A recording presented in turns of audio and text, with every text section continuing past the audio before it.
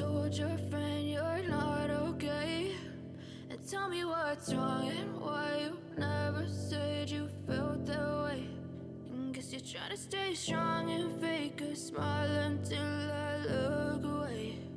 But I've known you too long, it hurts to watch your blue eyes fade to gray as you fade away,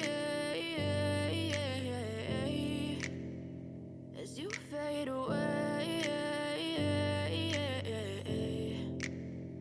Yeah, I'm about to fade away, cause every time I wake up I feel like it's Monday. Something's going wrong with all the chemicals up in my brain. All of a sudden I don't look at anything the same way. Got a buildup of my thoughts sitting in an ashtray. I'm sorry that I'm so inconvenient, okay? Just let me be me and I'll stay out of your way. I can see the way you look at me, I'm such a disgrace. I never really asked to be brought into this place. You wanna love me? Well then baby I have a taste. All the highs and the lows, no you'll never be the same. I don't really wanna hurt you but I can't control the pain. If you're sticking by my side maybe we could be okay. Okay, maybe you could be the change I need today. I promise that I've never felt this way. I really hope that you will choose to stay through all the pain. I know you told your friend you're not okay.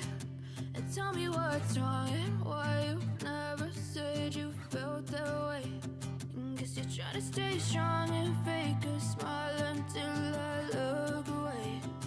But I've known you too long, it hurts to watch your blue eyes fade to gray as you fade away, as you fade away, as you fade away.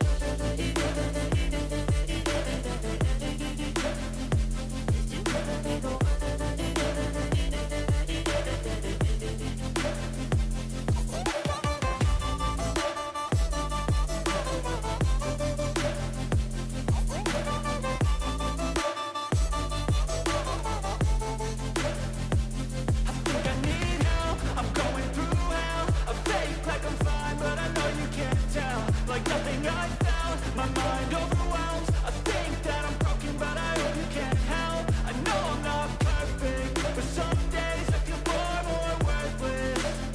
Baby, you make me feel nervous. If I still have you, I have purpose. It's all worth it. I know you told your friend you're not okay. And tell me what's wrong and why you never said you felt that way. I guess you're trying to stay strong and fake a smile until I look away. But I've known you too long, it hurts to watch your blue eyes fade to gray as you fade away, as you fade away, as you fade away.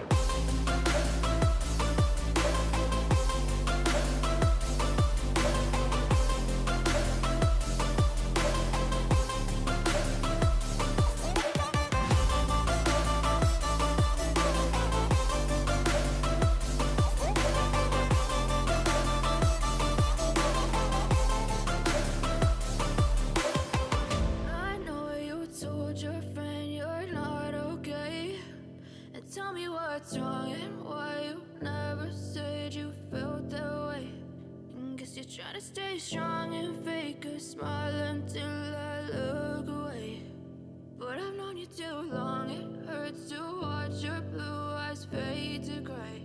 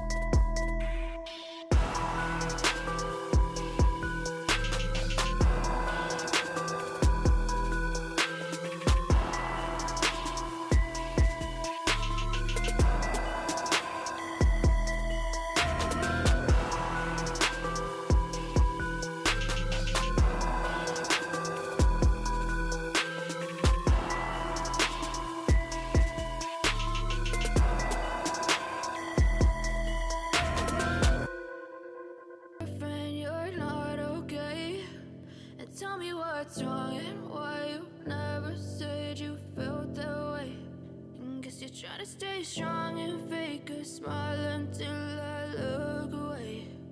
But I've known you too long, it hurts to watch your blue eyes fade to gray as you fade away.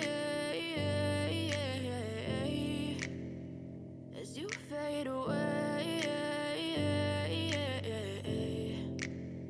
Yeah, I'm about to fade away, cause every time I wake up I feel like it's Monday. Something's going wrong with all the chemicals up in my brain. All of a sudden I don't look at anything the same way. Got a buildup of my thoughts sitting in an ashtray. I'm sorry that I'm so inconvenient, okay. Just let me be me and I'll stay out of your way. I can see the way you look at me, I'm such a disgrace. I never really asked to be brought into this place. You wanna love me? Well then baby I have a taste. All the highs and the lows, no, you'll never be the same. I don't really wanna hurt you, but I can't control the pain. If you're sticking by my side, maybe we could be okay. Okay, maybe you could be the change I need today. I promise that I've never felt this way. I really hope that you will choose to stay through all the pain. I know you told your friend you're not okay, and tell me what's wrong and why you never said you felt that way.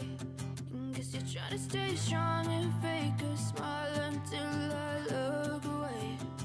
But I've known you too long, it hurts to watch your blue eyes fade to gray as you fade away.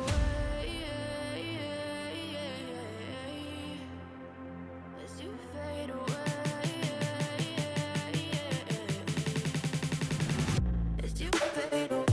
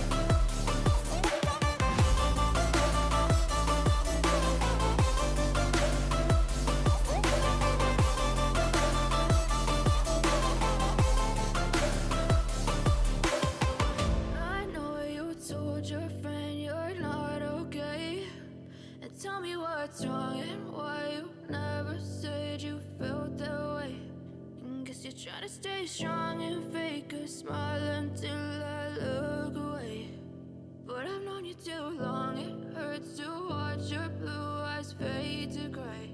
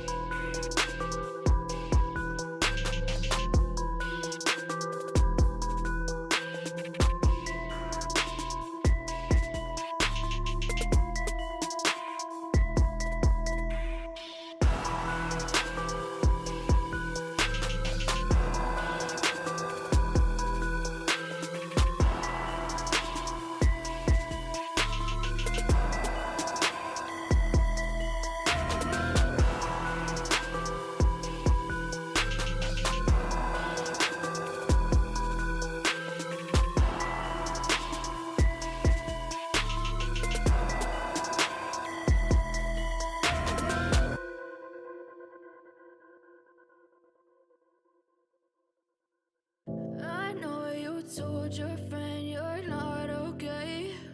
And tell me what's wrong and why you never said you felt that way. And guess you're trying to stay strong and fake a smile until I look away. But I've known you too long, it hurts to watch your blue eyes fade to gray as you fade away, as you fade away. Yeah, I'm about to fade away, cause every time I wake up I feel like it's Monday. Something's going wrong with all the chemicals up in my brain. All of a sudden I don't look at anything the same way. Gotta build up of my thoughts sitting in an ashtray. I'm sorry that I'm so inconvenient, okay. Just let me be me and I'll stay out of your way. I can see the way you look at me, I'm such a disgrace. I never really asked to be brought into this place. You wanna love me? Well then baby I have a taste. All the highs and the lows, no you'll never be the same. I don't really wanna hurt you but I can't control the pain. If you're sticking by my side maybe we could be okay. Okay, maybe you could be the change I need today. I promise that I've never felt this way. I really hope that you will choose to stay through all the pain. I know you told your friend you're not okay. And tell me what's wrong and why you never said you felt that way. And guess you're trying to stay strong and fake a smile until I look away. But I've known you too long, it hurts to watch your blue eyes fade to gray as you fade away, as you fade away, as you fade away.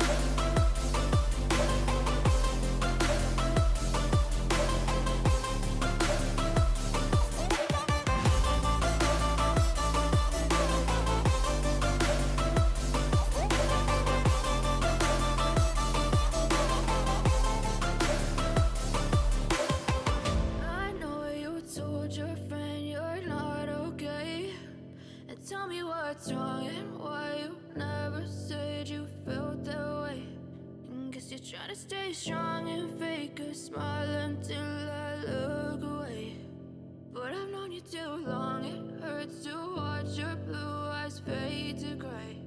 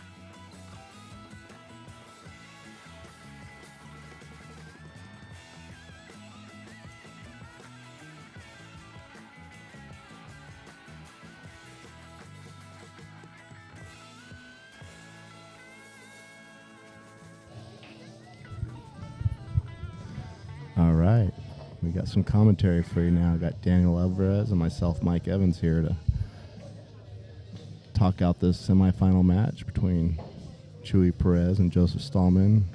We've had some good pull today. Coming into the semifinals, this is a match of a rematch of earlier, so you got to be soft on those strokes with the Predators, man. They do not like the hard strokes.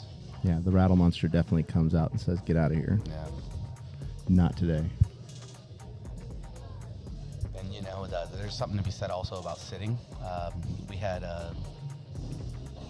Steve and George play recently and then just get right back on the table, and it's kind of like you're staying in flow, you're staying in stroke. Whereas Joe and his teammate have been sitting for about an hour and a half. So No, actually, they sat for about 10 minutes. They played Kyle. Oh, they played right before. That's right. They were on this table. So Guady and KY have been sitting. Yeah, no. So everyone, yeah. Kyle and KY are going to be sitting. They're in the finals. Got it. So they're both pretty fresh right now. They both came off of shooting. So that was a hot seat match here right before, and we're playing on the loser side for the basically third place, right? Yep. Gotcha. And get back on the winner's side.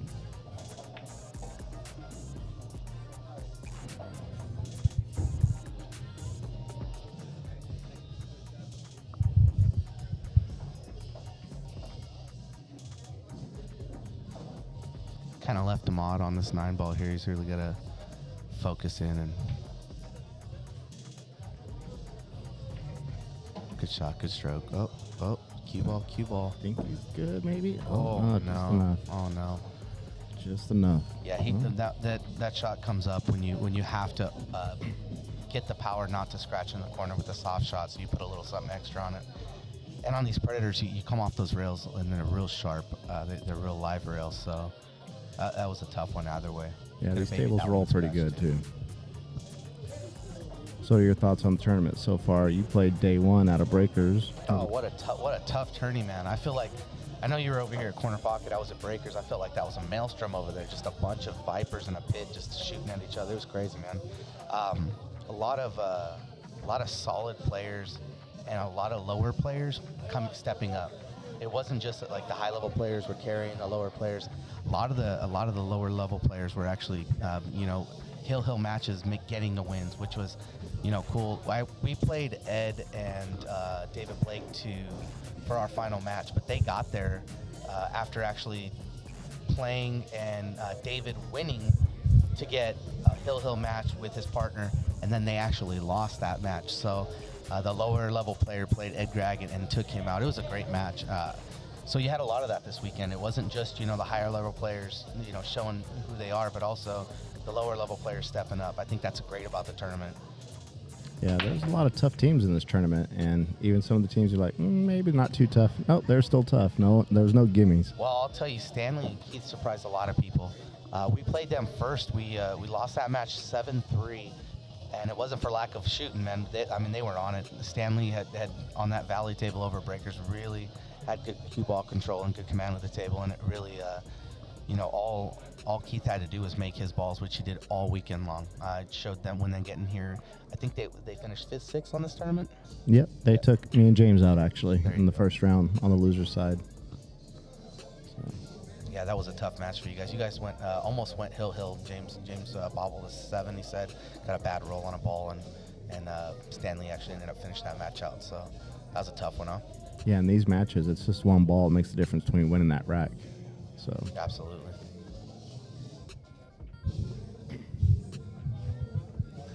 Yeah, we definitely had a lot of positive feedback from everybody. The format's fun too. The doubles is one thing, and then you go right into the singles at the end, which really highlights just a singles play. You're like, okay, well, I'm up 6-3. No way this guy comes back and even makes it close. And then the team, all of a sudden, one bobble ball, like you're saying, and it's 3 racks later, and it's hill, and everybody's looking at each other like, we have a match, So right now, 1-1. He's looking at this one ball right after the save by Steve here. Oh, combo's a 9. Got a little loose with that cue ball. Got to be careful here. Ended up a little lucky on the rail there. Yeah, anything you do differently going into the second tournament? You guys thinking of making any changes? I think probably keep it the same right now. Test it out. Is he going to get to the rail? Oh, I don't think he did. It was just short. Yeah, just short of the rail there. He's going to get ball in hand. You know, get the rules ironed out. I mean, the rules were pretty specific, but having 2 locations, 2 different directors at each location, we'll get those posted up on the wall and online a little sooner. And also, the locations were just on the digital pool bracket, so we're definitely going to get those posted on a separate sign on Facebook. You know, that way you look at that, and the responsibility is definitely on you if you're not in the right place. And honestly, you know, you had 2 16-team brackets. You thinking of expanding that and having more teams in next tournament? I think we're going to go one more with 32 and see how fast that fills up, and then go from there. To be honest, I had a lot of people talking about how quickly it filled up. They were like, man, I really want to get into that. I didn't know that it was going to fill up so quickly. I wasn't prepared for it. So that's going to be fun with another tournament, see how you guys like the 32-man bracket. I actually like the 32 teams. It's you know, it got serious real quick. It was like, oh, okay, I'm 1 down now. I need to win 5 in a row. If you lose your first match, because I know, if you lose your first match, you got to win 5 in a row to get a bid here the second day. So it puts a lot of pressure on you moving from the losers bracket on the first game. We played really well the whole game after our first set. It was like we almost lost that. We lost that first jitters game. You know, you got the jitters out of you. I felt nervous the whole game, man. I couldn't get comfortable. Finally, second game started to settle in. Played Kevin and Allison, which is strong. I mean, they were a strong team. Took Henry and Dalton to the hill, which, you know, Henry and Dalton were one of the sharks that came out of that tournament there on that side in Breakers. So, I mean, I was saying, everybody was capable of winning it. I mean, I heard Tasha had a strong showing here. I didn't get to see anybody here in the first day, but I heard her and Josh really made a bid for it, and she shot really well as well. Yeah, we played them actually to make it to today. And yeah, Joel, it's Daniel Alvarez and me, Mike, on the commentary here. A little miscue there. He's got a ball in hand on the 3. And a lot of it too is you know, like I played with Cody quite a bit. You know, he comes corner pocket. We play some 1 pocket together, play some 9-ball, and playing with someone that you know, it felt like some people were trying to still get in the groove with their partner. Like, oh, I've not played a lot of doubles, because doubles has a specific rhythm. If you got a slow shooter and you know, you're a fast shooter, you kind of don't vibe the same. You don't have that same flow, and it may end up costing you racks where, you know, I would have wanted to be on this side of the ball and go 3 rails, whereas you're trying to slow roll the ball up just for a small cut shot or something. I felt like there was a lot of that yesterday too, and I feel like these guys are in sync today. Yeah, I mean, I don't even think KY and Guady even talked about this tournament. James hooked them up until yesterday. Yeah, I actually spoke with KY outside. He was talking about that exact thing. He goes, I've only seen Guady play 1 time. I've only seen Lupe play 1 time, and I was down to play with him. And he's had a strong show. Both of them have had a strong showing. How do you feel about going from the Predators to the Diamonds to the Valleys? Do you see an adjustment to them? Are you just kind of like used to doing it because of APA and dry cups and all the tournaments? There's definitely, I don't know, you know, it's how fast you want to get through the field. There's only 3. I mean, as a player. Oh, like, as a player? You're jumping tables. Because that's kind of one of the things that I've noticed about going from the Diamond to the Predator. You see a few break and runs on that Diamond table, especially Geno and Tyler, who shot really well today. Tyler really had a strong showing today with Geno. As a matter of fact, George is the team that took them out over here on the Predator. But we saw a lot of break and runs on the Diamonds and a lot of the Valleys, but the Predators seem to be stingy with the good breaks and the rolls where you're not slapping a ball and rattling the pocket. Yeah, no, definitely. Just a little tougher of a table, it seems like. There, you know. Yeah, it comes to that when you want to power a ball in the corner pocket. If you don't make it, again, eating it spits it out. Oh. Diamond will rattle it a little bit more. I definitely saw a bunch of 4 and 5 ball breaks on that Diamond table, which you're not getting on the Predator table at all. As a matter of fact, I watched Steve Bennett break and make 5 on the Predator. I believe it was the table 3 over at your place. I mean, it was a monster break. Everything else is sitting in a pocket, and his partner, of course, George, misses the first ball after the break. It's a curse, man. Oh, tough. Yeah, the format was definitely fun. The doubles part, you know, I've never played with James. I played against him a little bit in doubles. I like playing doubles all the time. It just kind of calms the game down. It's fun. I've been had the pleasure of playing with Butler the last few times, so he doesn't care where I leave him. James was nice this tournament. Yeah, you do have that from certain players that are used to a level of execution, and not just execution, but consistency. You get, like, you know, as a player, a lower player, you're like, okay, all I'm gonna do is make my ball, bro. I'm sorry that we're like, I'm not good enough to give you shape. Deal with it. Yes. Like, you know, at a certain point, you just gotta say, look, man, I'm not here for shape. I'm just here for fun. Yeah, and then sometimes, you know, at our level, when we try a little too hard, we screw up the shot and don't give them either. End up leaving something in the pocket, or you scratch on a difficult shot you think you had. I have a thing about that where it's like, if you see the ball in a regular play and you're like, you know, it's a serious thing, and you know you've seen that shot before and you know you can take it, go with your gut. Even if it's a low percentage shot, sometimes I'll shoot that shot and, you know, get hounded for it later. But I mean, if you make it, it feels really good. And they call those hero shots. Like, a lot of the times James will be like, man, you're never going to progress if you don't take that hero shot out of your equation. Like, you're going to shoot low percentage shots. You're going to have a high percentage of throwing the rack away, essentially. But I mean, I shot a couple 9 balls this weekend that I was proud of. Really tough shots, but they were there, and I saw them, and I knew they were there. So that's part of, like, the whole trusting yourself, you know, being the lower player too. Yeah, and when you get the compliment from the higher player about making those shots, those tough ones. James gave me a couple of compliments on 9 balls this week. He left me tough. Back and forth. Now, with these pockets, this isn't a gimme. It's a really good leave, going back and forth like that. Number 1, that's probably rule number 94 of James Harris' book of pool.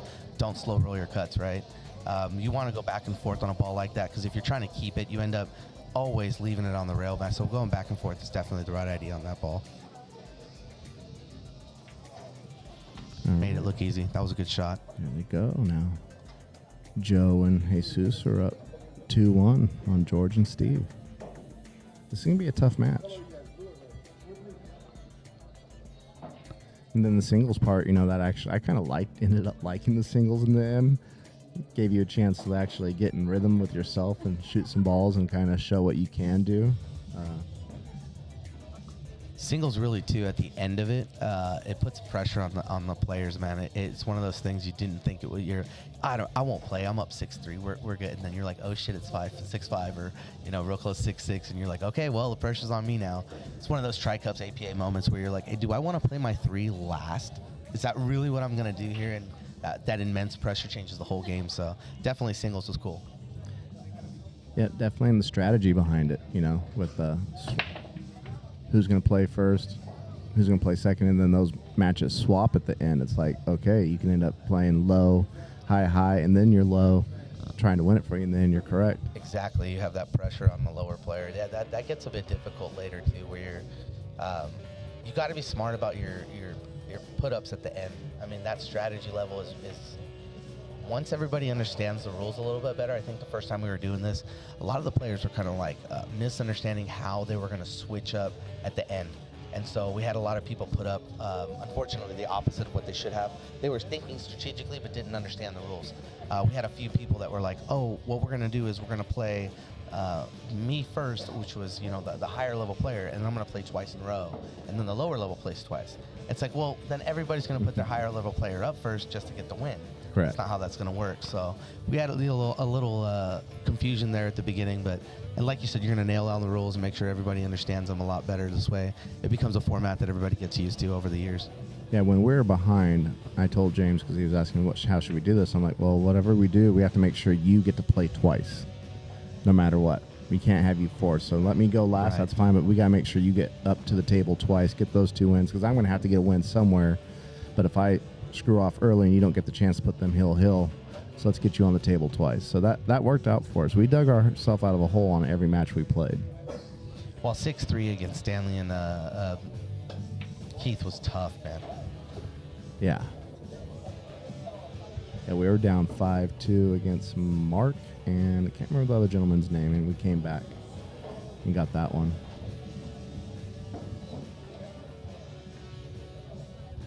Surprised James Harris didn't wave to the camera while he was walking by. All right, we got him on the one ball here. He might just play safe here, roll that ball up a little bit past the 2.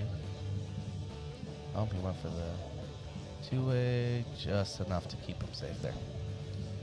So Steve's probably going to try and one rail kick at this. If he can see the corner of it, he might try and just play a little safe with him outside, but I don't think he can see the edge of that ball.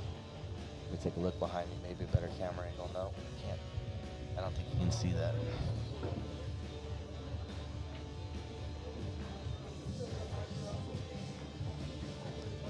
Looks like he's setting up here for a Masse. He's trying to get on those U2 shorts.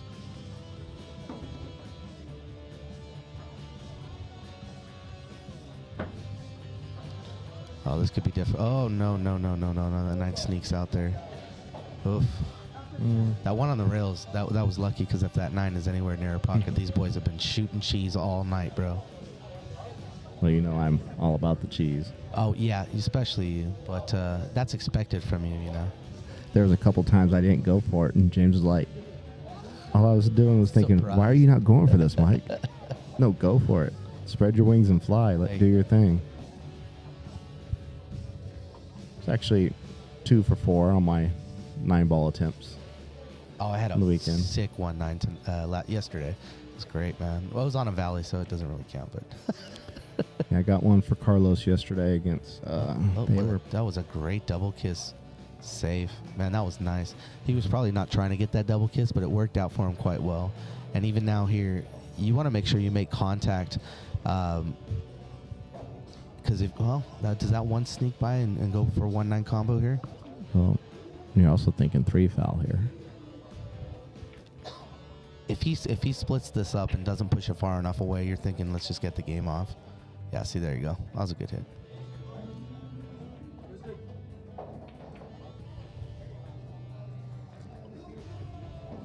Yeah, that three foul adds a wrinkle, huh? Yes. Yeah, Carlos had a shot. It was a 5-6 kind of combo, but the 9 was back down here in the corner and kicked the cue ball and made the 9, called the 9. It's a great shot. Uh-oh, trouble. Got to watch the back and forth on these, man. I don't know how many times I've seen guys just puzzled about how the cue ball got back to the center pocket on these Predators. Like when it comes off the rail, that dude is live. You know, sometimes you'll get that bigger swing or the bigger bounce rather off the rail, and on a diamond, and it's wide. But these banks so short, you got to be careful. Yeah. Well, and that is kind of the difference between the valleys and then the diamond and the Predators. Those side pockets are quite a bit bigger, and you can actually be aggressive on these, so the scratches in the sides kind of come into effect more often. Right.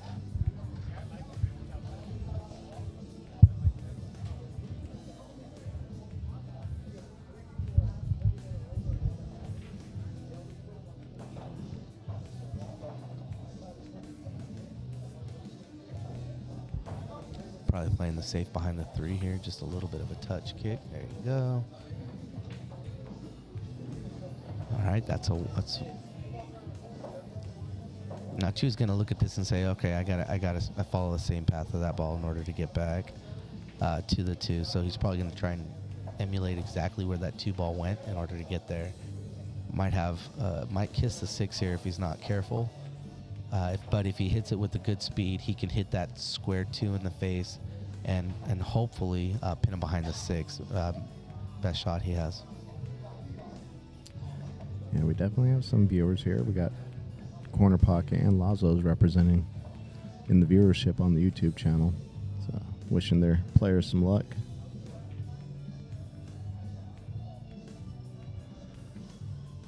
Yeah, no, they want to get as much money as they can, Joel, so they're going to play safe. If it's not there. Puts a little inside on this. He might lose it. Might lose it on the 6 here. Oh, good hit. There you go. Yeah.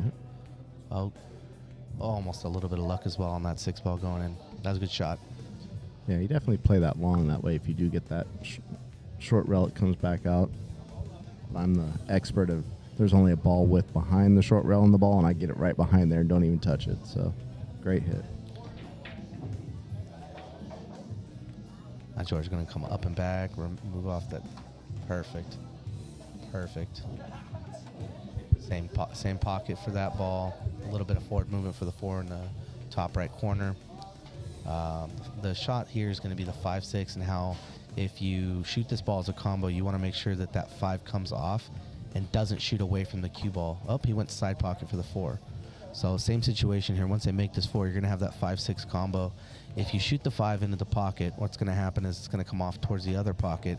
And if you're not controlling that cue and not getting a look at it, you could lose the out here because that 7-8 is kind of tough to get to. Let's take a look at how they do this here.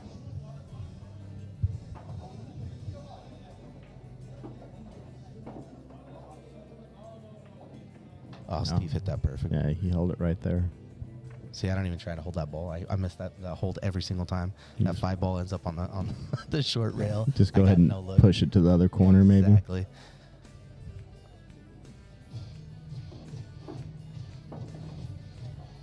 Now this becomes interesting too, because George can't keep this ball for the side pocket unless he puts a ton of outside on that ball, so that when it hits off the rail, it goes opposite English. Nope. Easy little shot. Made that look easy, man.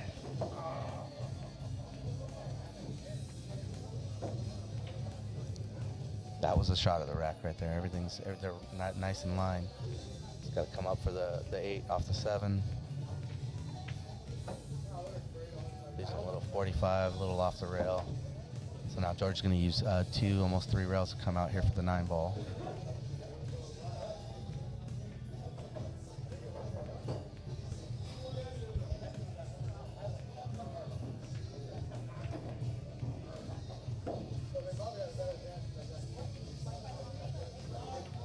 Nope, single rail. Oh, missed the 8 ball.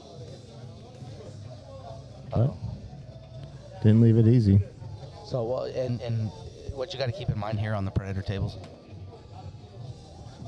What you got to keep in mind here on the Predator tables is these long rail banks seem to be tougher. You'll see guys line up for a ball that they're confident in making with the bank, and here it seems like a lower percentage shot.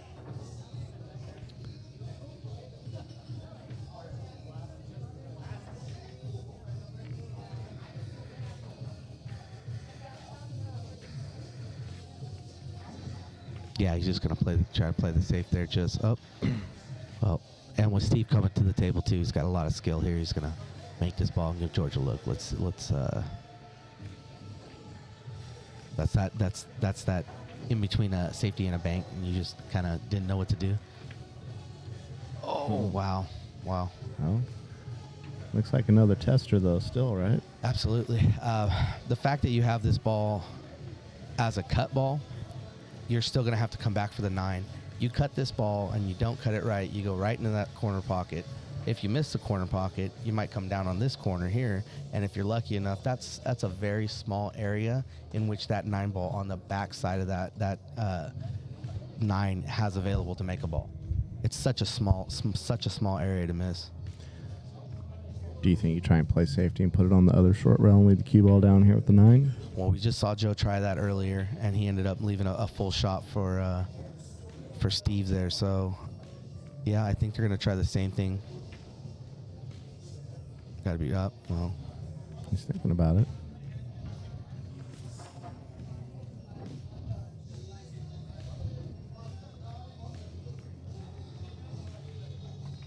There he goes for just it. cut that ball. No, there it is.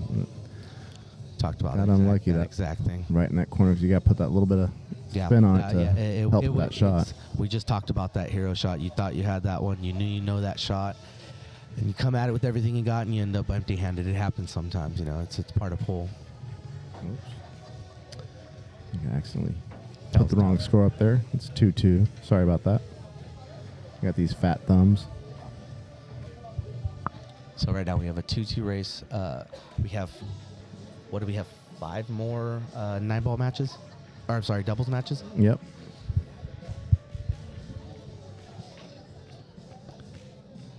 And all these players are pretty close to the same skill level, I'd say, on Fargo ratings, right?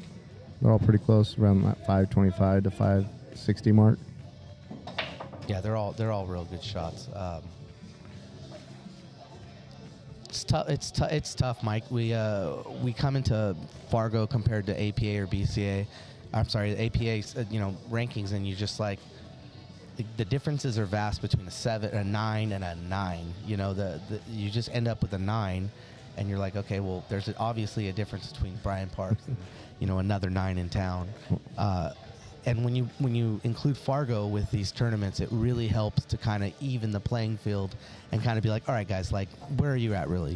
Yeah, because Bryant Parks in the real world is a 12 in APA. If there were extra numbers, he'd be a 14, as far as I'm concerned. One of the most decorated APA players happens to share a hometown with us, which is amazing, in its own right. But you get up to a certain level in the APA and you realize, okay, these guys are so much better than I am that even as a 9, even if I was a 9, I'd be one of those 9s that are just, barely trying to compete with 8s and 7s, because there's not much difference between an 8 and a 9 and an 8 and a 9 in APA. There's really, but if you look at the a really high level 9, there's got to be another category for it, in my opinion. Definitely. That's just, but it is an amateur pool league, and that's what you got to remember about APA is it's for amateurs. You got guys that, they have full-time jobs. Like I have my air conditioning technician, and every 8 hours, 10 hours a day, get to come and luckily enough to play pool all night. But most of these guys, if you're a 700 and above, you're probably shooting 8 to 10 hours a day. I mean, that's the reality of getting to that level. It's not just how good you are; it's how often your best game comes up. And that's the difference in pros is their best game comes up more often. Definitely. Oh, that was a deadly save here. And the great thing about Bakersfield right now, we've got a lot of options between APA, BCA, and there's been a lot of tournaments lately. Bakersfield Open coming up in February, and lots of chances to get to Vegas between APA and BCA. And boy, January's done, huh? That was it. That month just flew by. Yeah. Well, it's in Bakersfield right now. We have a lot of good pool going on, and it all stems from the pool halls really being a good place to hang out, even with your friends and your family. It's a good vibe. The community's really good. Oh, no. Oh yeah, keep your hand out of there. Oh, here we go. James did that last night. He thought he was going to scratch it and grab that 7 ball, and it hit the nipple, and we would have been in there. Didn't come back to bite us because we still won. This is a tougher 9 than it looks like. He's got to really thin this 1 ball in order to get it there. It doesn't look like it's wired from what I can see, so he's got to put a little something on this one to get this to go. Let's take a look here. I think you also have to watch the cue ball off the 5. No, yeah, just a weird. He made the 5 though. There you go. They stay at the table. The 2 to 3 may be tough if you try and play underneath the 3, you may be able to get this rack here. Let's see how they do here.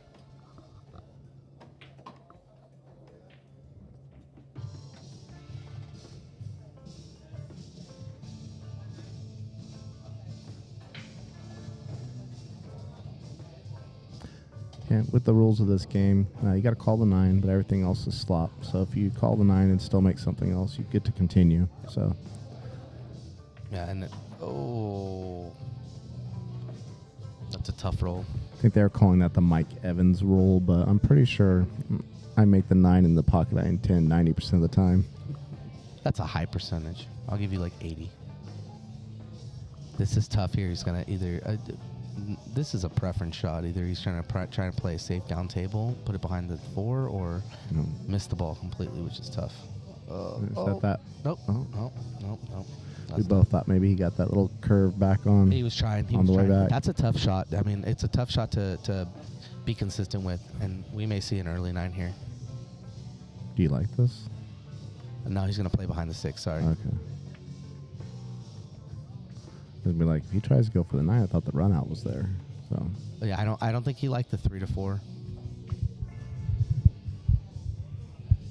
And you know, there's a couple ways to look at this. As an early player, a low-level player, you come in and you're always told, hey, play the safe whenever you can to try and get ball in hand. But as the game progresses, what you don't want to do is you don't want to give a gentleman that has a good stroke shot back at the table. Sometimes that can backfire. You know, just there, imagine he kicks that 3 in and he has a perfect look at that 4. It can happen, and it does happen. Yeah. So some of the times you think, oh, yeah, I'm just going to play a little weak safe here. I'm going to push behind this ball and leave him a kick. And that 2-rail kick is just straight in line. It's something he sees every day, and he nails it on you. So there's 2 schools of thought. Oh, a little bit of kiss on that 4 ball. Didn't want that. Now George is going to make a bank shot and try and keep this 4 ball for the 6. Let's take a look at this here. This is tough. Oh, what a look. Oh. Just enough. Just we'll timestamp that one.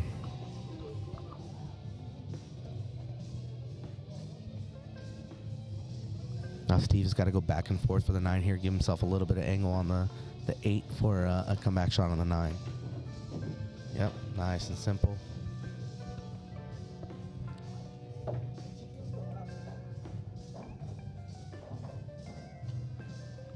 Nine ball's got 6 pockets, so we should be getting good anywhere on the table here. Well, Joel, we need to find you a doubles partner next time then to get in this tournament, so you can show us.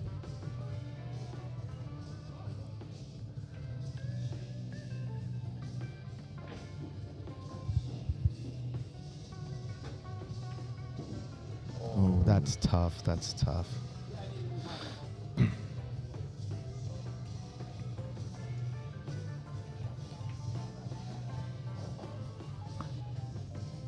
All right, that's now.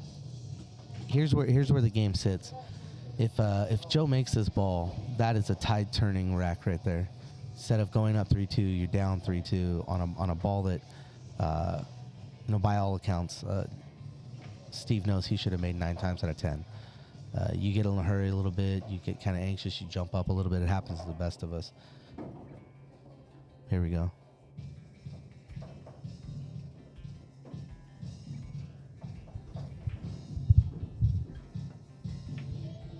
Butter. So now we got a lead change, 3-2.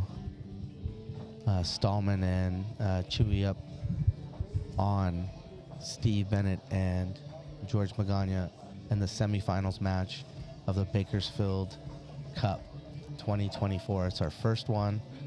We have James Harris of Corner Pocket Pool Hall and Mike Evans of Breakers Pool Hall here in Bakersfield, California. 2 days. Did that change anything for you? 2 days? Having a 2-day tournament, that's going to be one of your first ones, right? Yeah. Little harder to manage. Or you feel like it was super simple going through? It wasn't hard for me to manage because I was over here with James.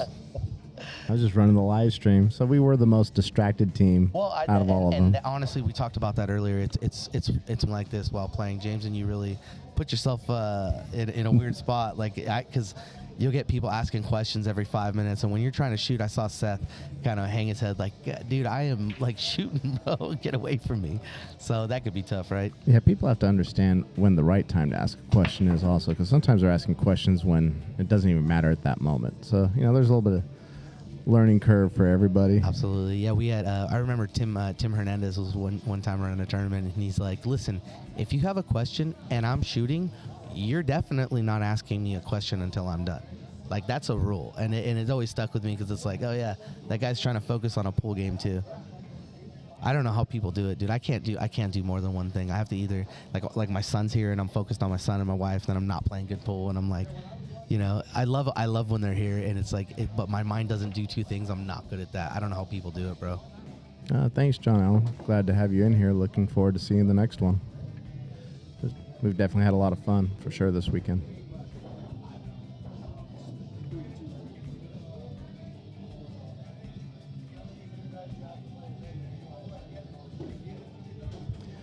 Yeah, no, I find myself getting asked questions all the time. I'm finally had to tell everyone I'm just the maintenance guy. You're going to talk to Deandra. Oh yeah, you pulled that with me before. Oh, just ask Deandra that. I don't know anything. Just ask Deandra. Well, I've kind of stepped away a little bit because of my job and the time I'm able to put into it. And Deandra makes decisions more now, and so I don't want to say something and Deandra have a different thought or idea. So it's made it easier just to be like. You guys have a unique relationship because you work together so often as a couple. It's one of those things that if I was working with Marlene 24/7, she would drive me up the wall, man. I love her, and that's. But working with your wife is that something that you guys kind of just click together? Well, I don't work with my wife. I have a full-time job during the day. Well, all right. So at the end of the day, you go to your collective pool hall because I'm sure you don't get to say it's hers or yours. No, it's hers. Oh, it's her 100%. pool. I'm the maintenance man. You heard it here first, folks. Mike Evans does not own a pool hall. I'm the face. All of a sudden, he's the face. She works, I play. No, you guys have done a great job over there. I love the food. I love the atmosphere. The tables are awesome. It's fun to play pool, man. In Bakersfield, we have a lot of good pool halls and a lot of good people that play pool. And we just so happen to have a community with you and James setting up the tournament and having each other's streams on each other's TVs. That was awesome yesterday. I was at Breakers watching a Corner Pocket stream. Like, man, this is fun. This is what pool's all about, is community, Yeah, a couple of people go, you're going to stream from there, from Breakers Live? I'm like, yeah. No, we're here to stream pool matches and see what happens. Absolutely.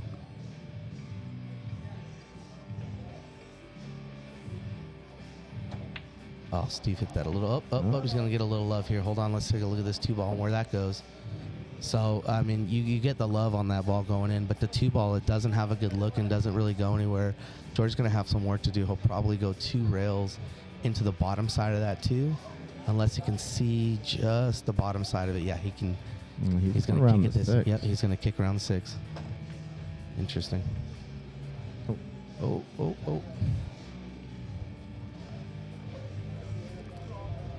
Could be tricky, that 3-5 after the 2 on this one. All right, Daniel, we'll see you back in a little bit.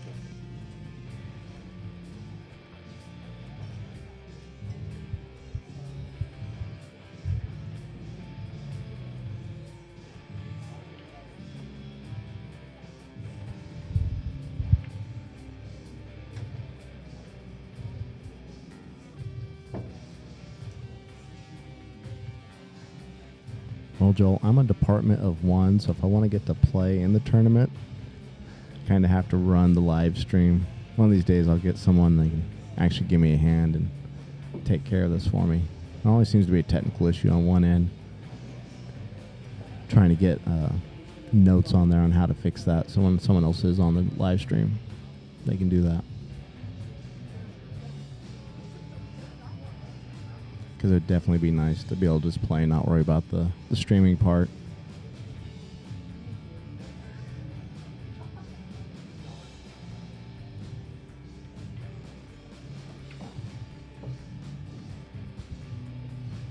Nice shot on the 5. Got that back out there on the 6.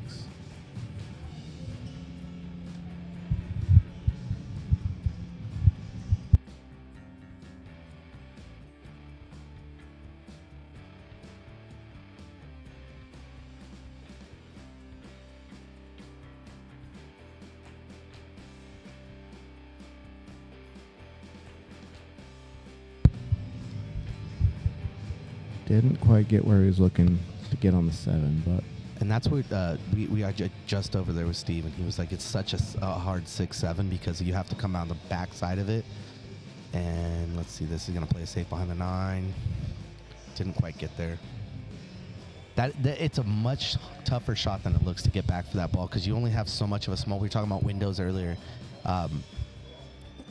If you're at home looking at the stream and you're like, okay, that looked easier, to get to a different way. That's what's so hard about playing the game is you're like, okay, how can I get this cue ball up and over to the next ball? And everybody will have a different path. Like you have pros that'll have the same trajectory. They'll have the same look. And what they're doing is they're looking at the area that is going to give me a viable shot, and they're rolling slowly into that, as opposed to crossing it, which is where that shot ended up. Oh, wow. Went for it. Wow. It was a 2-way. Sometimes you got to focus on one or the other. He doesn't have much of an angle here, so and remember, these predators, they do not like hard shots, so he's probably just going to roll up and give him a little bit of a look here. He's not going to try and do too much with this. It might spit it back out. There it is. Yeah. You know, you don't want to do too much with that ball, man. Yeah. I did that a few times, but I was on more of the, I just rolled it in and be like, I made my shot. Exactly. Well, you're on the rail, but it's better than that result. We call it taking your medicine. When you're like straight in on a ball, it's like, look, man, at this point, even if I try and get over an inch or two on this ball, it's not worth overall. If you really look at it and you just roll it up, it's like, I'm good enough. I don't need that extra stuff. You just punish yourself with a shot like that. Joe knows he gave one. Oh no, here we go. Even then, now the boys are probably getting a little bit tired, huh? They've been playing all day. They had a rough day yesterday. Yeah.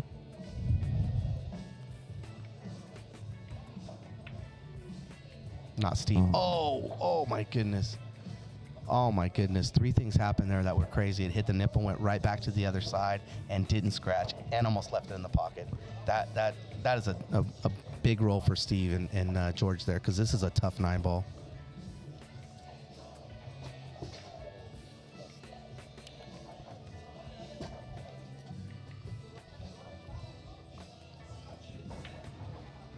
Oh, that's tough. That's tough. It's kind of the same shot, but the opposite side. Absolutely. Now. You have the upper pocket, which gives you a possibility of a scratcher if you don't draw it enough. But you also, if you try and cut this ball, it's a tough 90-degree angle here. He's going to go for long pocket here. Yep, all the way down. Just a little bit of draw. Let's see how he does here. So it's a tester here where we got a 3-2 race. This 9-ball really matters. Nope. Changed his mind, side pocket.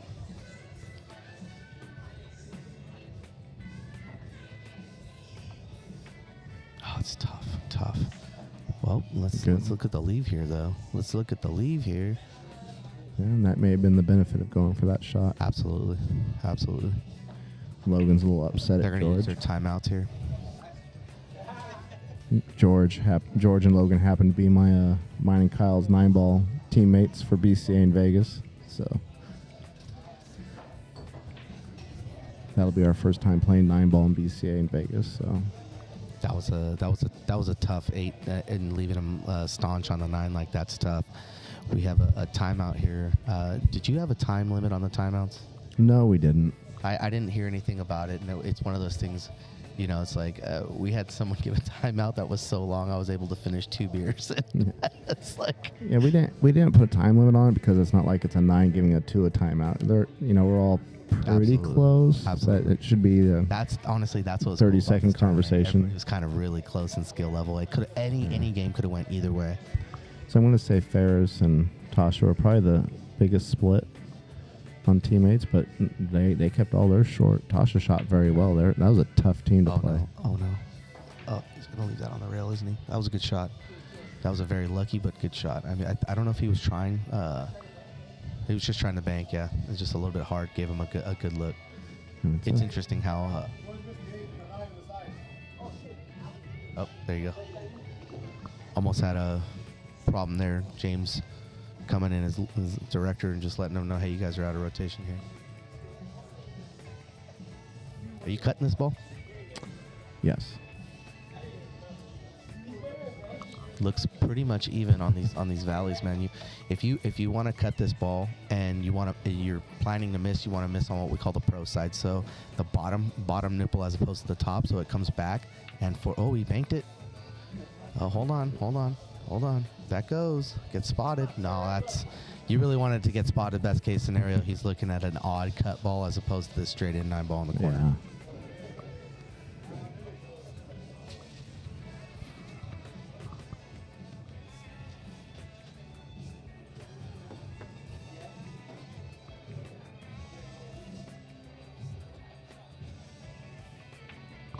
Nice and easy on there. All right, so now we have a 4-2 race. I'm sorry, 4-2 score, race to 7. And we have 2 more games of doubles? Correct. 3. 3 more They'll games. play of 9 doubles. total. There you go. 9 So- doubles, 4 singles, if needed. So if George and Steve go on a run here, best they can do is 5-3, which is really like a cool 5-4. 5-4. No, oh, you haven't changed it yet there. So it's 4-2. No, I changed it just now. It's 4-2. 5-4. Oh, you're looking at the screen. The TV. Oh, there you go. Can't remember the TV Gotcha, up there is a little It hasn't behind been us. updated. I gotcha. Yeah, so the best they can do here is a 3 straight run and a 5-4 start into the singles matches. Gotcha. Yeah. And I think that's the singles makes it interesting in the end. So I'd like to see some singles action here. That has to be the benefit of playing two 550s, is that both the single matches you have an opportunity to win on either side. If you're playing with a lower player and a higher player, such as Tasha and Ferris, you know, you're almost sacrificing that lower player in order to get your higher level at the table. With the 550, both players, you know, can perform and break and run on a 7-foot 9 ball. Just a little bit soft on that, George. Drag through the zone. A little bit of deceleration with the cue there. That's okay.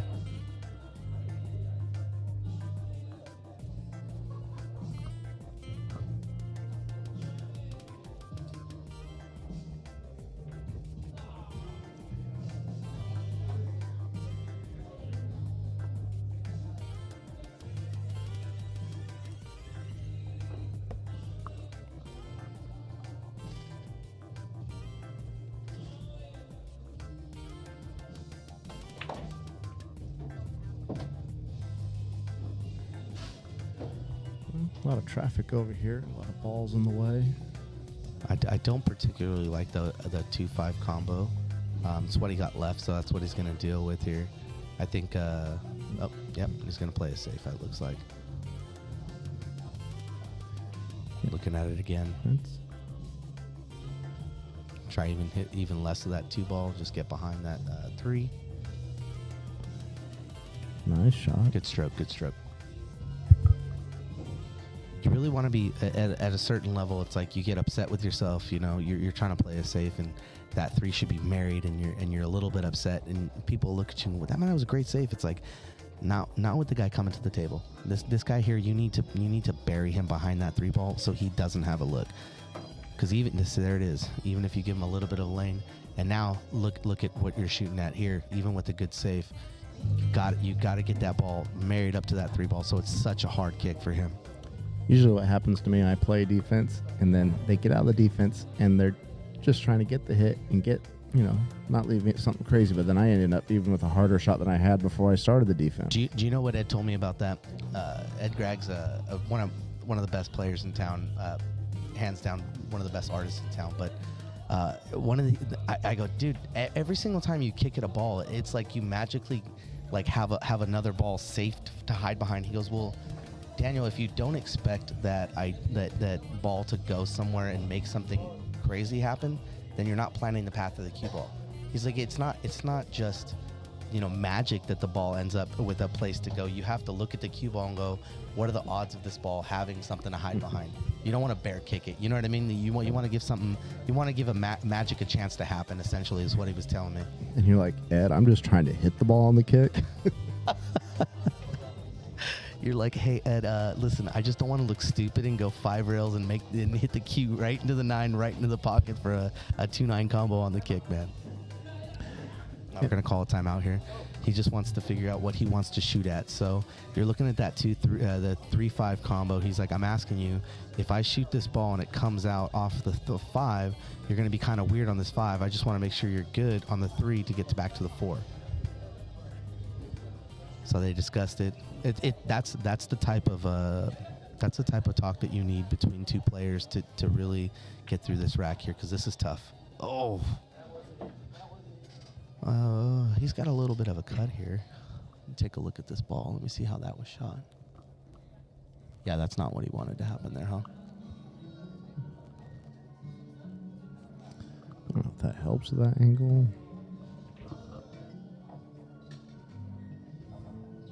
If anybody wants to donate like $1,000 to Breakers Live and get a PTZ, zoom in on that shot for you guys. His Patreon is not set up yet because Mike is not. What a shot! You're seeing a great shot there by George. That was tough to get up, and it was tough to keep past that 9 ball, and he did both. So now they're back in line. They have a 2-rail shot to get back for the 6, I believe. And then that 7 will be back and forth in the same pocket as the 6 if they can get around.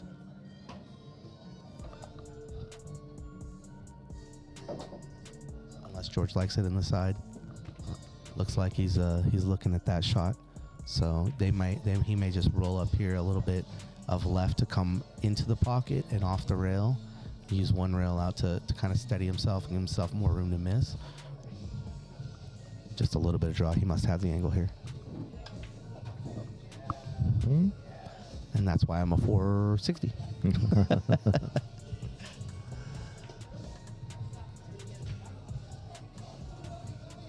Okay, all he has to do here is make this ball come 2 rails, get back underneath the 8 ball. Let's see how he does.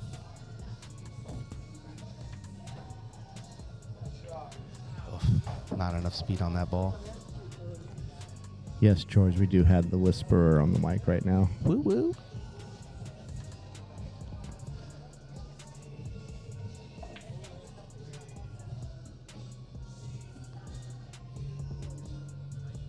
You should definitely make your own logo for that, for sure. Just 2 lips pushed together and an 8 ball coming out.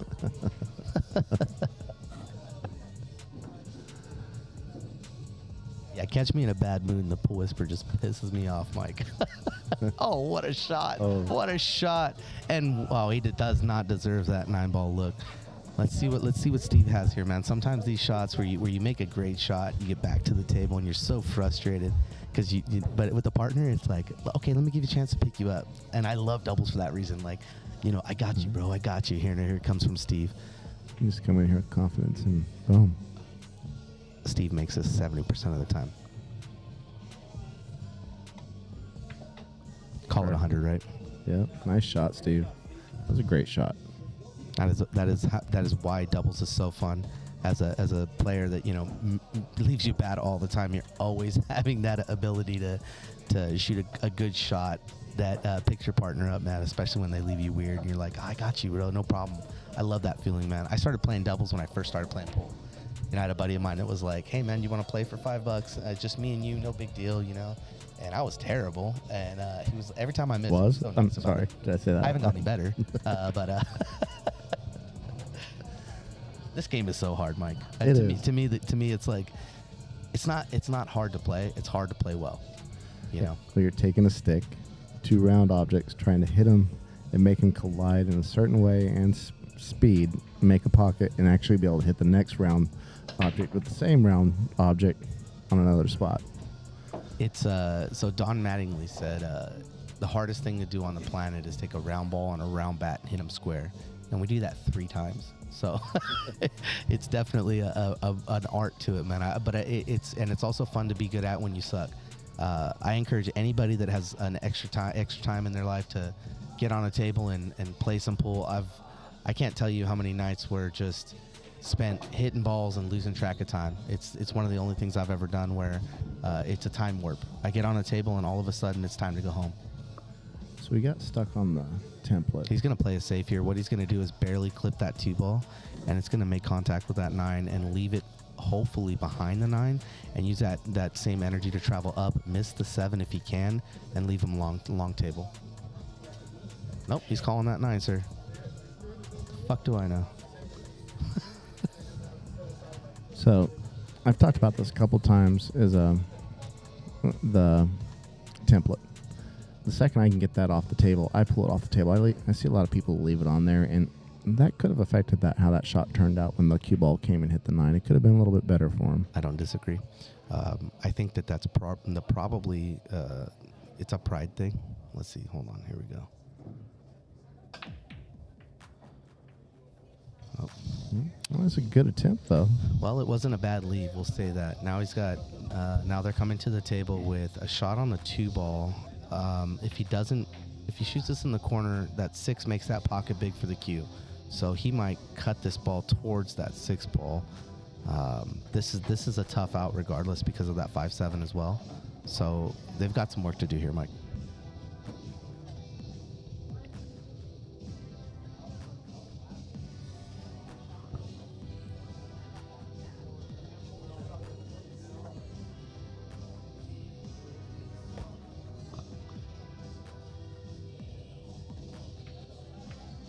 Great shot, Joe.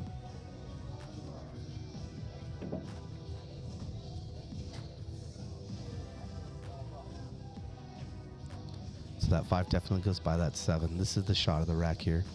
If he makes this ball, leaves him with a decent shot on the 5 to get back for the 6.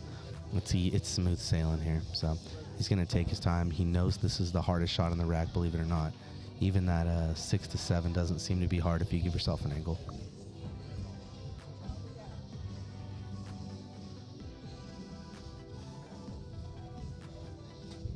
Just thinking about it. Let's see. Sorry about that. Does it get past the 8? I can't really tell from here. I think he thinks it does. He might leave him behind the 8 if it doesn't. Yep. Good call. Good defense. So I think if you try to hit that in the side pocket, you're going to have to kind of send it and go 1, 2, back to the other short rail and get shaped back on the 5 and get lucky. So good play. This is rough here because if you kick at this 4 ball and you kick the back side of that 4 ball, you may end up kicking that 9 right into the pocket. And if that ball goes in the pocket, who knows that 4-9 combo everywhere it is. So he's going to try and jump this instead of try and kick out of here. Short stick time. Definitely shooting the jump shot. Oh, nope. Oh. Mike, you had your camera ready to go, bro. Yep.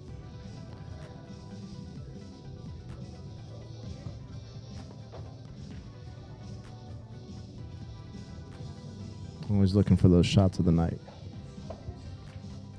Good hit. Seemed to A few more of them than I do.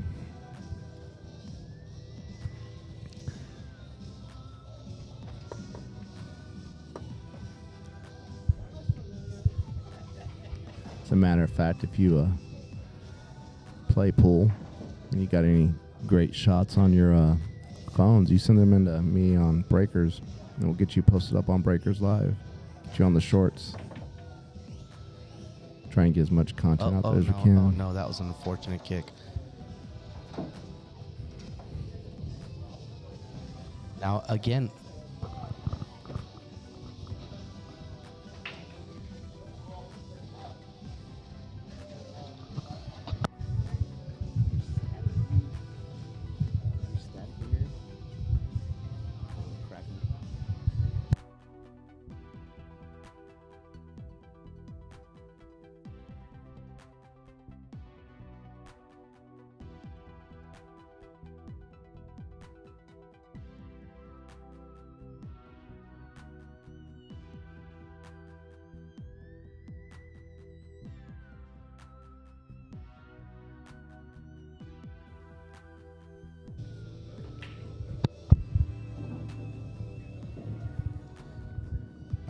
now they're in line for the out here.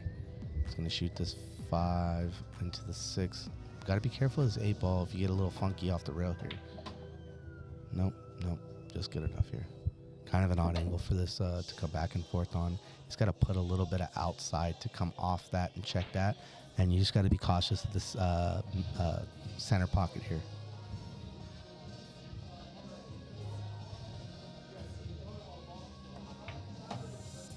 A little bit of a kiss on the 7. Let's see where he ends up with the roll.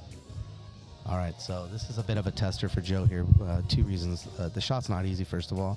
But secondly, you want to be able to give yourself your partner a good ball to come back on the 9 for.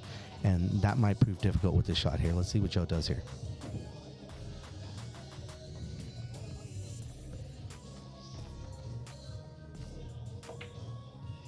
Ooh. And there it is. That's where you end up trying to do too much, Mike. Again with the ball rattling in the pocket there. That's tough. Let's see. One more time.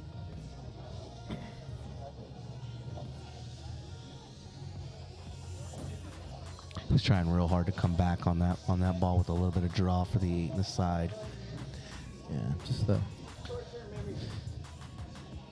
little too firm. This is still a tester for Steve-O. He's got to cut and then avoid the scratch. Oh, he put a lot in. So what a good shot that was. That was an interesting use of English if you know anything about the way that ball was traveling, because every time I cut that ball with inside, it goes straight into that corner pocket. He put a little juice on that ball. And then we have a great shot to follow up to get to the 9 here. Steve just kind of an easy 9 for the out.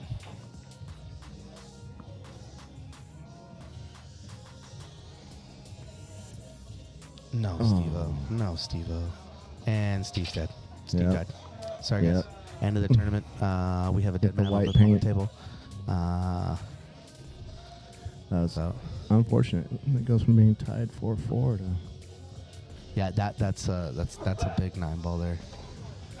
A little fun from the boys there. Easy 9 ball in the pocket. A little laugh from Steve. Their cough rather. That was funny. Yeah, everybody's in good hearts here, man. Everybody's trying their best to play good pool. You miss that 9 ball, man. It's got to be heartbreaking. Jeez.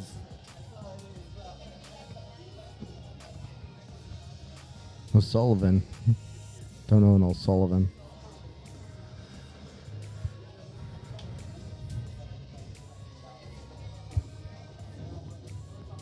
But he can come down to Breakers and play in the Predator Arena on the 9-foot Predator table anytime. Not if he doesn't put that $40 membership in. He can't. Well, it's for members only. You go down there, Mike. The thing is with that membership, it helps you get that table refelted and take care of that table, right? Yes. Yeah, that's what a lot of people don't understand about the 9-foot tables. Number one, they're more expensive to refelt. But if you got a lot of people playing on them, it gets expensive to refelt that table every 6-8 months a year, Because that's what people expect. Oh man, this felt's brand new. It's If you're Oscar Dominguez and your dad's there felting your tables, you have a pool god, helping you out there. Right. But for the rest of us little guys, Stan and Liz can only move so fast. And it kind of also helps keep the people that maybe shouldn't be playing on it off of it as well. And $40 for a year is not a lot. I meant. Absolutely not. I appreciate your business, but that's a Tuesday night at Breakers or Corner Pocket for you. Absolutely. Yeah, the 9-foot here at Corner Pocket too is the same situation. You get guys that want to play on it and they think, oh man, that's not fair. I don't get to play on the table. It's like, well, I don't. It is what it is.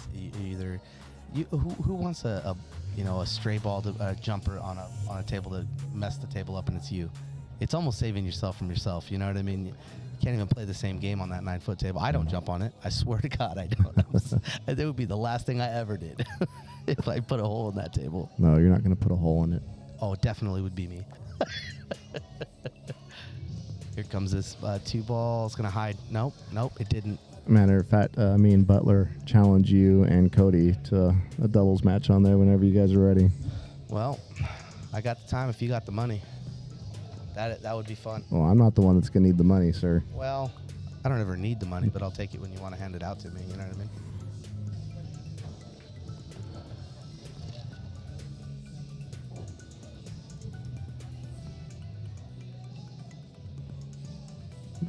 So he must be able to see the edge of this ball here. He's going to try and make this 2 ball and hit it off the 8. Oh, couldn't get the 2. Did the right thing to get it to stop off the 8 so he could have the 3 in the corner.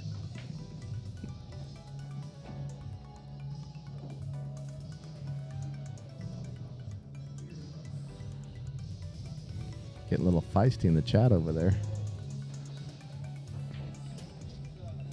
Have you heard of Seth Henry? Seth Henry will be going to San Jose to play in his first snooker tournament. Did you hear about that, Daniel? I was privy to the information.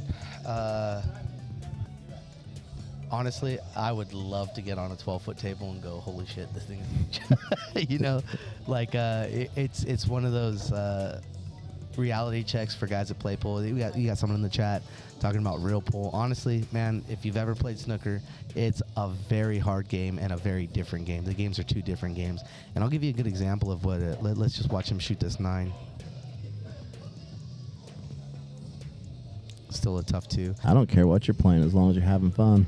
Well, I'll give you an example. So Judd Trump is one of the best snooker players of the recent players, and he comes into the U.S. Open a couple years ago, and everyone is expecting him to smash the field. It's a smaller table, balls are bigger, pockets are bigger.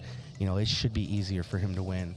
And he ended up playing Jason Shaw in like the 3rd or 4th round and got absolutely decimated because it's a different game. You're not. I understand that you can make good shots and you can, really hide the ball well, but when it comes to pool, it's a different game. And if you don't play it every day, the top level players, it doesn't matter who you are, you can come in with all that pool skill and you're still going to struggle. Now, if you take Jason Shaw and you put him on a snooker table and say, hey, buddy, let's play some pool with Judd Trump, that's going to be a different story, too. So you got to keep that in mind. It's just a different game, different mentality. Do you ever have trouble going from 8 to 9? I know you have a different, not a problem for you. I don't put that much thought into the pool game itself. I see ball, hit ball, and I have a short memory. That's probably why you're so consistent. I just have to change my whole mentality. We've got a little bit of a safety battle going on here because that 9 has been in play for a couple of rounds.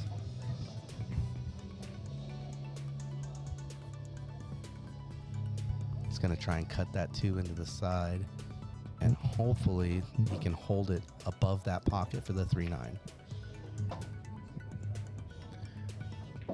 Going to give him an opportunity at it. So what I like here is the back bank to the other side pocket and taking the 9 in this corner. That's how I would take it. He's going to shoot this as a combo. Nope, he's going to shoot this ball as a carom off of the 3. Probably hopefully hit the rail first. Oh, there it is. Yeah. Nope. Kind of a Scratch. two-way. All right, so now we're going to look at the run out here. We have the 3 ball accessible to the 4, draw back, and you have the 8-9 in the way of the 3, or the 5 rather. So if he shoots this 3 ball correctly to get back for the 4, we should have a solid rack, solid out, solid run out here.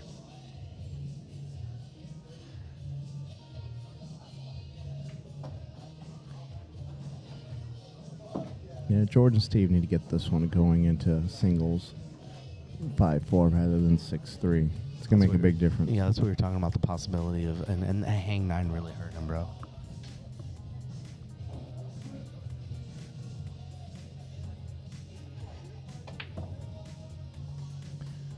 Yeah, that was the hardest shot of the rack there. Now Steve kind of got a little roll there.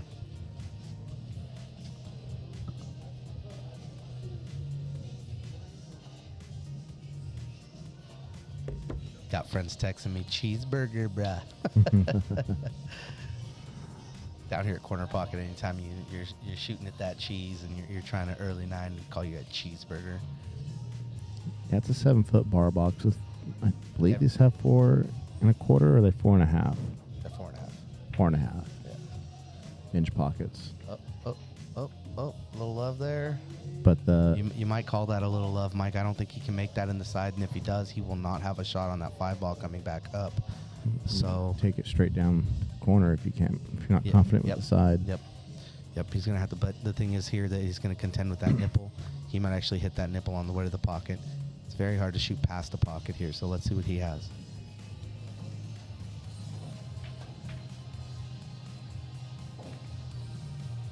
Oh, again. That's going to be ball in hand for them. This is still not a gimme out here. Even though the balls are real close together, it actually makes it part of the problem. So he's going to shoot this 4 ball, come back around the 5, and then what they're hoping is that they'll be able to follow the 5 through to the 6. 6 in the right-hand pocket. That's 7 into the pocket on the left. Come back out for the 8 and an easy 9. Let's see how they handle this ball right here, though, because this is going to be where if they get a bad kiss on the 5, he may actually hit that 8 and end up weird on the 6. Let's see it, guys. If he ends up on the bottom side of that 6, getting back to the 7 will be difficult. None of it. He's good. Oh, there it is. Now he's going to play on the inside. So now we're going to see, this is the tester here. Yeah, this is an amateur pool league, so most of our matches are played on 7-foot bar boxes, APA and BCA.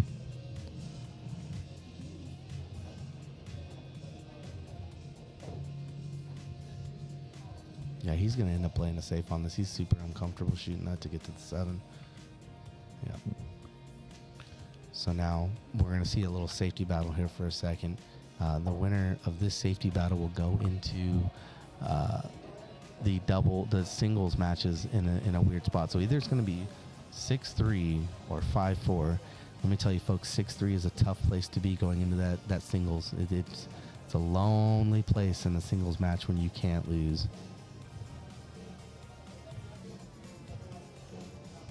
Bit of a touchy scratch shot here.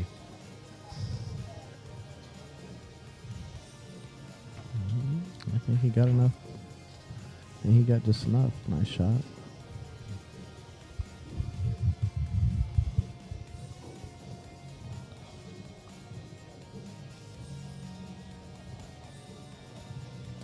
Yeah, this is the Bakersfield Cup. It's a doubles tournament. We're in the semifinals, Vic.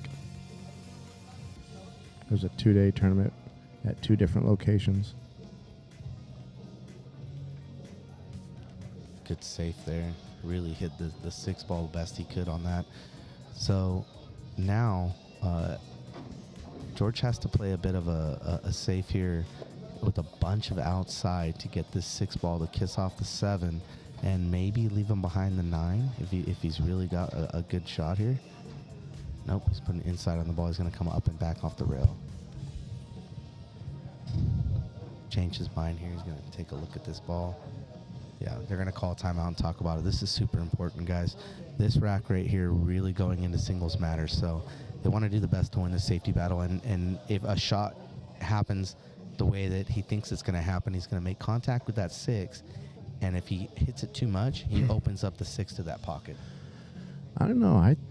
If it was me hitting, I'd thin that 6, and I'd bring that cue ball all the way back down to this short rail, and that Absolutely. 6 is going to hit that 7 and kind of just freeze there anyways. You want to avoid the 8 on the back up on that back side of that rail, because you're going to kiss a little bit of the 6, and that's what they're trying to decide. It's like how do we get that ball away from that 8? Oh, I'm not going behind the 8. I'm coming back this way. I'm thinning it and bringing it back for me, but I'm also only a 483. Steve's having a good conversation here. You want to see what I'm saying about hitting the backside of that 8? Now, if they do that, they can use the 8 to their advantage. The issue becomes scratching in the pocket, the bottom left pocket here. So he wants to get around the 8 back behind. Right, but you have to miss both those balls, so you have to really give it some juice. And Steve has shown himself to have an amazing control over that cue ball. So, I mean, this may be a little bit too much for George here. Let's see it. And there's that double kiss. And he opened it. Got it. Yeah, got it. Yep. Gave me the nod. He got him. That's tough. That's a very tough shot. I don't think I shoot that ball. I don't have the gumption for that, sir.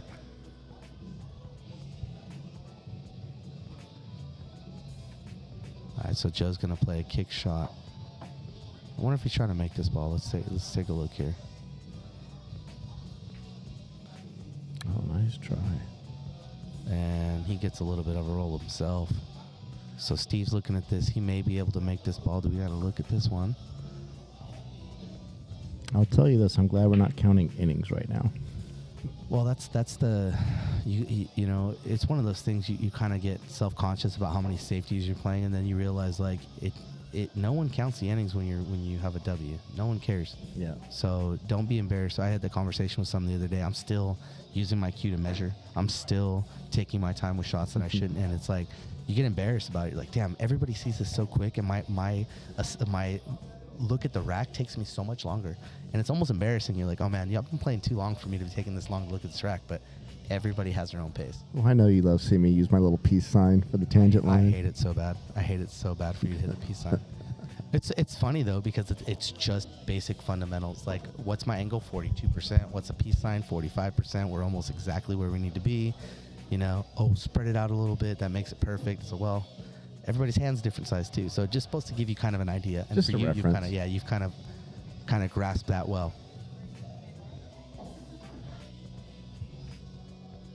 Go back and forth that 9. Oh. Now that might not seem that little bump might not seem like much, but that 9 went from a big pocket to a smaller pocket. So now we're gonna see a little bit more of a draw from Chewy here. Oh nope, he's going 2 rails here, which is the right thing to do for sure. Gotta watch out for that side pocket, very wide of it. That was a great shot. Yeah. That was a great shot. Definitely. So now we're looking at a 6-3 lead going into the singles matches. We got Joe Stallman playing with Chewy Perez, Jesus Perez. And there it is, folks. Okay, so This is going to be a challenge. I'd like you to explain the singles now for everybody that's watching to kind of understand the way that this is going to work out for them. So the team that's up, Joseph and Jesus, have to put up first. So they'll say who's going to put up first, and then George and Steve can choose who matches up with them. They're going to lag each rack, so they'll play the first two. So it looks like Jesus put himself up, and Steve's going to come up and play him. And so then George and Joe will play the second one.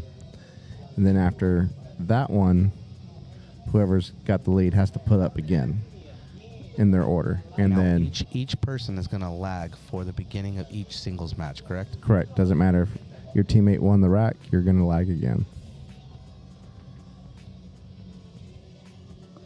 That looks like a long lag from Chewy.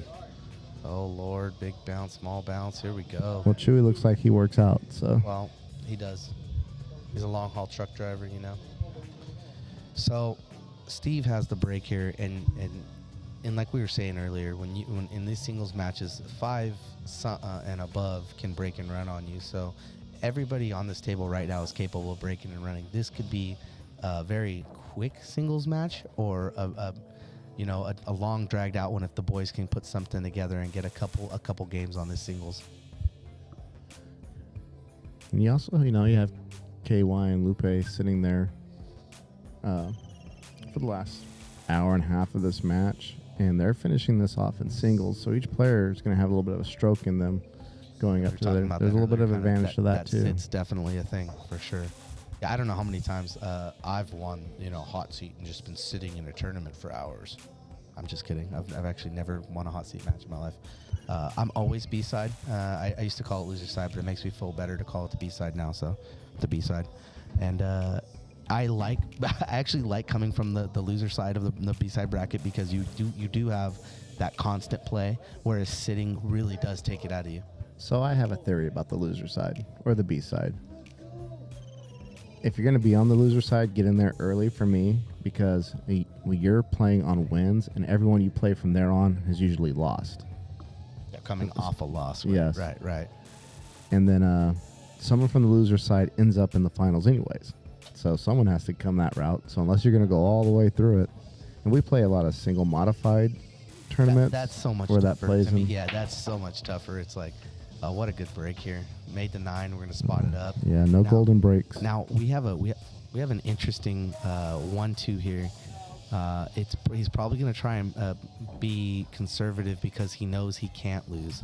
So if he plays a save, I wouldn't be surprised he plays a save here.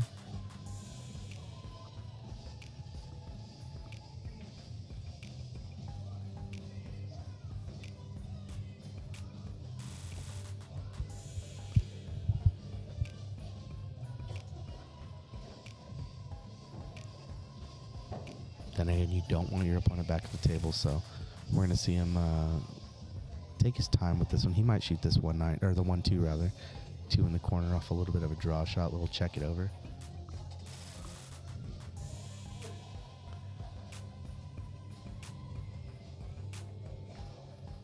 There's a save. Open it up, guys. So that's one of the things I like about some of the chip tournaments we do at Breakers. The way it's rotating and going through, you never really sit for very long, maybe 10 or 15 minutes. I mean, you are only playing one rack if you lose, but if you're on the winner side, you keep winning. You just keep going. So they run pretty quick, pretty smooth, just a different option. Both times I've played, I think Wesley took both of them that I got to. I think I took third and then second in one of them, and it was like, you're right, that constant playing it's like that BCA moment where people will say like, oh man, I can't get in that stroke, I'm only playing one game, and you're like, yeah, but you're playing, if you play in the tournament setting in Vegas, one game at a time, 2 tables, you are constantly playing pool. Yes. Especially for guys that run out and it's 1 inning games. Like, I mean, Vegas BCA is a blast, man. And now this year they're doing 5 losses in order to. There's no more O2 barbecue kind of thing, you know. Round robin. Is that what they're doing? Yeah, it's a round robin. So you'll play your 5 matches, and they'll take the top 33%, I think, of the field, and then draw some actual wild cards to put them in there as well. Oh wow, I was wondering how they were going to do that. So Steve has a look at this 2-ball here. You think he's setting up for the 4-9, or he wants to run out here? Little short. Oh, still calling it, folks. Nothing to lose here. Except a couple $100. But you got to win 4 of these, so.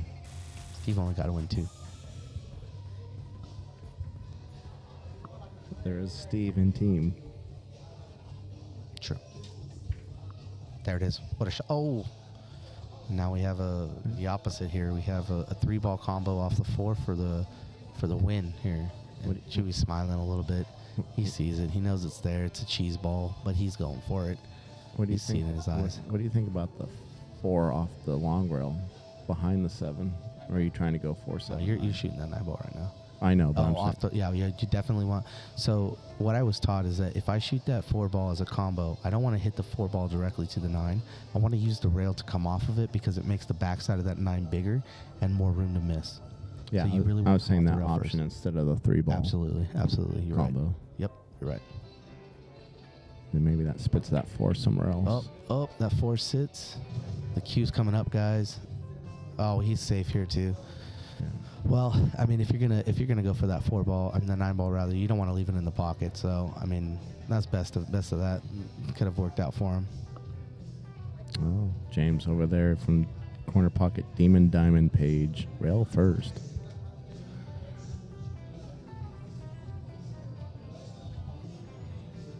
Should have brought a 3rd mic and headset. We could have got James over here with us. Or did he go home?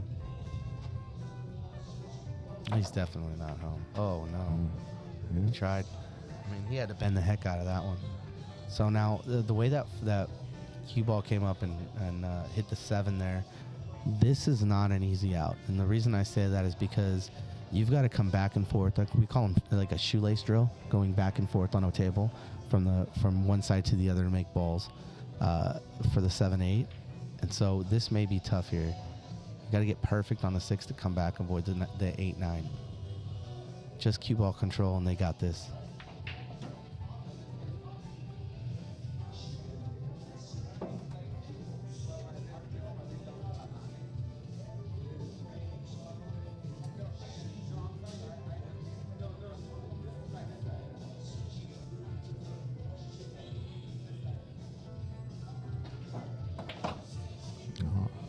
Just a bit short here, so we were just talking about that now. But he's got a natural English to come back up for the 8. He's just got to make this ball with some good speed.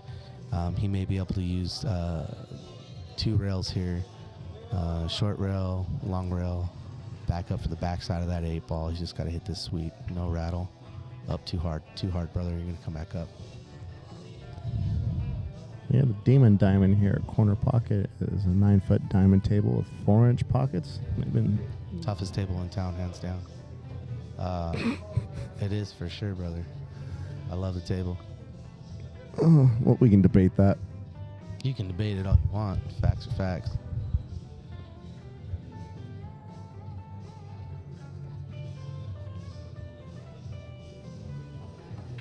Oh, no, wow, what a save. Oh, my Breaks goodness. it out. You know, Still on the short roll. He got both the rolls, right? He got a bad roll there and a good roll at the end. I mean, you can only hope for a safe like that, and then your hopes to be dashed, and then once again the 8-ball sleeks over and he doesn't have a good look at it. So Steve's got some work to do here. He might be looking at this bank shot off the 9 into the side pocket.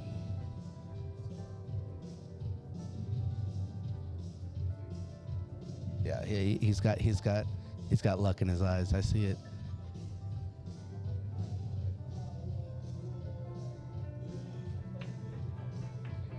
What a shot. What a shot. I'd say they're both difficult in their own ways, James.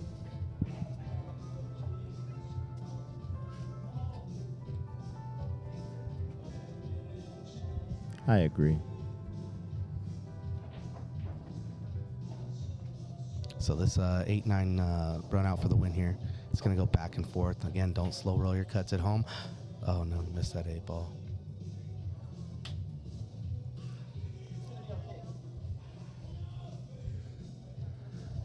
So you think being on the stream affects these guys a little bit? Absolutely not.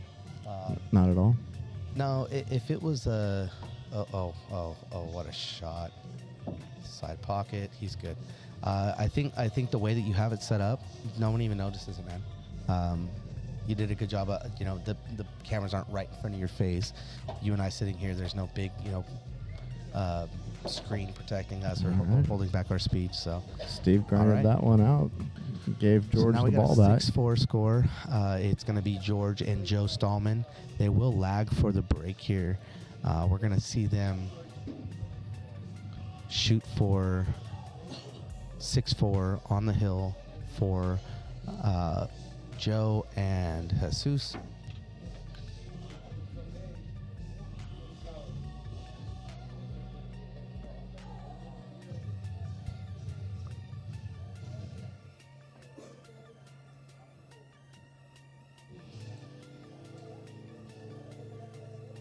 All right, looks like the break for Joe Stallman. And again, remember, guys, that lags means so much because at this level, you're on a bar box table, every single one of these players can break and run and end the game right now. So giving up that lag is super important. Yesterday, we lost a lag, and we had a 2-pack put on us. And it was so hard chasing that dragon after that, bro. I mean, you're playing from 2 behind. So the lag in this type of format is super important. Were you on the Valley or the Predator when that happened to you? Predator. Oh, okay. No, it was a legit break and run 2-pack. I mean, honestly, Ed and David Blake shot really well. And like I said, everybody shot amazing out there. I felt like there was very, very few weak teams, if you could call them that.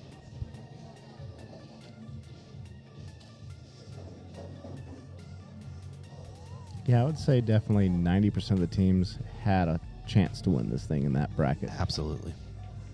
There's a couple, All right, Joe to break here, 6-4. He's on the hill with his teammate, Jesus Perez.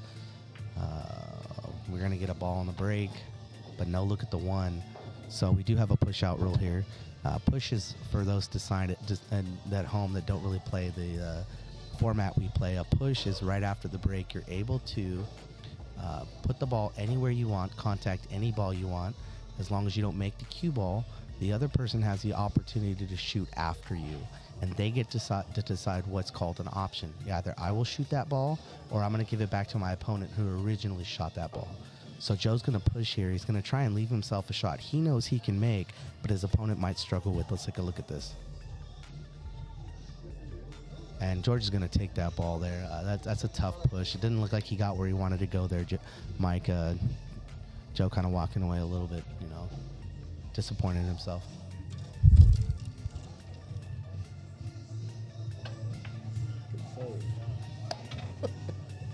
It seemed to have worked out, though. There we go. So Joe's got a shot on the 1 ball now after a miss by George.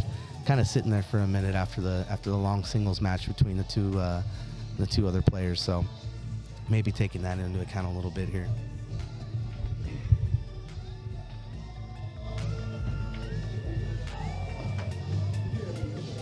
Low kiss on the 8, give him a look at the 2. Now he's got an interesting 5 to 9 here. 5 doesn't go because of where the 9 is. He can't get behind it for it to have a pocket. So let's see what he's planning on here. You're going to see a look from it right now. He's going to take a good look at that 5-9. Just a little bit of top from Joe, back and forth.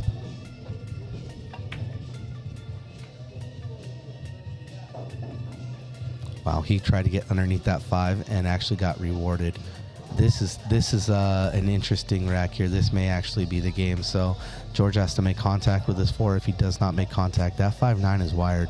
I believe that 5-9 can go. So this is a big shot here. And he misses it. Oh, he hit it. He hit it. He hit it on the way back.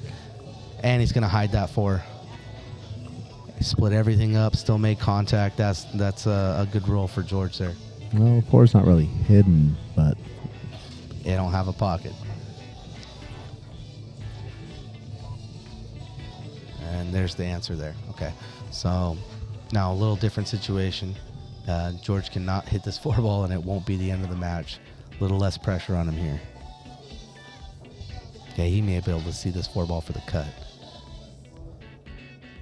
but we have that 5, 6, 7 kind of tangled up like we did in the last match. Absolutely. Or last rack. Absolutely. Nice and easy. That ball's going to fall right in. It's going to get behind the 8, though, so he's still got work to do here. He's taking a look at the 1 rail. He's going to use 2 rails to come off this ball and hopefully make it in the bottom pocket where he's at. Nope, hits out with soft. And drops a 6 ball, unfortunately. So we're looking at the 5-7 combo. Where that 5 ends up is going to be the important part here. So you want to make sure that when you make this combo here, if he is shooting this combo, he's I looking think at on that else. kick on the 5 ball, you want to go long, because at least if you hit the long rail, it makes that 5 ball a lot bigger. If you miss it short, you never even need to pick away the chance. Yeah, you always want to go, if you can, you want to sneak that second rail in there for sure. So Joseph's going to take the 5 in the corner.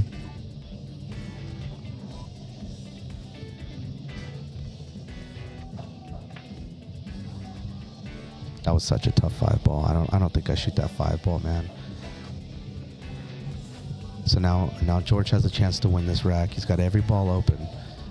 He's going to take the 5 with a little bit of outside to get him flat on the 7 so he can come back off that rail for the 8 in the side. You may want the 8 long, but I like the 8 in the side.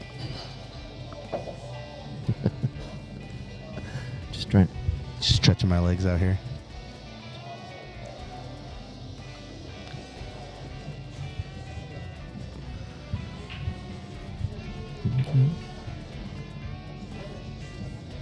Just a little check shot on the 7.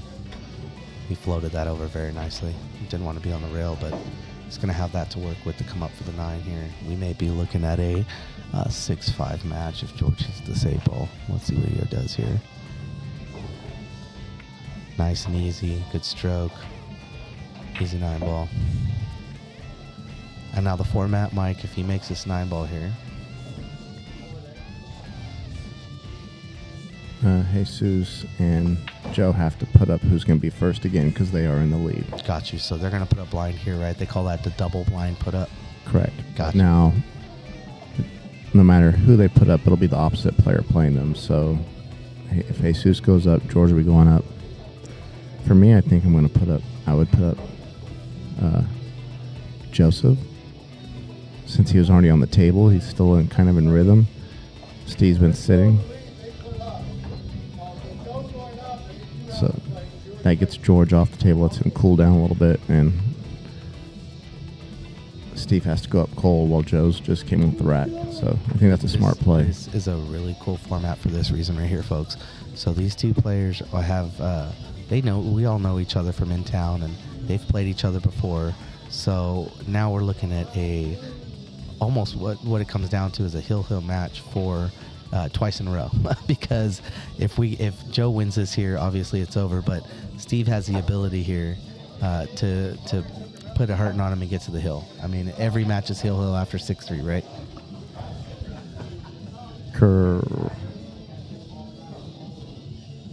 What was that question again? I wasn't. Okay. Well, the great thing about Bakersfield Billiards right now, we have Bakersfield Billiards. It's not a place. It's all the billiards halls here, and the teams and the players. We have a good family of pool players. A lot of fun rivalries, but makes the game good. Yeah, so we have a thing, good thing going here in town.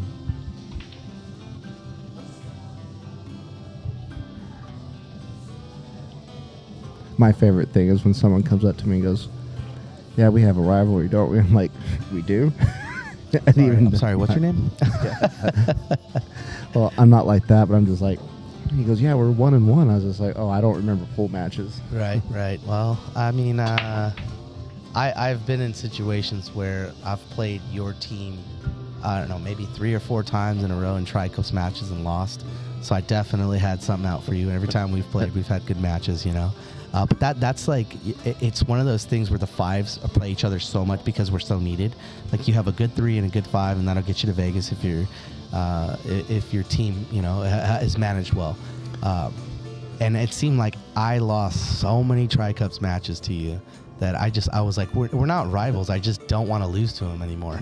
Well, I think we have a good, fun little rivalry with each other. Just it's not a real rival. It's fun to grow with your friends. That you know, you get to a certain pool level, and like all your friends are progressing at the same rate, or you are, or at least you hope, right? You could be the guy that's not getting there, you know, as quickly as everybody else, or you could be the guy that's like trying to pull your friends along. Oh, that is a mistake and a big one because that 3-9 combo looks juicy. This might be it, folks.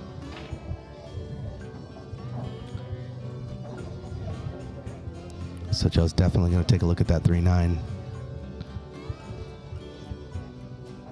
It is not a gimme, but it is the shot to take, in my opinion. This for the win right here. If you don't ride the cheese, you know, I mean, what's it put there for? Yeah. Well, it's you play 2-way here for sure. No, and he's going to run this out. He's got enough faith in his skill here that he's going to shoot. He's going to stop shot, get a little bit of draw on that 4. They're either to get to the 4, back up 2 rails for the 5 in the same pocket. Well, I commend him because I would definitely be going for that. Two-way. I mean, yeah, and honestly, I've been called out on riding the cheese in money matches before, and if I'm getting the dub, I don't give a flying. You know what I mean? If you're winning, you're winning. No one cares how many 9 balls you made. They stop talking about that. They start talking about how much money you have in your pocket. So that's part of it. He did not get as low as he wanted to on that 5 ball. He wanted a stop shot to come over for that 6 and draw back for the 7. So now he's going to have some fancy footwork in order to get a good shot on the 6. Let's take a look at this here. Maybe a little bump here. Definitely going to run into some balls. Yes, Ryan, we're still in the semifinals. The race to 7, so. There's the bump and the miss. So you're saying there's a chance. And that's where I kind of liked the combo. Absolutely. It was a pretty simple 2-way. Just held that cue ball behind the 5. Steve Bennett at the table here to try and get his team to Hill if he wins this rack here. Most of our later matches have gone Hill. Oh my goodness, just a predator eating people up as she does. Can Joe see this 5 ball? Let's see if we can get a different angle. He might put a little sugar on this, a little bit of left to get it over past that 7. Let's see it.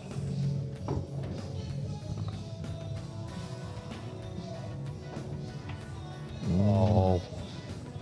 I don't know.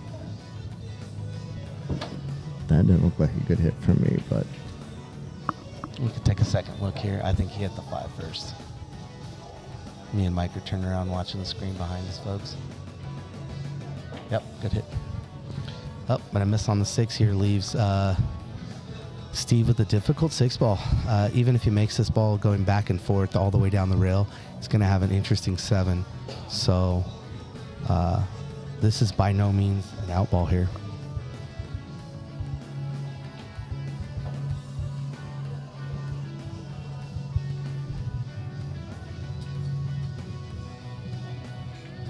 Alex with a safe to try and put him behind the 8. That squeaked out. So now Joe has a chance to win the game here. He just has to take his time on this ball. Even though it's on the rail, he's kind of like we were talking about earlier, take our medicine. And, just make this ball here to give himself a look at the 7. And he's jacking up a little bit. He's trying to give himself a little bit of the angle off the 9 here. And again, Predator do not like those hard hits. Oh, so the 49ers came back and beat the Lions. Did not see that. Fortunate. I was going for the Lions there.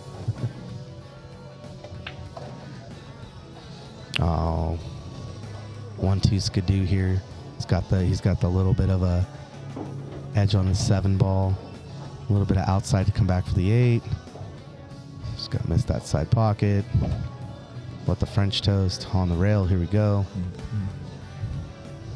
And again, going back and forth, still watch that side pocket. He's still putting that in play. Very good, very good.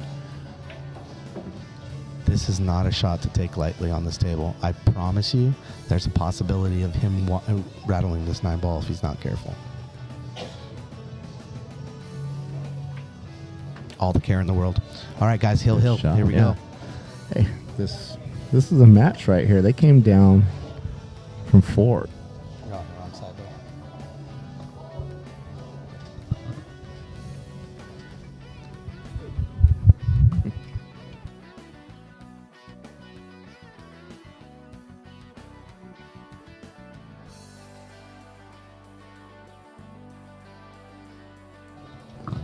All right. All right, here we go. Final match. Final rack. A couple of interesting rolls there. Interesting lags. It looks like Chewy's going to take the break here, guys, on the hill matchup, semifinals. Loser takes 3rd. Winner goes on to face KY and Guadalupe here. So this match has really turned out to be a really good match. Couple of safety plays on the last couple racks just to get an open look on the 6 and 7. So, all the way through they've been battling on these racks. Got a few people wanting to be on the live stream. I don't see how that I don't see how that happens. Like that the cameras are rolling. Girls have got to be telling them, hey man, you might want to walk all the way around the cameras. That'd be nice. Thanks. Maybe some yellow tape on the floor saying, follow the yellow tape to your tables. It's almost what's needed in order to keep regular normies out of the pool area. Well, they don't know. I mean, you just see That's table. exactly what Oh, you put me on 16. The shortest distance is right through this. Most desired path of least resistance. Now, honestly, here's the truth of it. Without those people coming in and having a good time, we don't get to play the pool that we have. I mean, you can attest to walk-ins and people keeping your pool hall open by just coming out and having fun, drinking a couple beers, right? Nice break. Absolutely. The walk-ins definitely make a difference. So be kind, rewind. And I remember, my first time, when I'd walk into cue ball before it was breakers, and you had to get past all those tables just to get to the register, anxiety, trying, oh man, what am I going to do? But you start to learn. You've been around it, But yeah, there's some people that are oblivious to everything.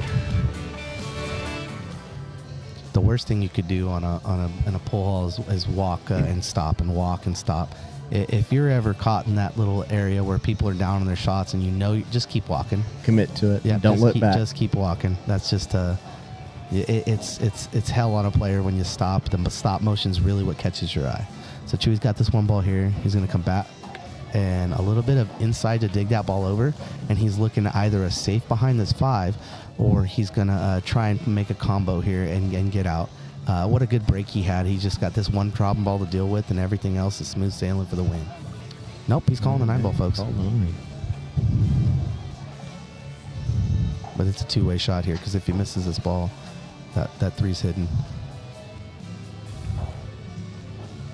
Well, the way he shot that ball, the 3 was supposed to be hidden, but... Yeah, I was definitely thinking safety there, kind of roll it right up behind there, and then you kind of have a chance for the breakout and the out from there. But George is kind of in a tough position, too, because this ball is not easy. And it's not easy to get back for, so he's going to play the safe here.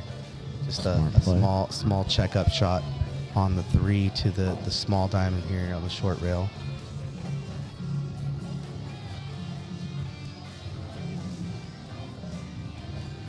the 5 goes by, I definitely try and bank this. He's going to call that 9 ball again with a little bit of top left off the 3 ball. If he makes this ball, great. If he doesn't, he may roll into this and hit the 9.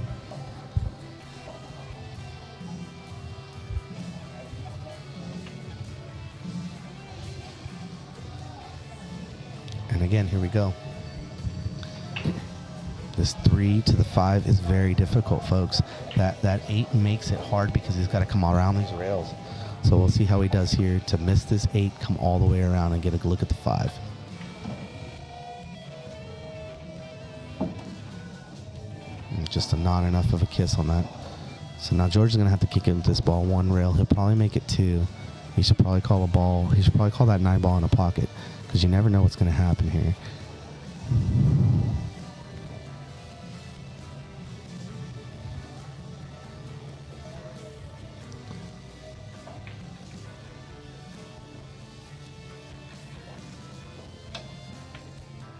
Oh my goodness. That's a very unfortunate roll there. Yeah, clipping that 8 at the end kind of hurt him, or the cue ball may have got back down to this short roll. So now we have an interesting shot by Chewy here. He's going to put a lot of inside on this ball to come 2 rails and miss the 9. Now he's calling the 9 again.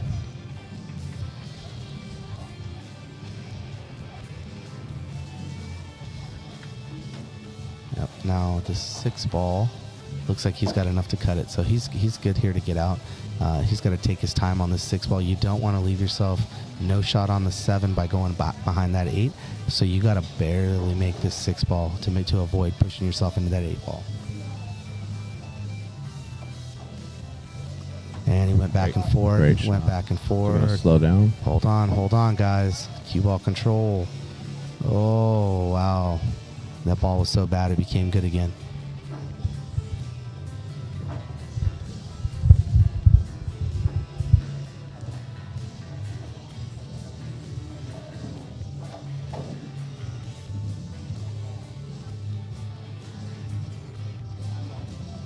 This is the 3rd shot in a row that he has called the 9 ball.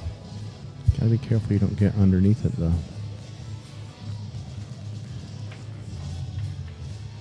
Oh, great shot on that 7. He's got to look at the 8 too. Wow, that might give him the rack, folks. He's got to really buckle down on this 8 ball, though. This is not a gimme, and where he ends up really matters. So he's got to play for speed and not end up hitting this too hard. He may end up behind that 9 if he's not careful. Let's see how he does here. Just a nice, easy shot. Don't overdo anything. Beautiful. That was beautiful. No doubt. No doubt in my mind. Yeah, that 7 ball shot is basically the shot of the night right now. Absolutely. That was clutch. And it's hard not to smile when you get on a ball that good off the 8 ball, man. What a shot. What a night. Great match. Good Boys job, Joe and Jesus. The end of that match was fantastic. It went hill. And shout out to George and Steve for doing the damn thing, getting 3rd place. What a great tournament for them. What a great turnout, man. That's good. Good pull. All right, we'll have the finals coming up here shortly. Stallman, Perez versus Hill and 32 people watching here. Guys, you are watching some great pull. Coming up, we have the finals match between Lupe and KY and the folks that you just watched, Joe Stallman and Jesus Perez. It's going to be a barn burner. We got probably about 10 minutes of intermission before we start this rack up. I'm going to grab some water. I'll see you in just a second. All right.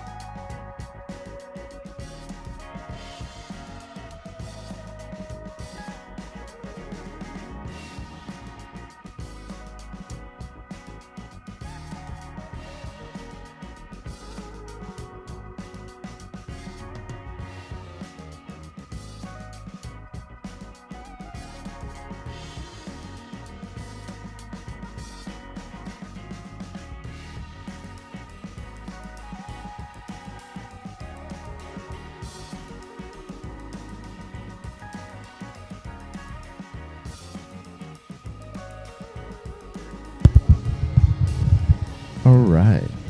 Championship round. We got Kyle and Guady versus Joe and Chewy.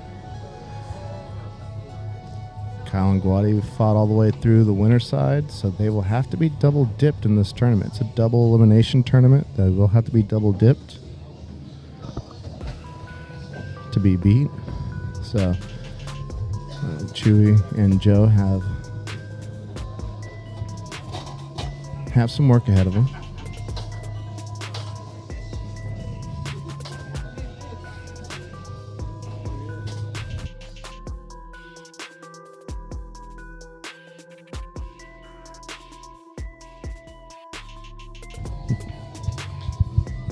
No problem with that.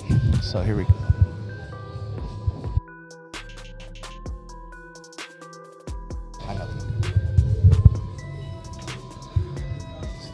All right, so obviously coming into the finals match, we've got a team that's sat for an hour, and like you were saying, on the loser side or the B side, you got Chewy and Joe coming in with a lot of play time under the belt. Like you're in stroke, you're ready to go, you're warmed up, but first rack, it looks good for the hot seat team here. Now KY, as a player, has progressed tremendously in the last few years. I played singles with him in APA for a year or two, and while we were both fives, we were tearing stuff up.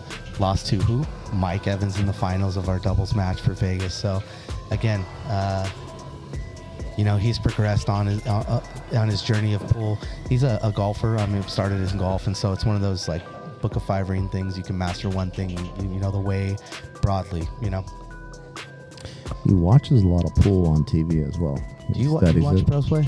I don't have enough time. Loser. That's all I do is watch One Pocket, dude. It's like my end of the night viewing. Everybody puts on something, on the TV. I'll put some One Pocket on and watch that boring game. I was going to say, you must not be watching straight pool compared to our last match we played together. Yeah, I definitely shot a good first match and not a good second match. And look at this. Oh, my goodness. Just one of those shots. You got to have that even stroke. These tables do not like those harder strokes.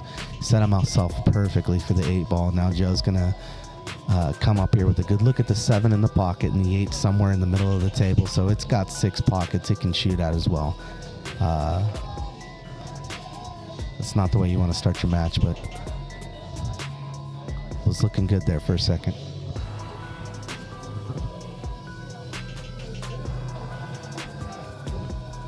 Pretty good prize for this tournament, too, with 32 teams. What do we have for first place here? Let's bring that up.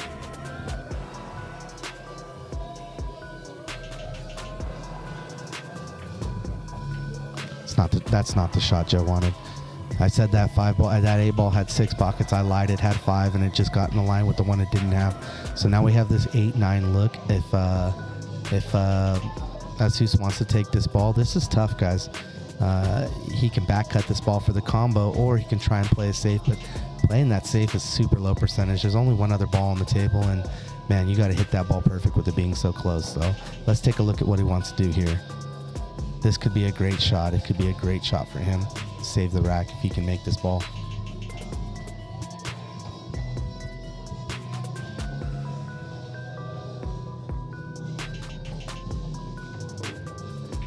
Looks like he played the safe here. He's going to get a bump, and it's going to come out, and KY's going to have a look at this 8 ball. He's going to have a look at this 8 ball. Now, he is on the rail, so that does make this shot tougher. He wanted to push that ball. It would have been a great shot 2 inches from where he had it. Even so, the ball on the rail is a very tough shot. So while KY may have a look at this, it's still on the rail. Let's see what he does here.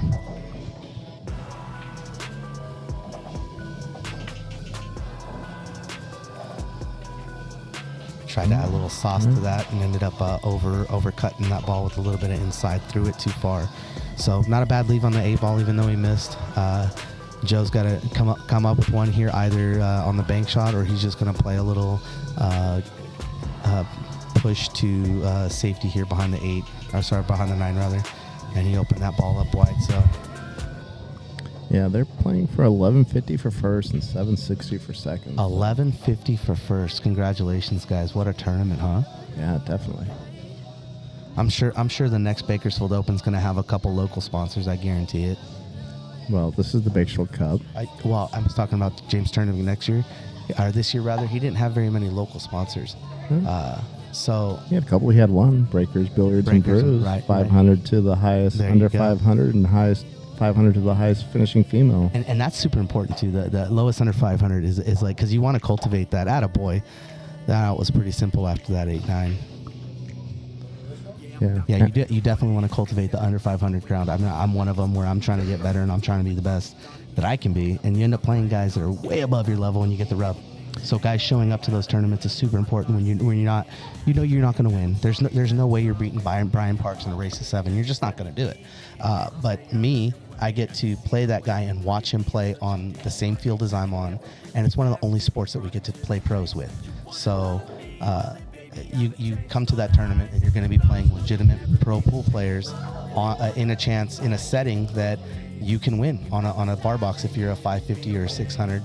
But if you're below a 500, you're there for the experience. You're there to try and get better and understand what it takes to be there and later in the tournament, right? Yeah, and it's a Bakersfield event, so we like to play in things that represent Bakersfield and To be honest our with community. you, Mike, I don't think I'm going to play. I think I'm just going to document the tournament. Part of me is so I love doing this. I love being on the mic. I love making content for my TikTok page, getting the cool shots and shots that even somebody can laugh at themselves for missing. Those are a bulk of them where I'll pull that camera out and James misses by a whole diamond. And he just looks at me and he's like, "That camera's out, isn't it?" It's fun to kind of document it as well. Well, I figured I'll be out early enough to get plenty of documentation while I'm there. But, That's what I figured too. Oh, see, you got it. You got to give it some. Oh, nope. But that's part of, I own a pool hall with my wife, or I'm the manager, You're the maintenance not even guy. the manager, bro. You're just pushing a broom at this point. The maintenance guy at the pool hall, so I got to represent. I think you do that well enough. These tournaments are fun as they can be, man. I mean, Plus, I got to try and win the $500 for putting in. trying to win your own money back. Yep. I told James me and him had to finish second or better to above break even Right. in this, because we added $500 to this between the two of us That's awesome. and entry fees. That's awesome, man. No, he's got out. Didn't get as far as he wanted to on this 3-ball. So now again, we're talking about going back and forth. You're gonna have a look at this 4-ball. You want to position yourself on the 4-ball to get back for the 5. So you want to be really careful about how hard you hit this 3 to come back and forth, because you don't want to be shooting that 4-7 combo for sure.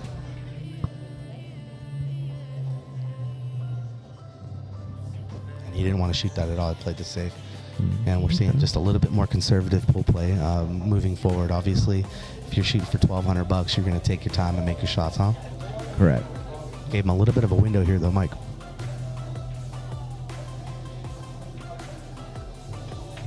Nope, gave him the entire window, and that's what happens. So now we're now that shot put them in line to come down for that 5 in the corner. Great shot, great cue positioning by Guady. We're going to see him hopefully scoot down underneath that 5, and then they should be out from here.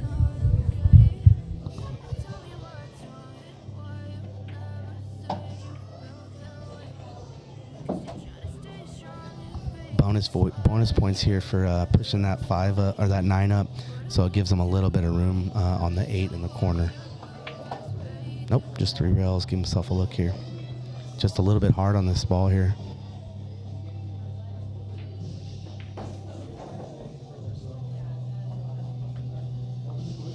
That's such a small window. Again, you want to make sure when you're shooting these balls, you're floating into the biggest portion of miss, not across it. And that's kind of what you're going to end up here. Good speed. Great speed.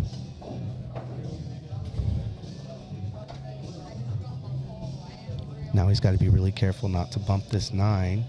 If he bumps it, he wants to bump it towards the pocket, not on the back side of it.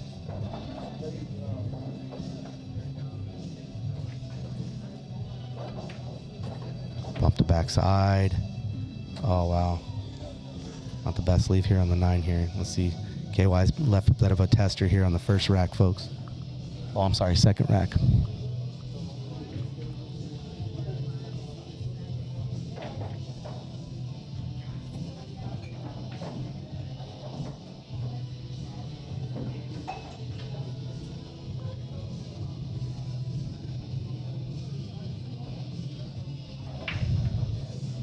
And he hit that with no problem. Great shot. What a shot.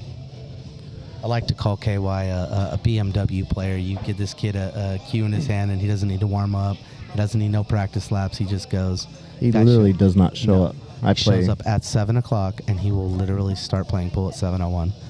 So it's one of the things I envy about some players. Like, I got to sit there and shoot 14 shots until my arms warmed up, my legs are warmed up, mentally I've shaken off work. I've got some guys can just be like, all right, I'm here we go. Yeah, myself and Kyle play on like 4 or 5 teams together. We enjoy each other's company at pool, I think. Oh, no, sorry. And we kind of have the same mentality. You win some, you lose some. We're competitive, but teams that gel together, I think perform well. So having him on a team, the three of us played a lot of pool together, Absolutely. at that same level, and he's definitely kind of pulled away from us a little bit there. Absolutely. He's it's just I think like I said, it's a kind of a mentality thing where it's like, I see other people doing it, I can do it. I moved up to a 7 in 9 ball, and I think he moved up to a 7 like 6 months before I did. You're a 7 in 9 ball? I sure am, sir.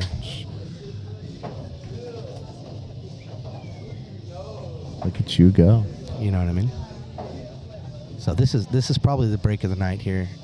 This rack is very runnable. KY has quite a few break and runs under his belt. So does Guady. So again, at this level, both players can break and run together. They can break and run. This could be a heavy 3-0 start if they can get this rack coming back and up. I don't like that. I don't like that so much, but he has a shot here. This is a cut ball all the way down, back and forth for the 4, and then the 5 is going to be difficult to get to the 6, but they got room.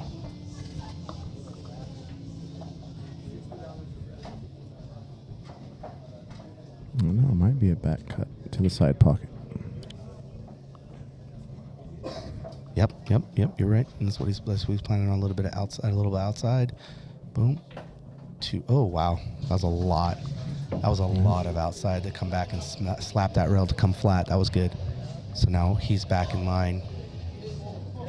This is still tough here, 4, 5, 6. So they're not out of the woods yet. And again, the worst thing you can do is have a great break everything open, and 3 balls on the table, you miss the 7th. So this is crucial here. You want to either decide, am I going to try and run out here, or am I going to play it safe and get something funky? Because that 6 ball's tough. Yeah, no, definitely. Well, it could be kind of natural breakup as well if you get some on the 5 right. I think KY's looking to get underneath of the 6 from the 5. So in doubles, is this where you maybe call a timeout and let him know, well, this is what I'm thinking I need to do with the 5 in order to get you a shot on the 6? Doing too much. So tough. It's not where it's all right. That's not where he wanted to be for the 5 anyway. And this 4-5 here is tough. He's going to have to play. I mean, I hate to say it, but the roll-up safe might be there. I hate that shot. Everyone calls him the granny APA. The granny APA, safe. But sometimes pushing the ball up on the rail is good. Joe's got a question here. He's going to try and figure something out. Yes, call him out, Logan. All you want.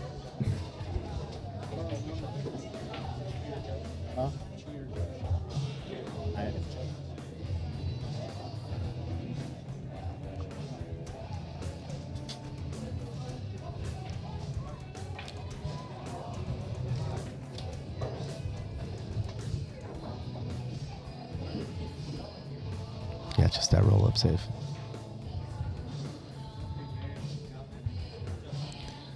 Yeah, but Logan, Daniel definitely has a face for radio. Definitely. Getting sweaty all in this corner over here, watching everybody shoot. Yeah, I forgot to bring my little fan. You know what I mean?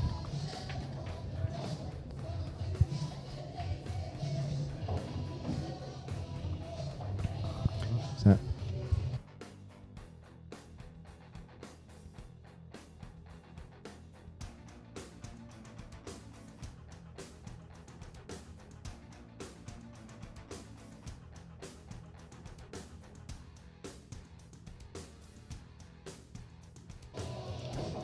that 4-5's wired. Let's see. That's a tough shot either way, for sure.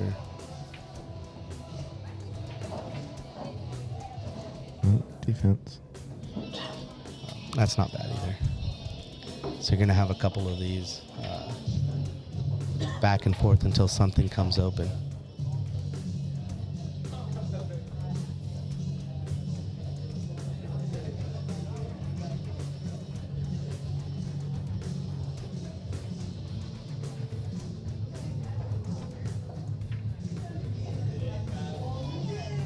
That's going to be a good hit there. Yeah. Probably going to need to see another safety. Yeah, I Back tried. behind the rack. I put it in between the 8-9 if I'm actually shooting pull good. But behind the rack works. Only because it's easier to use the 8 to stop you. Yeah, use the rack, and then now he can only kick one way for sure. So.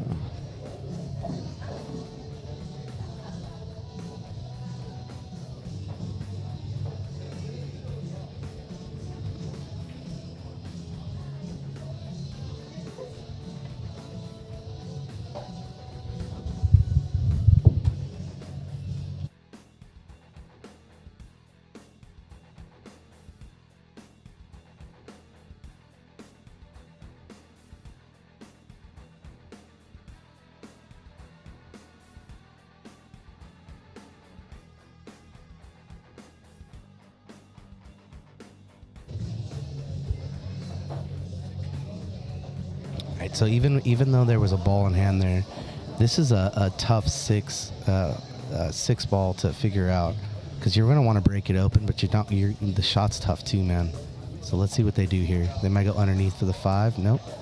They're going to use the 8 to break out the 6. So make the 5, a little bit of top to come on the 8, and hopefully they get a look at the 6 here from it.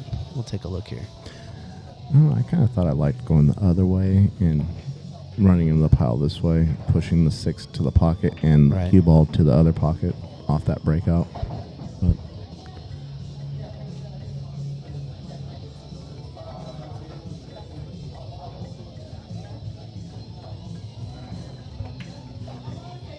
yeah, and that's that other side of it right there, right? So now that ball doesn't have a pocket. Chewy's going to have to do something here to hide the ball. He's been very good about hiding balls earlier, even only having one ball on the table. So this isn't out of his wheelhouse here. If he's going to try and nick the backside of that 6 and try and leave it behind the 9, nope, he's going to call the 9. yeah, We're gonna have somebody watch his shot here. This is a really tough shot. hashtag James Harris is coming to the table to ref the shot. A blind leading the blind. Doesn't like cats, so he wears sunglasses on his head. At this point, I think it's just to hide the mark that the sunglasses are always there for.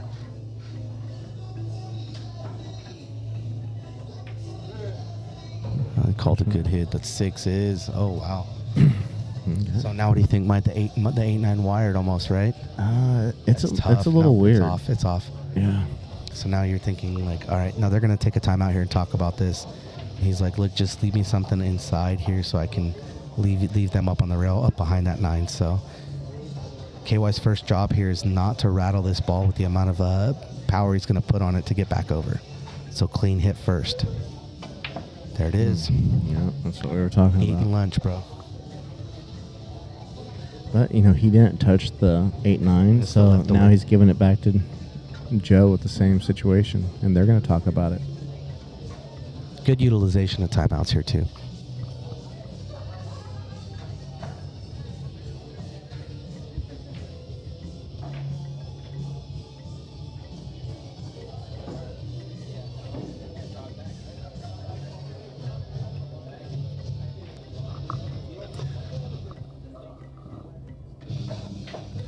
Not saying I'm rooting for one team or the other, but I told Kyle if he wins, he's buying me and my wife dinner. His wife's here, so I'm like, what time does Texas Roadhouse close? That's only 8:30. Y'all got time here.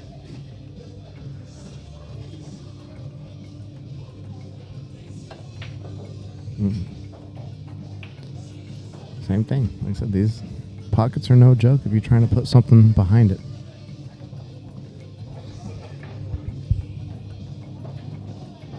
Yeah, and you trying to get back for a ball or a breakout definitely causes that little bit of a rattle you're going to see on these tables. It's just, if you don't hit it smooth, if you don't hit it with a certain stroke, it's going to rattle.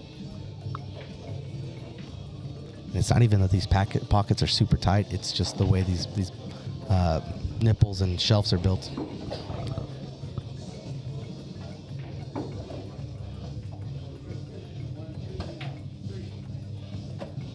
Well, oh wow! So now there's that shot. Here's what's going to happen. KY is going to play underneath this 9 ball and tuck him behind this 9, and it's going to be a devastating safety if hit correctly. Well, we Just both enough played of Kyle enough. We know he really likes this shot here. There it is. So, I mean, could have tucked him even more than that. And Chewy is one hell of a pool player, so you may see a hit from him here. He hasn't not hit the ball in most of his kicks. Yes. He's been Yeah. very successful. Oh, in yeah. these. He's a high-level pool player, man.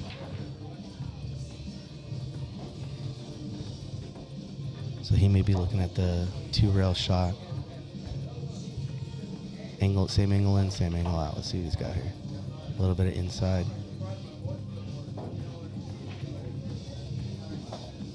Oh, wait for it to come back. No. That's very close. That was the safe, man. That was a great kiss off that 6-ball make. I mean, yeah, you fluked that 6, but you put the cue ball down there. So, got to put the ball in a position where magic things can happen, right? Yeah. All right, so we're now looking at a 3-0 lead going into the 4th rack of the Bakersfield Cup. Oh, a little premature on that. I'll bring that back. All right, there we go. Sorry about that. Get out of here, Steve. Hey, good showing, brother. Good job, showing. guys. Got Steve Bennett and George Magana heading out for tonight. Good showing, brother. Good shooting All right, today. George. Good playing. And those are actually 2 teams. Both these teams played out of corner pocket this weekend, and I didn't play either one of them. So, but I think they both came up from the winner's side. So this was the hot seat match, right? Yes. Yeah, it was. So not 100% sure what the final score of that match was. I think that was on my match. For the hot seat match? Yeah. You know what? I wasn't paying attention either, brother.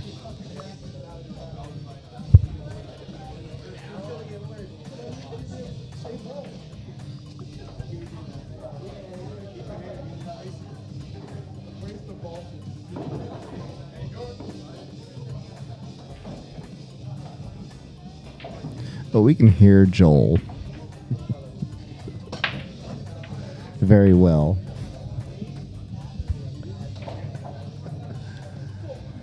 I figured he's there for your guys' comic relief.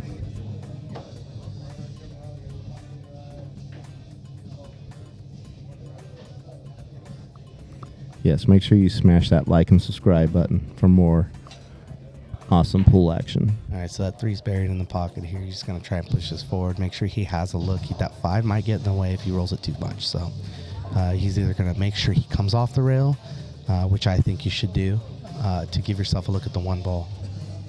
You're looking for, this is another good break, you know. Just a little bit of bottom from him. He might come around.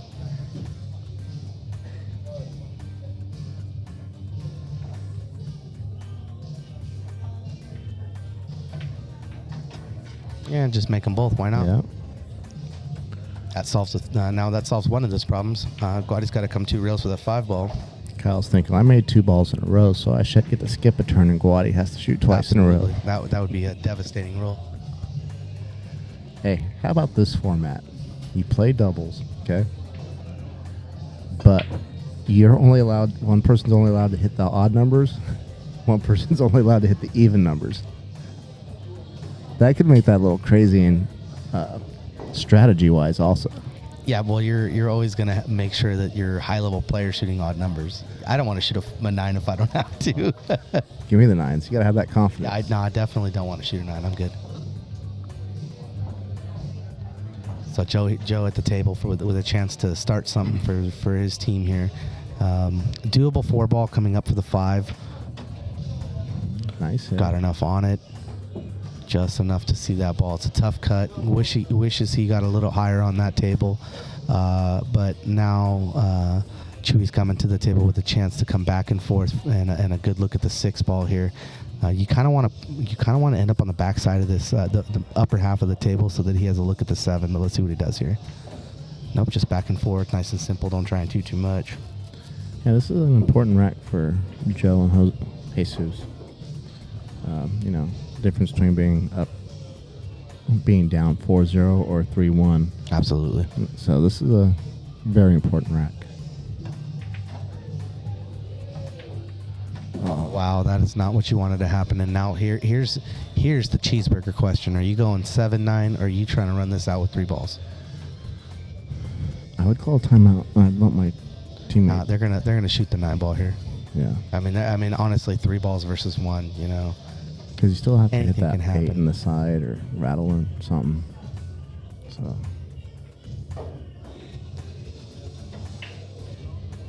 Makes them both. Oh no.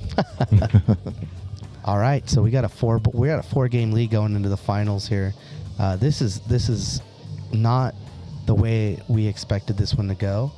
There have been a couple misses by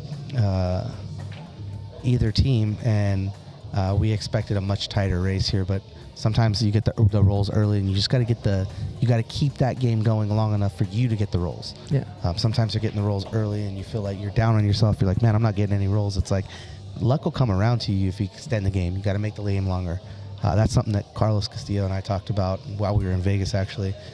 He's like, if I feel like they're getting all the luck of the rack, it's my job to extend the game out so that I'm given the opportunity to get the tails on the flips, if that makes sense. Correct.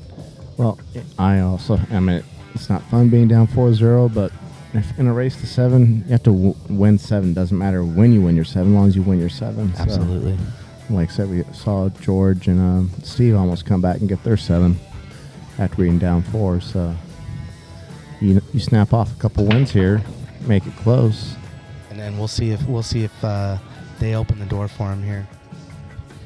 So nothing on the break there. Really tough to have a template rack 9 ball on a 7-footer and not get that wing ball in. So tough. We've seen such good breaks today. How's the benefactor of having a teammate that breaks very well on these tables?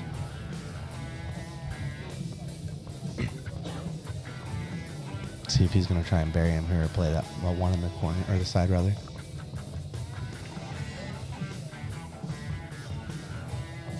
That's a good save there. Might have peeked out a little bit. KY maybe looking at a jump on the corner of that 3 to get to the 1.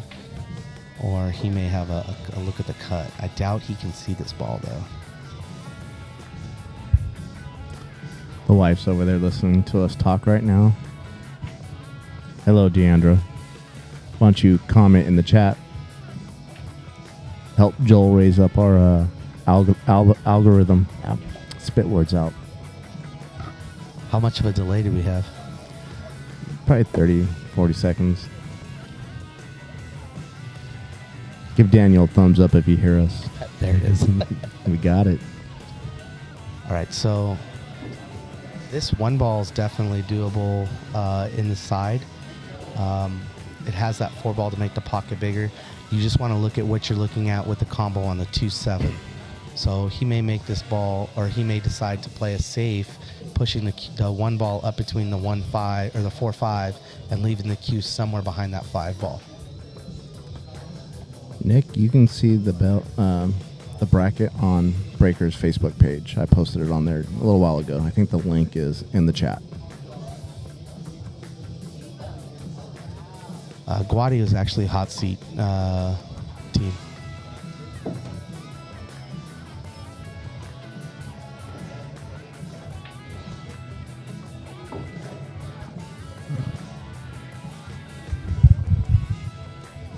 Guess that was a simpler answer. I was trying to move traffic to Breaker's Facebook page. Absolutely. All right, so difficult ball here. I think he's going to opt for a safe somehow. It's always a creative safe when you don't know what they're going to do. He may actually play a carom. Let's see it here.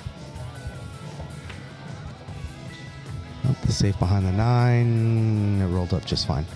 All right, so...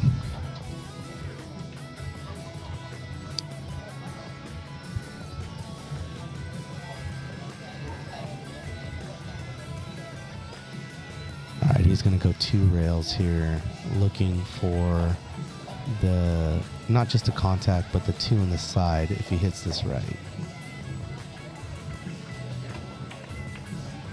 Oh, he hit it perfect. How's that? Boy, did I call that, fellas. Yes, you did. Now we have an interesting shot here from KY because this ball is tracking for the 9 if he hits it the right way.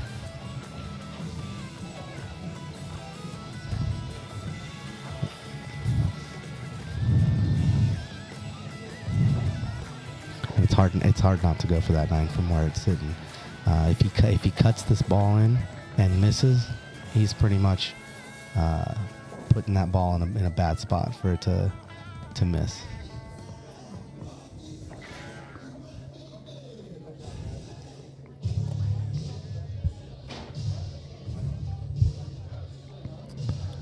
Well, the singles portion is part of the format that they all signed up for, so it's more of a teams event, two-man teams event.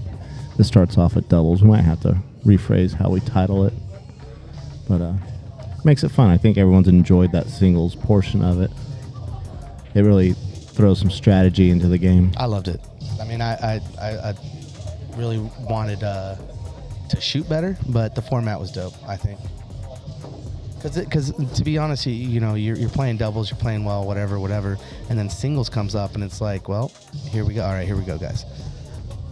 Yeah. Wow, what a shot. Oh, when you think about it, look at, Steve and George were almost able to use that singles portion to get back into it. And I think that's what CJ is saying is kind of, you get to the point where you just get a rhythm going with your partner, and then it's singles. It's like, that stall out, but dude, 7 racks of doubles, it happens so fast. I think that's what he's saying is like you get to that singles portion, and it's like, oh, it's just getting into my groove. Oh, that's CJ. I couldn't. It's a different way. He may have been on the losing end of the singles portion yesterday. This is a brave shot here. I got to be honest with you. I'm shooting this straight in. I'm not kicking at this ball, but I'm not. Guady, look at this shot. Wow. Look at this shot. He's got some big huevos on him. Huevos rancheros, my friend. So I felt that was kind of almost a two-way. If you miss it, you're going to get behind the 5. So now if you miss it completely, though, you're kind of, in a bad spot. So now he's going to play this 5 in the corner, 6 in the corner. The 6 in the corner is going to lead to the 7-9 combo. The question, you're going to have a carom. So the question is, where do you leave yourself for a good look at the 7-9? So Guady's going to take a look at this. They've just used their timeout on the last one to discuss where he wants to be. He's going to put a little inside come back around for this ball. Outside, rather. Sorry, Logan. Up. Oh, wow. For me, the way I do mine, that's where I kind of want to be. Maybe a little deeper down towards the spot, but I'll take that. Yeah, he's gonna draw into this 9 here. Because that 8 ball's going to go to that corner. The 7 ball's going to go to the side. There's all kinds of action here.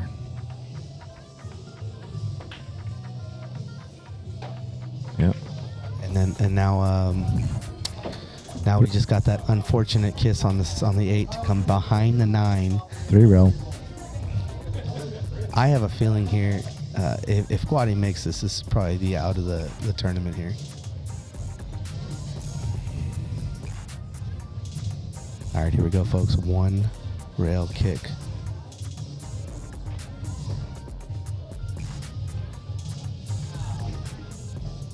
And even missing that ball, making contact was tough.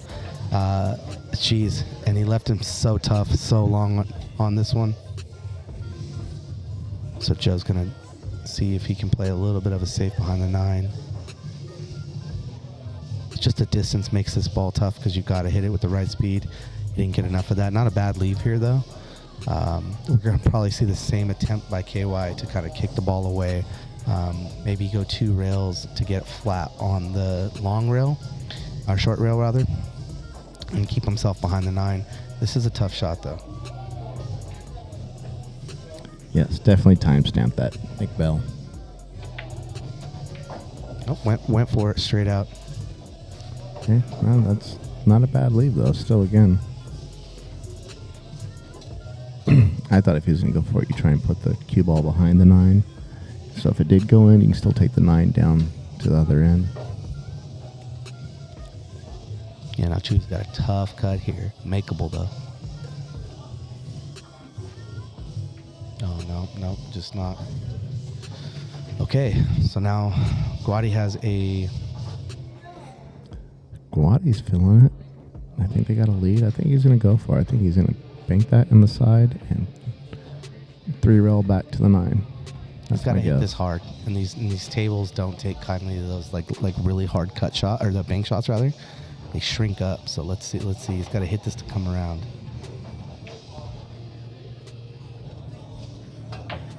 Oh.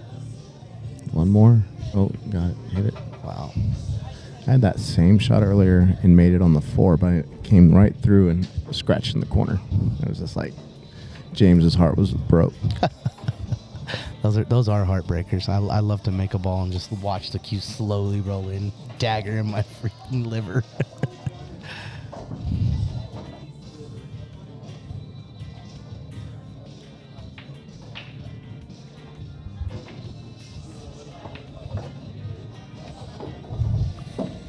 All right, so a little bit of a tester here on the 9. We had a shot similar on the 6 ball that Chewy had missed earlier. It had been the 7. So he's going to take his time, get back in his rhythm, got to refocus, recalibrate, get this team back on track here with this ball. Nice and simple. There you go. All right, fellas, rack them up. Let's play some good pool. Get you back in the game. 3-1. That's a big rack. Going into the 5th game. It's 4-1. 4-1. Yep. Going into the 5th game. 6th game.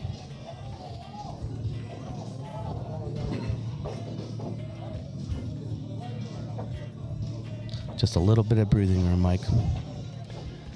Yeah, tightens it up a little bit. So you definitely don't want the team that doesn't need one, that has an extra loss to catch a gear and start shooting well. You definitely don't want them to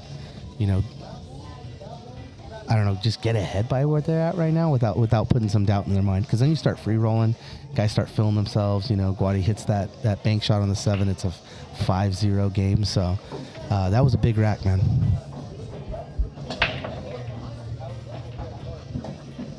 all right. Good break here. Good look at the 1. Got the 4 on the side. All right, here we go. Got the 5-7 there, but for the most part, everything else is very playable. If you can somehow get underneath that 5 ball from the 3, maybe a little getting set up on a draw or like a 2-rail shot underneath, you're out. But this is still tough. So 1 ball at a time, fellas. You're not trying to give anything away. Be smart if you get out of line. All those every ball matters now.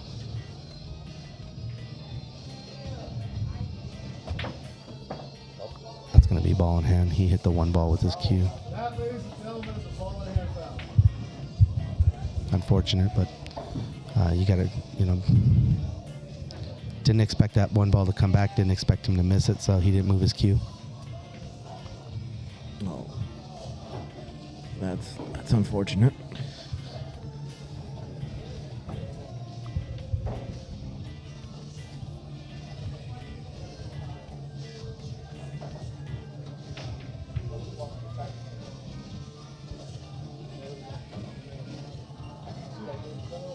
Now KY with ball in hand here.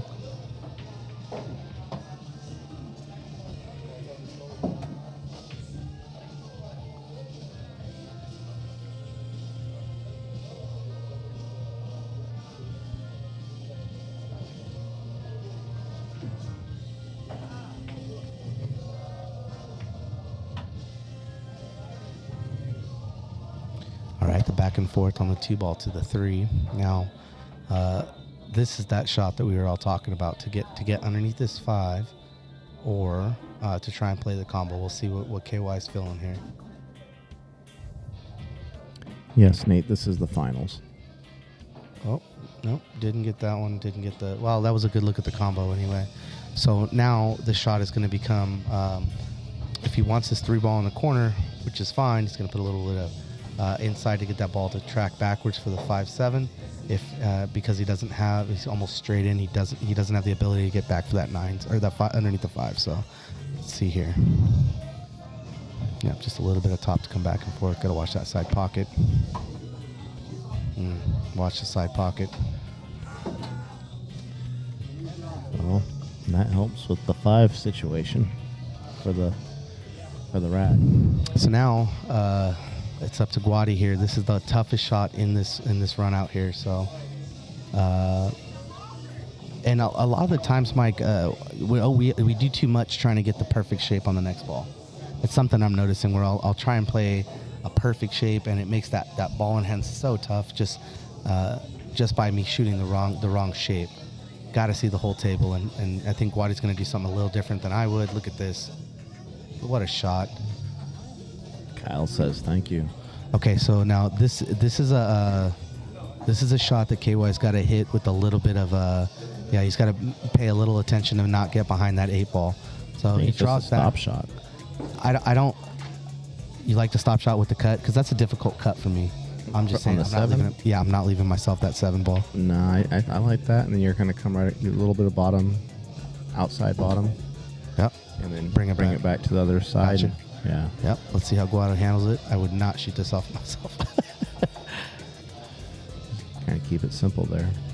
Absolutely. We were just talking about that. There it is. Comes 2 rails. Perfect. Look at this. What a shot. Kyle says thank you again. Good call. I think Kyle's job was to keep it simple for him.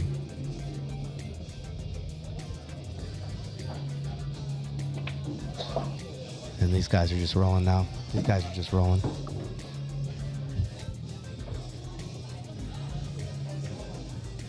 right, nice job. Nice shot.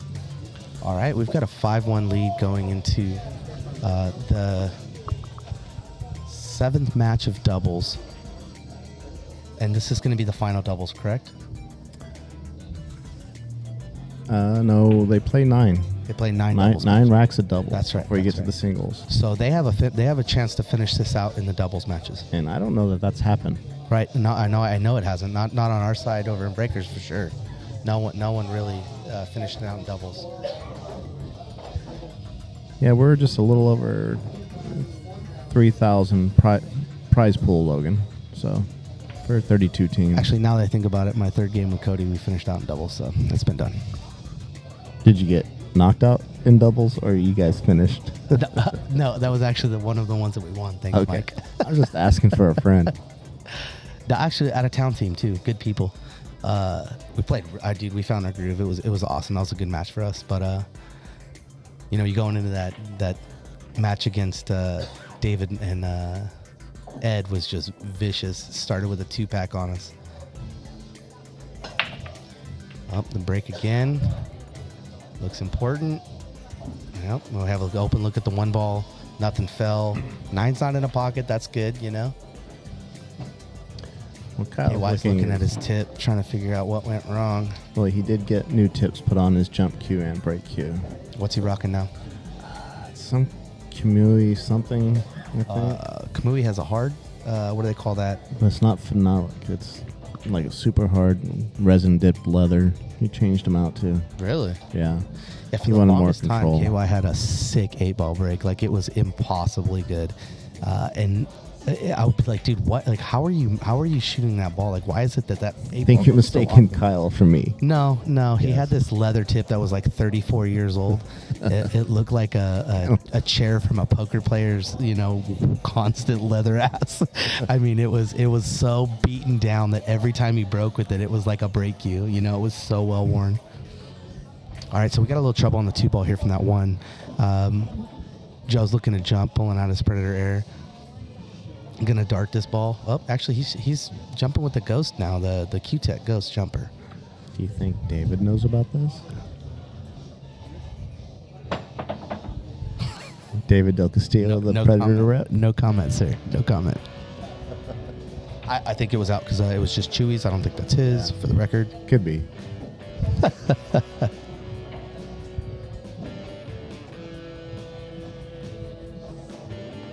think Brandon Scott utilized my jump cue a few times in the match we were playing against. The Predator Air is a very good jump cue, man. I actually, James calls my Q-Tech the PVC pipe. It's just a straight piece of plastic.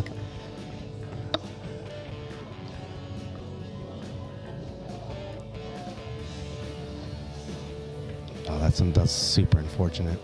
Super unfortunate because now you're looking at, that 8-ball causing trouble, getting in the game. KY completely missing that 3-ball and then somehow gets saved by the 8 off of a kiss. Now you're looking maybe a 3 foul here. They can use this 3-ball twice, so you can push it up against the 8 and push the Q all the way back behind the 6-9 if he's really got a good look at it. He's just got to miss that side pocket, and if not, he wants to roll him up behind the 8 here. Oh, CJ said they won 7-0. Prove it. Who'd you guys play, CJ?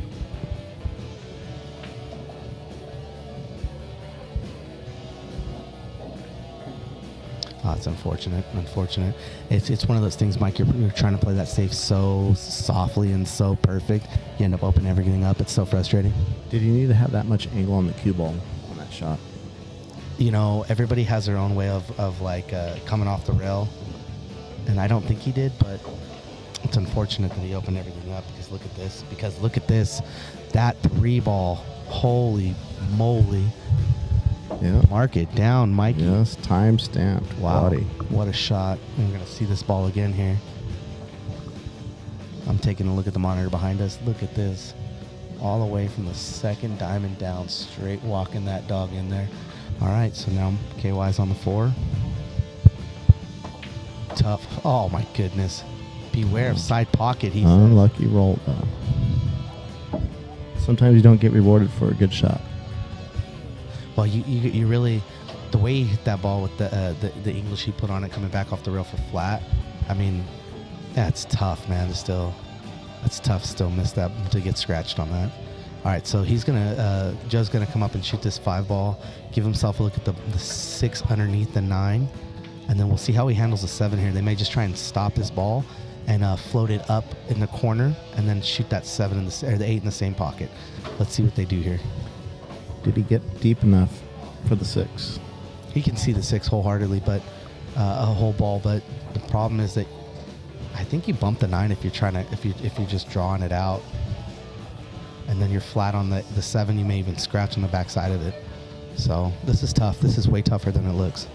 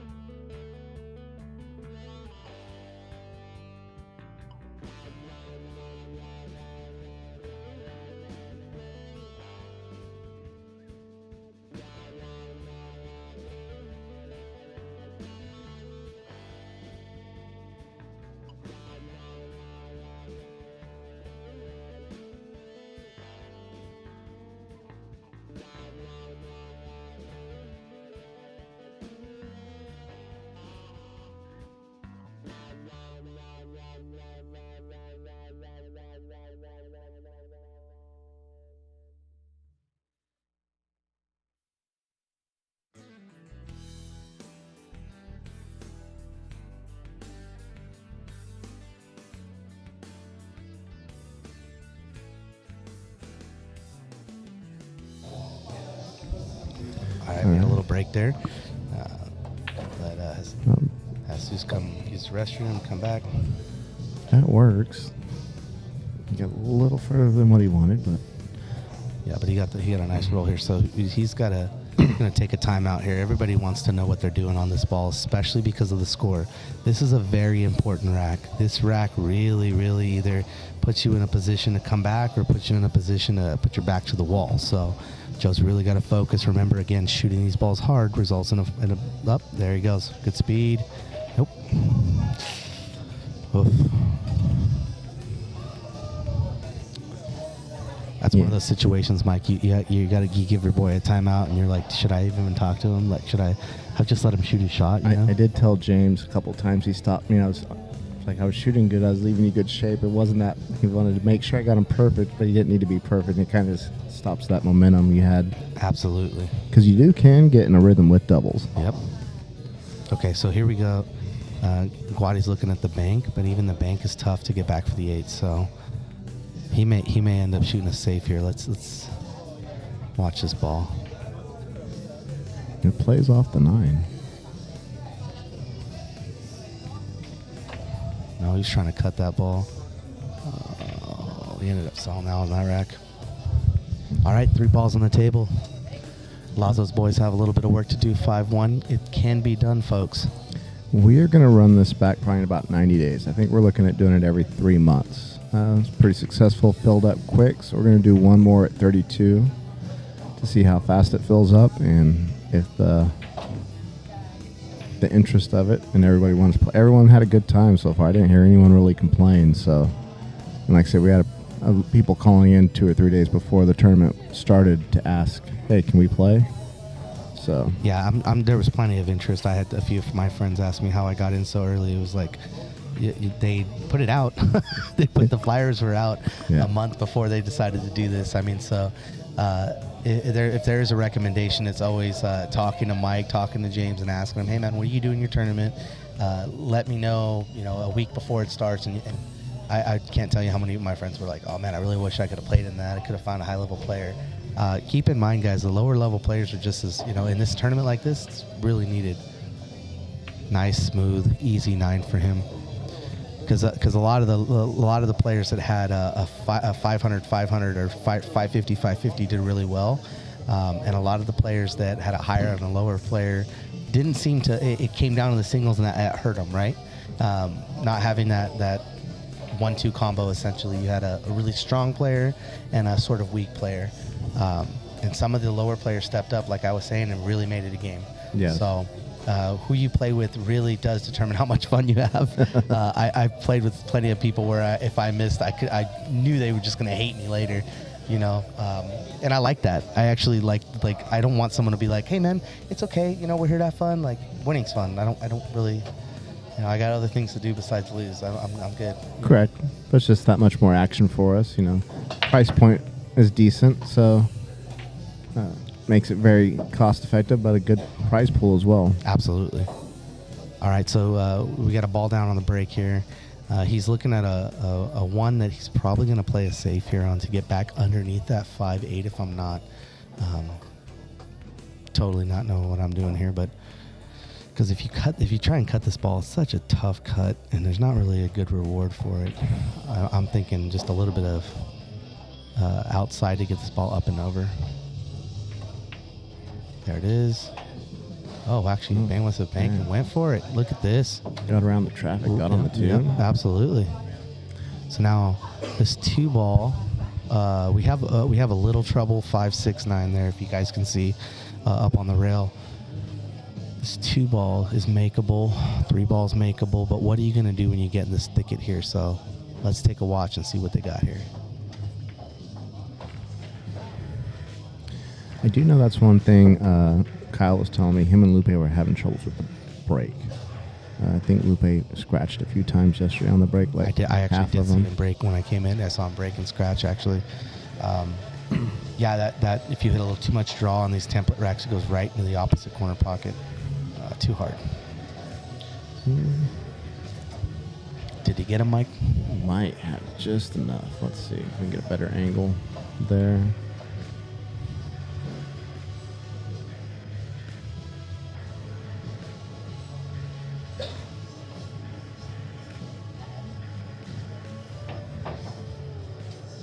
This isn't horrible. He doesn't need to try too hard. Joel, I've gotten way better about losing. Oh no! So he can't see it. He's gonna kick it. He's gonna kick it a ball here. I would have went a little softer. And honestly, that's probably a good thing to happen there. The way that 5 squirted out, because it ties up those 3 balls. He's gonna have to do some work to get to that 5 ball. So let's see how he sets this up. Let's see how he breaks this out. I don't know. You're kind of salty a couple weekends ago, Daniel. I'm always salty. It's just what it is.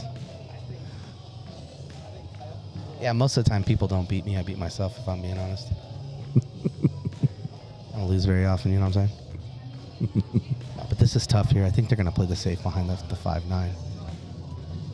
And Joe doesn't like this. Joe likes to break out. He's a very proactive, very offensive player. And I think Jesus is really making him play a smarter, slower game. Honestly, I would have done the opposite. I would have put the cue behind the 5. I think he would have been fine with that. I think you still need to run that 4 into the 5, maybe open it up a little bit, and put the cue ball on that end. But there he goes. That was a great play. Great play. Yeah, I would have put the 4 up into the 5 for sure, and maybe try to push the 6 out a little bit. But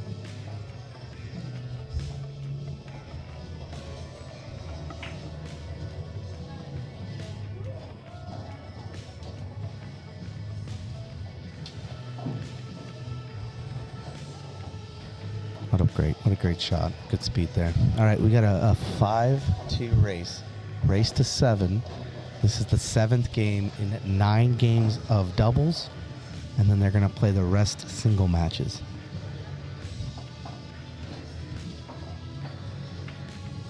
This is the first Bakersfield Cup of 2024. Looks like we're going to have a couple more of these this year scheduled out. Tournament turned out great. This is the finals match. Mike, how much are they playing for here? $11.50 for first and $7.60 for second. So great payouts either way. I mean, a $40 entry for that much money is fantastic. A lot of pull, a lot of work involved. But I mean, great turnout. Yeah, 7-8 got their money back plus a couple bucks. Paid down to 8th, so and to still have that much for first.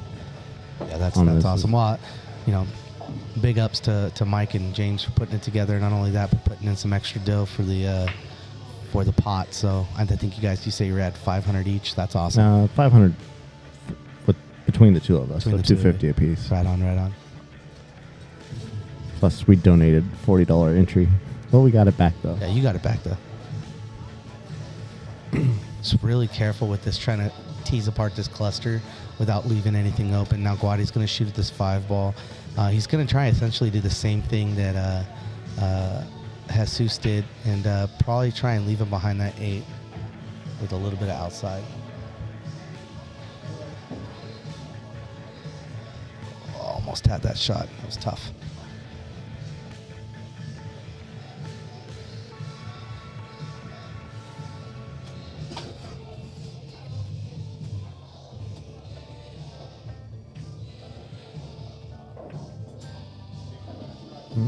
Held it. Leaving Kyle a kick shot here.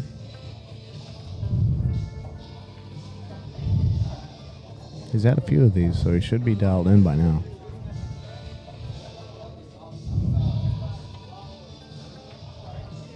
Called that. What a lead. And sticks it behind the 9. Dirty. Yep. Now, and Mike, is that 6? Ball. Is that 6 going in the side? Yeah, it's from this side. You got to be on this side of the table for sure. Okay, it goes then. Then that changes that whole rack, right? Because if it has to go all the way down, it's a tough shot. If you can make it in the side, that 5 ball can come down, and you can shoot the 6 in the side, and it's a pretty standard out from 5 to 6. Yeah, the real question is how much in the way is that 8 ball is kicking back at the 5 from that way? I think he's going to have to go the other direction. Yeah, the 8 ball is right in the way, so he's going to have to go the other way. He's going to try and one real kick at this with a lot of inside on this ball. Nope, not enough, sir. Not enough. So now we have a ball in hand. Guady's taking a good look at that 6 ball, making sure it goes into the side like we were talking about. It does look like it goes for him, so he's going to take that 5 ball in the corner, draw back, and try and give himself a look at the 6 in the side and then the 7 up in the corner. This is the shot that's going to determine how this rack goes.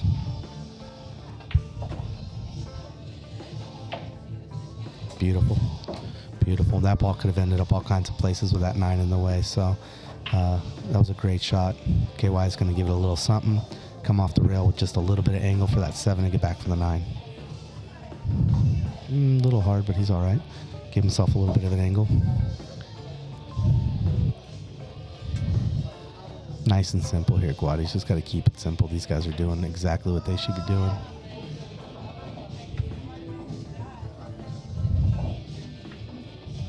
I got a little bit too much of that ball.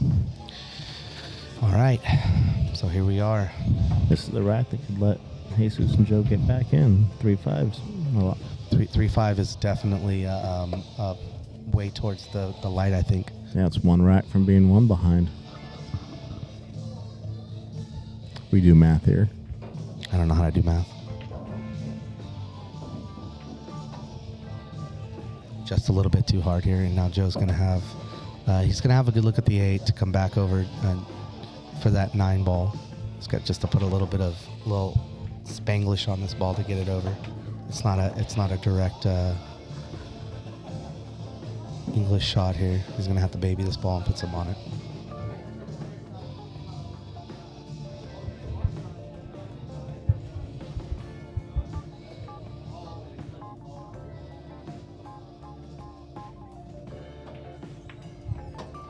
Great shot. That's exactly what he needed there. That's why they're here, Mike, because they're making those shots when they matter. Joe's going to come up with this 9 ball shot here. Very important 9 ball. Butter. These guys are shooting well. Here we go, guys. Now we have a match. 5-3 going into the 9th and final doubles rack of this tournament. Yes. Keeping it close. And CJ, I agree with you, brother. I mean, either you're going to humble yourself or the world's going to humble you. And I'll tell you, if the world's going to humble you, it does not feel good. I constantly play players that are above my skill level. I'm always losing. People may think like, that guy, he's a sore loser. I lose so much that when it matters and I lose, it pisses me off even more. Well, you learn something from watching them kick your ass sometimes also. Absolutely. That's exactly what I mean.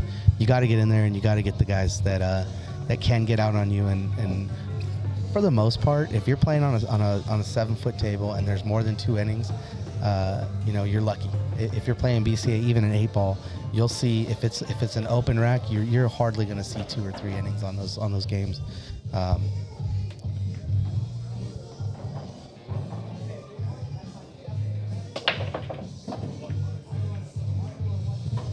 We're starting to get a little bit more of an audience here. And that's also a heck of a break. Jesus coming in with a great shot here.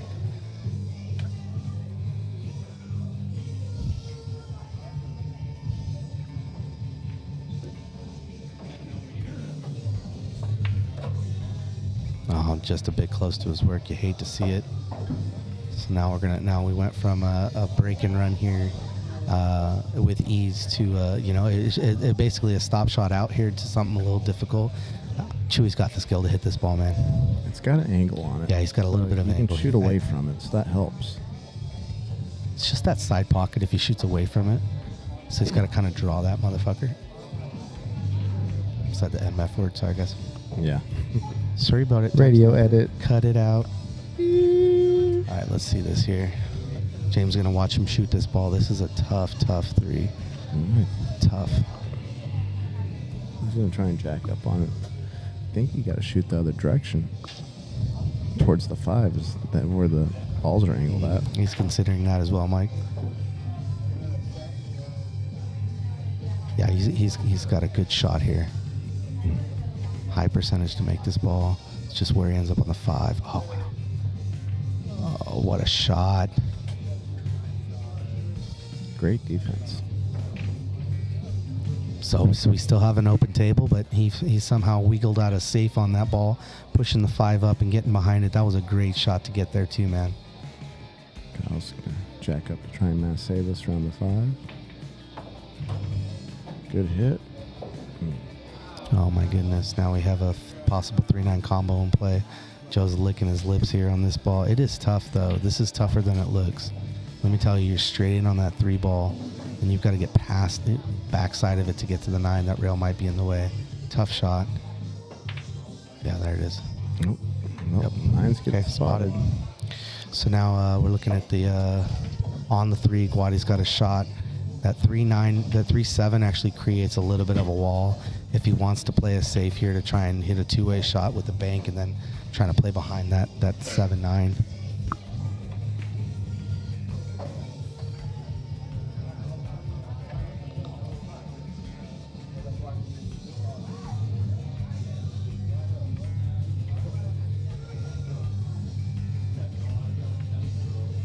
Just went straight for that side pocket. Ended up getting behind that 7-9. A little bit of a 2-way there. Yes, sir.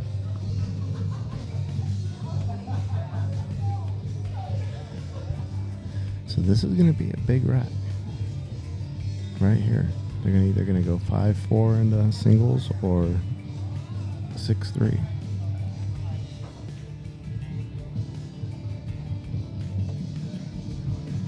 Nailed it. Nailed that ball. Was he going to get Hold on. Just enough. Yes. Just enough, guys. We have a pool match here. With that shot, we can see them getting out. They see the light at the end of the tunnel to make this game close. They can see this 5 back and forth for the 6. It's just got to come with one here. Just plays a little safe. Didn't like to try and get back for the 6. But again, you at a certain point, you don't want to give your opponent the back of the table. You don't want to get them back there.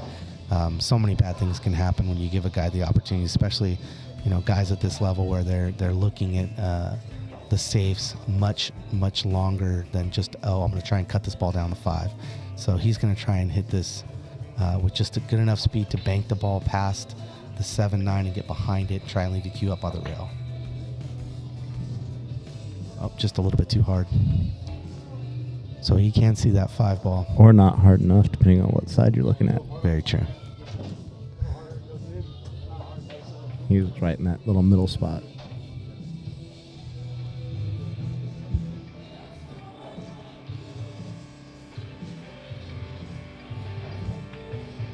Tried to play safe behind that 7-9. And again, I mean, I don't think playing he got with fire there. here.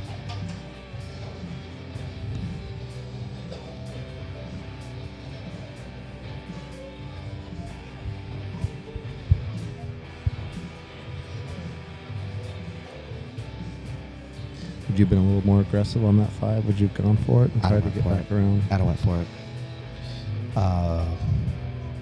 But then again, I'm watching them play in the finals for a reason, right? Yes. Yeah. We're both watching them play in the finals. All right, so he's just going to roll up on this 5 ball. He's really taking a look at it. I think. Do you think he's like a little bit hooked on the 7, or he got a good look, Mike? I think you can see it clean. I think he's just deciding how he wants to hit it. Right. This is a lot of thinking here. Just wants to stop shot this ball, roll a little forward, give him the angle. You just don't want to leave him on the rail, I think, is his idea here. I don't think it matters. Just make the shot. Trust your partner. Again, tough.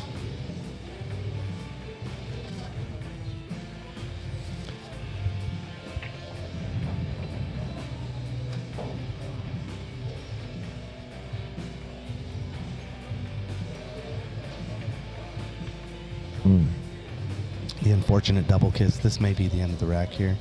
That's that playing safe, and then you just like tough. The 7 could still be a little bit of trouble. They definitely have to get on the right side of it in order to get it in the pocket. Well, that changed the rack. Yeah. The look on Kyle's face walking back, we could definitely tell he wasn't happy with that. Yeah, no, that was That was an unfortunate one there.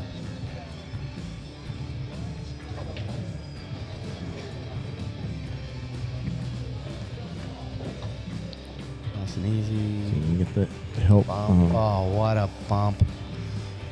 Jeez.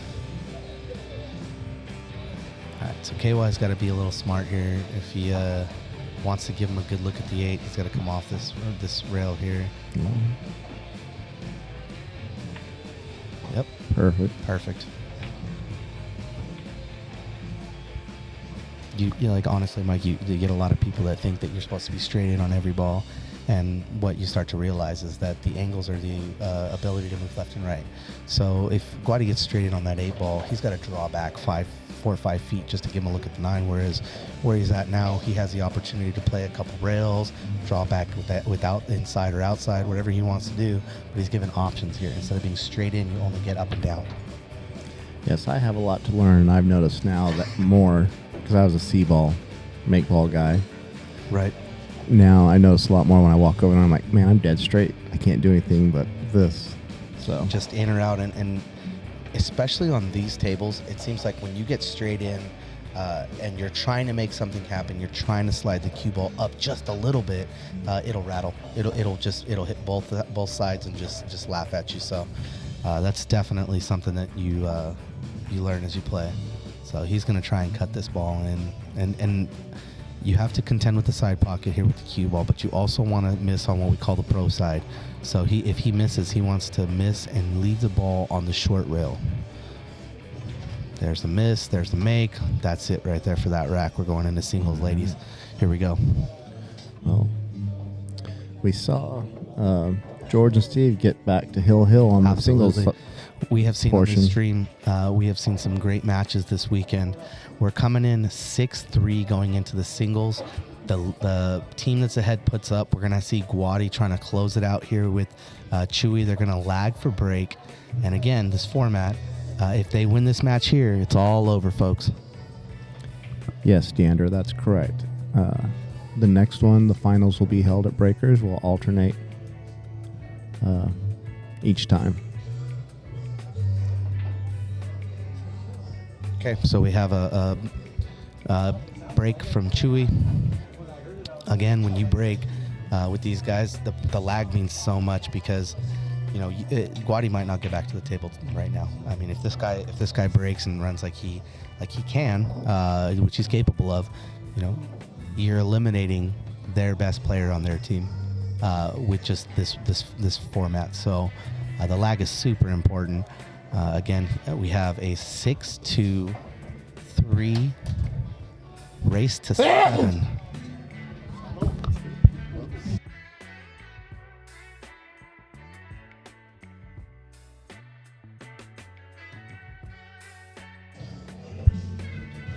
All right, here we go with the break.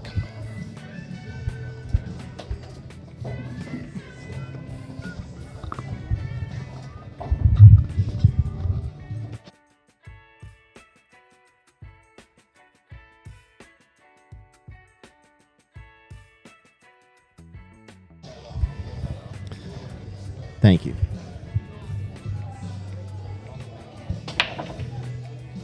Oh, man.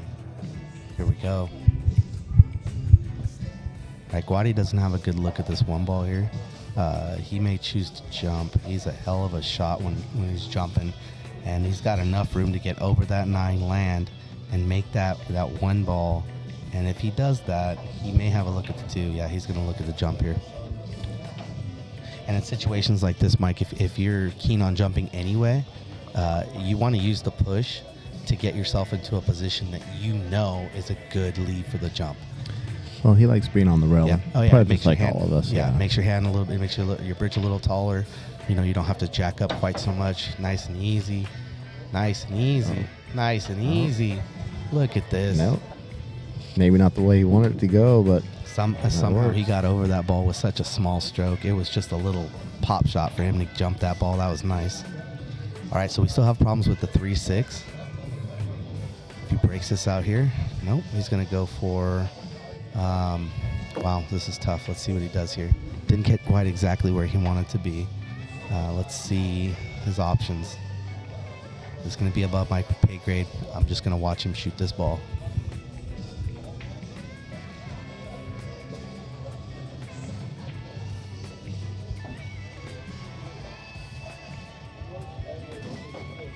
All right, just a nice, simple save. Trying to put it behind this 9. What a shot. Boy, that was tough. That was a tough thing. All right, should we get back to a the better table spot here? on that? Well, anytime you put the lead ball by the 9 ball rather, you're asking for trouble. Even if you're hiding behind it, because at this point, we can have that 9 go somewhere if he calls it. Let's see if he's calling that 9 ball anywhere. There it is. Okay. Yeah, you got to call it because you have to hit a rail, so you're hitting. 100%. You're putting some heat on it. If this goes, he hits it off the 4-7, and it's the best 9 ball you've ever seen.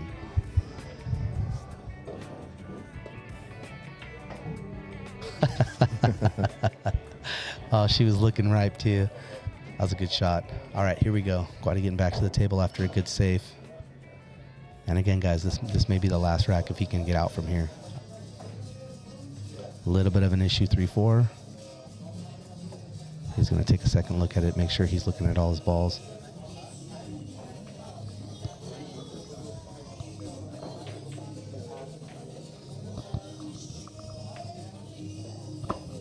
That's an interesting choice for that 4 ball.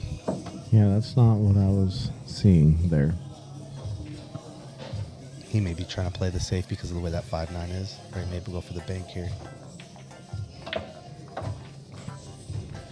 Well, he's definitely confident on his bank shots. On these tables, it's tough too. Those banks are tough. All right, so now we got to look at the 5-9. So that 5 goes past that 9, huh? So he may. Wow, this is also a tough one. He cuts this ball. He may have a look at the 8 in the corner if he misses. There's a cut. All the way back up. Kisses the 6. And he's going to get a look at the 6, guys. All right. All right. Difficult undercut on the 6 here.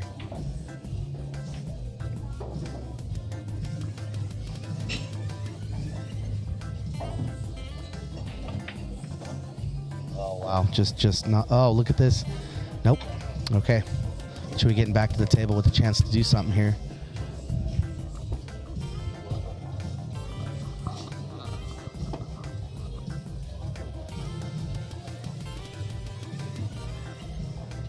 Okay, this is Chewy's chance to keep them in the game.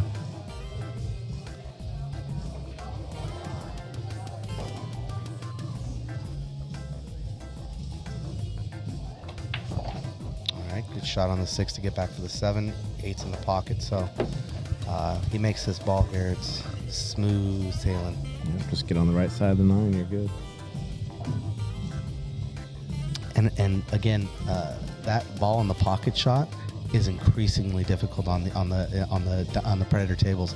For whatever reason, the way that those pockets are set up, you got to hit that ball just right for it to come off and give you something. They've played some good ball and pocket shots, but all right, here we go. So is he a little straighter than he wanted to be? A little bit. I don't think he needed to draw that back. I think he could have played natural from where. Again, now he's drawing out shot. and avoiding the rails altogether, I think. Nope, he's going to use a little bit of top. Come 2 rails here. Just 1. Nice and simple. Nice and simple. Good shot.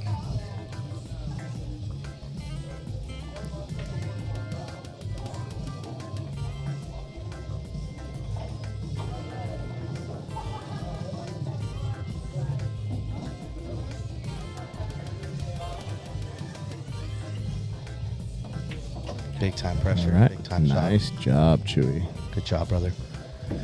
4-6. Kyle going to go up there and do his work now against All right. Joseph And Stallman. again, they're going to lag for break. So again, guys, this break is super important here.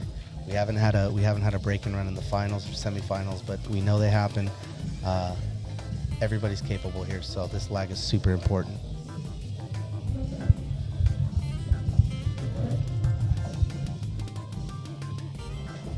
All right, looks like Joe's going to get this one. That's really close.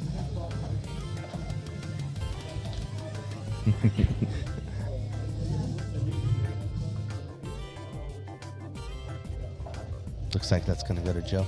Okay, so we have a 4-6 match, race to 7. Again, we are in the singles portion of a singles-doubles match. So they played 9 racks of doubles, and they are finishing the rest of the set in singles. Joe's going to break here. And they seem to be putting something together, Mikey. Yeah, no, definitely. And this is the part where you get to come in, play your match, leave the leave you want, and go for it. Absolutely.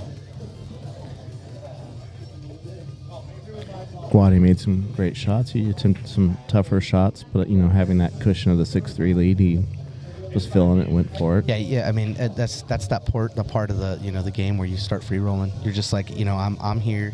I know I've got a couple games to give up. Maybe I take this shot. Maybe I don't take this shot if I'm down, but I'm going to take this shot because I'm up. And sometimes that leads to some great racks and great outs.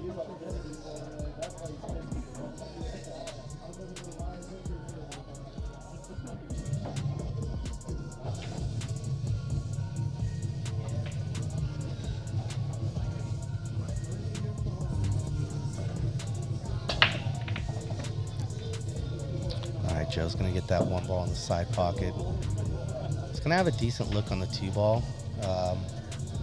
For the bank, if he's feeling froggy, might cut this in the side. He's going to take a long look at this because this is going to lead to the rest of the rack here. Very important not to give KY an opportunity here. Okay, side pocket shot. Nope, went for the bank, straight in. Nice. Look at this. All right, I got the 5-8 has trouble.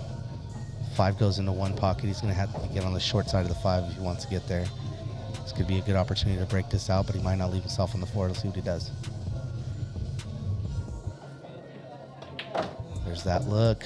Man, he just didn't get enough under it. He was trying to draw back off the rail and leave himself on that just a little bit more of an angle on the 4.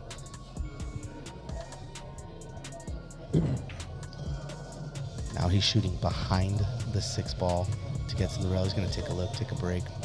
I think he's going to grab the short cue. I think this is a dangerous shot here. There he is. He has to go a little. The 4 is a little too close to the rail. He has to clear about 2.5 feet. And it's not jumping this ball. It's landing it on the table. If you make contact, if you've ever played, marbles, as soon as they make contact, they bounce. So even if he's to be able to land on this is super tough. Let's see how he does. And it's about, quarter ball cut? Yeah, just a little bit over that 6 ball. Nope, just couldn't get over it. But,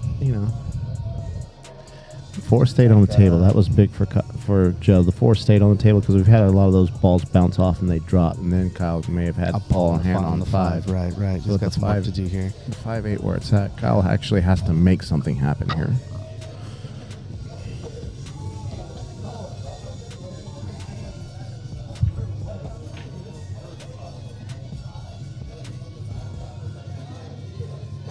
Gonna put a little draw work in here, maybe off a rail or 2. There she is. What a shot. What a leave. What a life. What a time to be alive. Look at this, folks. All right, so he's going to shoot this 5. Probably draw the heck out of this ball. If I'm him, I just draw it as hard as I can. I'm going to miss both rails. And I'm going to miss both pockets and just go straight behind that. Nope. He can't make this ball. I think his angle, if he draws it, he's going to hit the 8. Yeah, so he can't draw it. Gotcha. He's not straight in on it. I can't see it from where I'm sitting, but put top on it. Oh, look at this. He stays away from that side pocket. 8 slowed it down for him. Okay, so this is a tough cut on the 6, but if he cuts the 6 in and doesn't make contact with anything, he's going to come back and forth for a great look at the 7. I kiss that 7 a little bit. Kind of the same shot here. You still got that tough uphill cut. Not completely impossible, but I think he's going to try and play this safe here. Just be smart, There it is. Now Joe's got some work to do. All right, again, 3 balls left on the table for Joe. The score is 4-6, race to 7. So this is a really important ball. Kyle gets ball in hand here. It's a 3-ball out. Easy money. Okay, so it looks like Joe's going to try and kick at this ball. And he hits it. He hits it, and it goes straight. Oh, wow.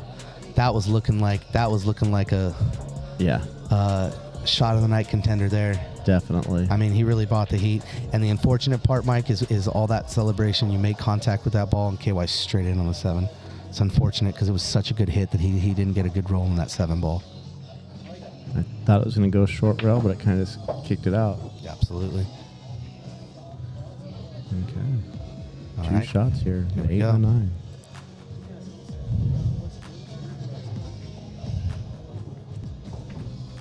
Oh my God. Oh my God. Oh my God. Oh my God. Ouch. Okay, so, I think he's just going to give him that rack going forward.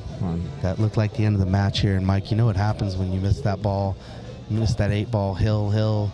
I mean, it takes you almost to hill 6-5, right? Yes. Here we go. Like we said, we saw this earlier. Okay, so now KY stays on the table for the second match. And since they're up, they put up line.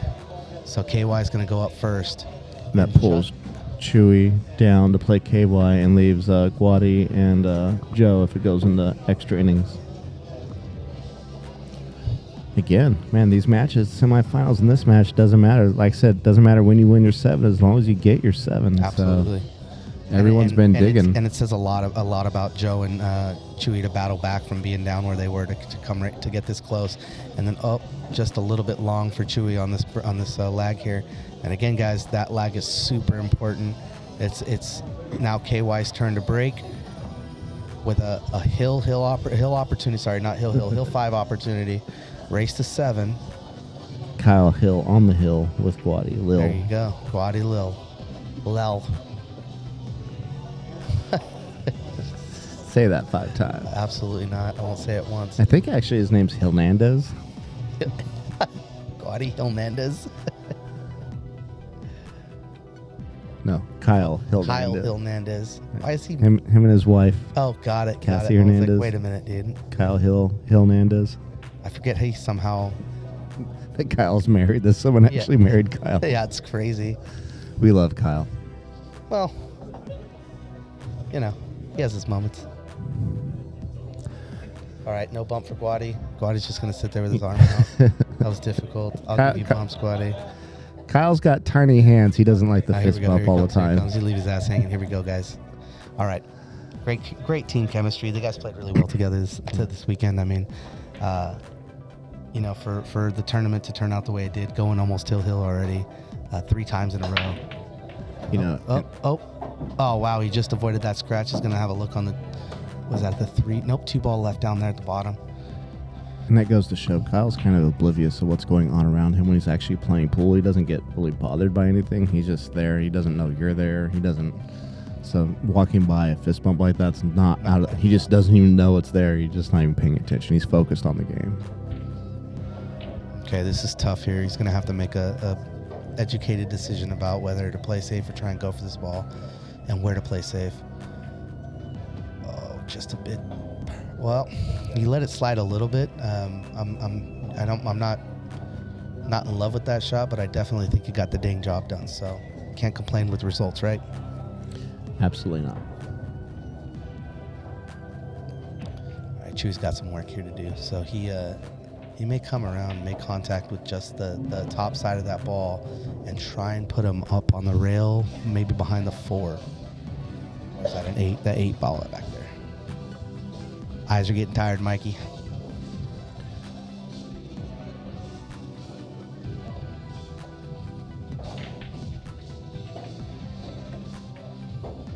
Just kissed off that one. Goes the other rail out, and just behind that 4 for luck, huh? Yeah. Gotta kick off that nipple of the pocket. And KY's going to have this is essentially what they call a mirror shot. So what he's doing is he's measuring the distance from the back side of that ball's contact point and doubling it. And that's where you're going to make contact with your 2-ball. I still have to use my cue for it. So, good on him for not having to use his cue.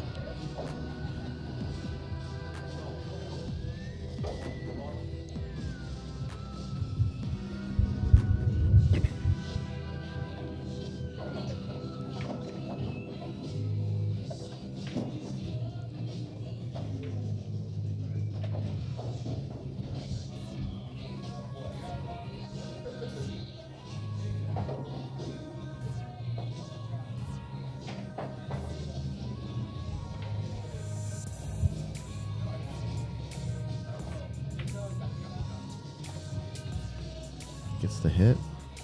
Leaves Kyle.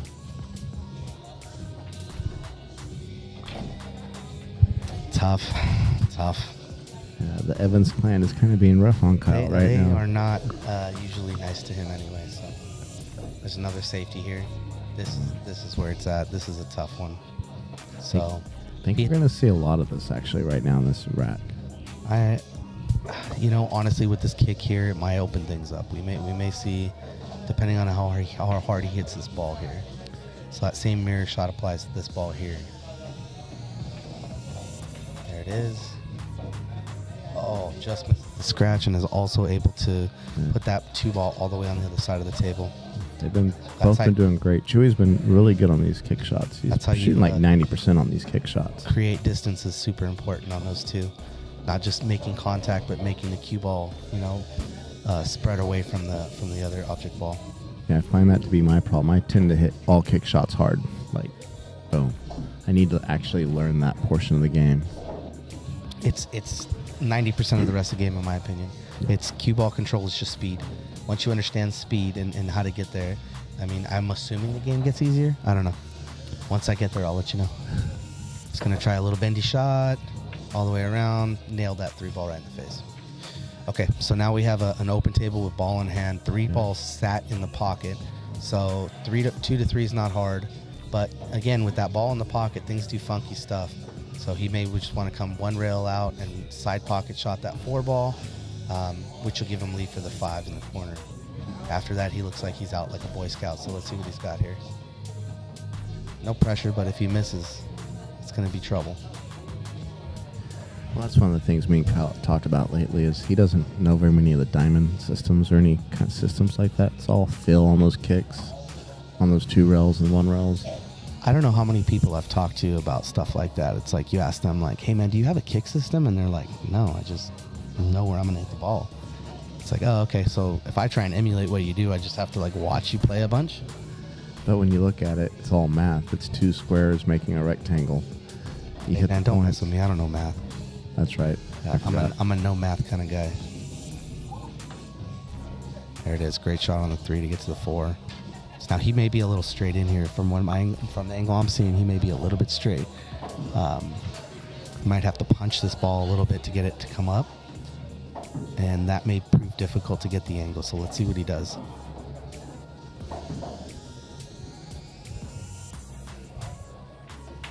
Nope. Didn't struggle with that at all, sir. Good shot.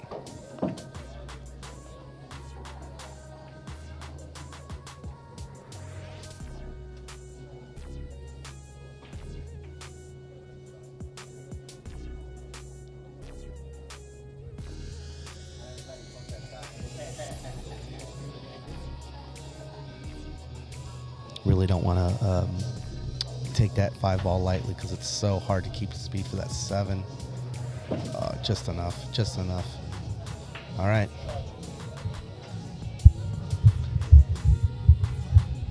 You don't want to overhit the 7 ball. I think he's got enough of it of that 7 ball, or the 8 ball rather, to be all right, even if he overhits it a little bit. But you don't want to get underneath the 9, so maybe even a check shot just to ensure that you're not. It's a little bit of bottom to drag it through.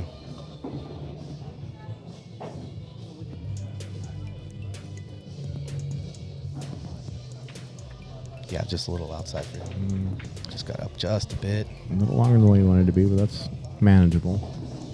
Well, it gives him the angle to come back for the 9, so now he's just got to make this ball, and a natural English comes over 2 rails and in the path of that 9 ball. He's just got to be careful not to overhit this ball now. A lot of the times, because you're cutting it, you tend to overhit it because you're getting so little of that ball that the speed is hard to control. So if he can get the right amount of ball on this, he may be able just to come up and back, no problem. Does the side pocket get into play here at all? Not at all. It's going to be 2 rails. Perfect. Very good.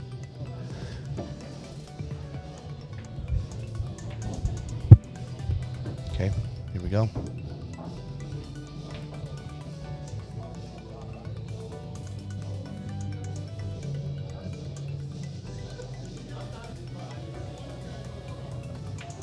There it is. Again, this is all we are all knotted up. Hill. So we have a hill match. We are playing singles between Guady and Joe. Now, again, both of them are capable of break and running. It doesn't matter where you started, it's where you finish. They are hill. This lag really does matter. It's been a great semifinals and finals. Looks like a good lag between the boys. Wow. How close is this? He's going to give it to Joe. Joe's break. Okay, so we have a hill match, Joe to break. Now, again, Mike, they're going to have to get truly double dipped, right? So even if Guady loses this one here, there's a lot less pressure on Guady than there is on Joe. But I have seen nothing but, iron resolve between these boys here to get back to hill. That's an awesome game, man. Honestly, I don't think there's any pressure on Joe. You just had, it's one rack. You're either playing the whole thing or again and reset it, and then you're going to come off that win and, the down from the other side. So you have to recoup from that on the other side if that happens.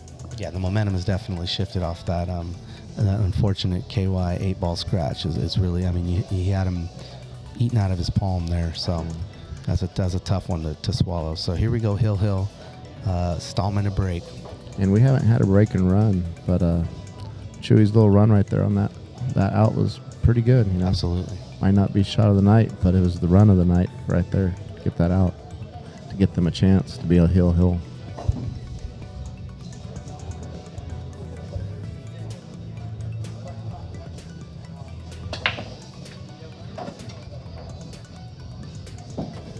All right, we got 1 ball down on the break. We've got a mess. Guys. That 2 ball stuck to the 5. Yeah, it's set right in the hole. 3, on that 4, rack. 6 in one corner.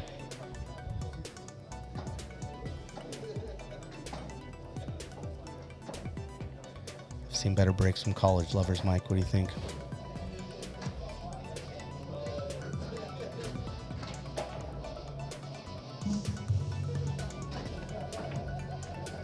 On the 1 ball.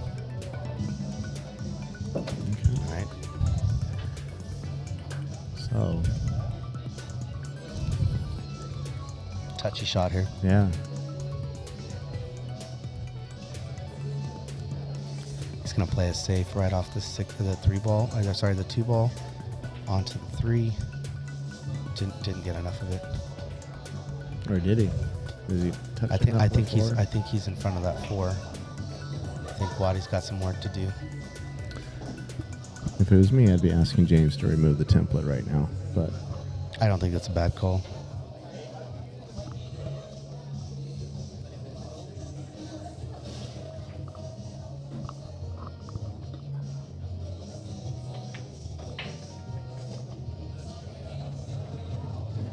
man, his touch on that shot, he's put that ball against the 9 twice tonight, or in these last 2 singles matches. That's tough, man. That's tough to do. It really is like your ability to spin a ball and make contact and keep that close. That's tough, man. And I don't know if you noticed when he hit that too, how that rack kind of like spun a little bit and kind of dug out. Absolutely. Now again, it is 9 ball, so if Joe's looking for something to happen and he smacks his 2 ball. Oh wow. Okay. All right. Now we're looking at a little different rack here. We got a 2 ball out on the rail. Mike, you want to shoot this cut ball? Yep. 1, 2. Go down and bring it back. All right, we're going to try and cut this and avoid that 9 then.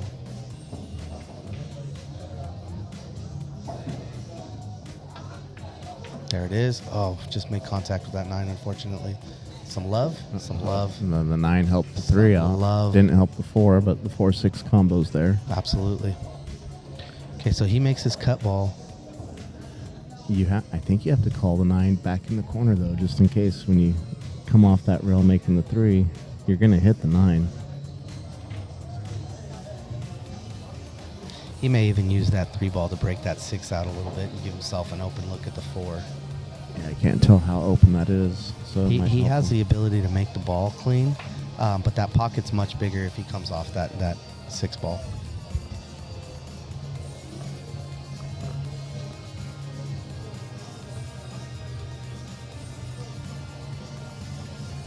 All right, here we go, guys.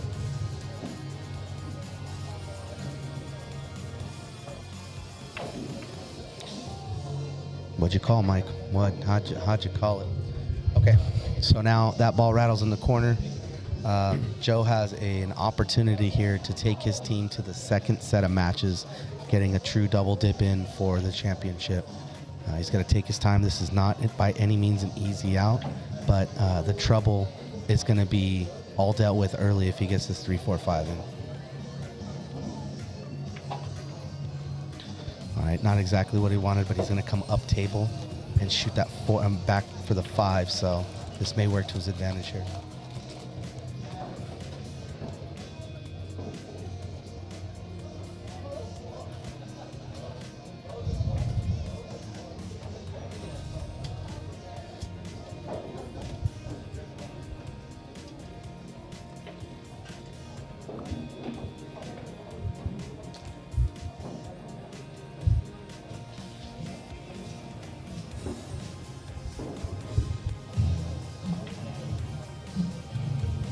Steady look at that 4. Side pocket trouble. Wow. Yeah, that was a great shot on the 4. Okay. Just got unlucky on that side pocket. Well, and it's one of those things that I avoid like the plague. That inside or outside on those shots to come back and forth, the Predators always seem to eat those up. All right, now Guady's got a tough 6, 7, 4, tough 5, He didn't even look at that 5-9 combo. No, that 4 ball out's it's his, to miss here. Okay, so now he's got a little funky here, but he's got so many options. He's just gonna come 2 rails, maybe 3 rails out for the 7. 1, 2, 3. Yikes! We're out of juice there, big guy. All right, no worries. So you just put this on the other rail, on the other side, move the cue ball there. I'm smoking the 7 and coming 2 rails back for the 9. Okay. Nothing Guady's done said he would do anything different, right? Exactly. Yeah, do what got you here, right? This shot right here is pretty much for this rack, for this match. Yeah, he's got to dig this with a little bit of bottom. If he's shooting into the corner, he's got to dig it with bottom in order to get back. I think he's looking 9. side pocket now. Oh, shit. Here we go. I think he has a better chance of getting shape on the 9 with the side pocket. Look at this shot, guys. Oh, hold on. He wants to think about it like me. I wanted him another minute to analyze this shot.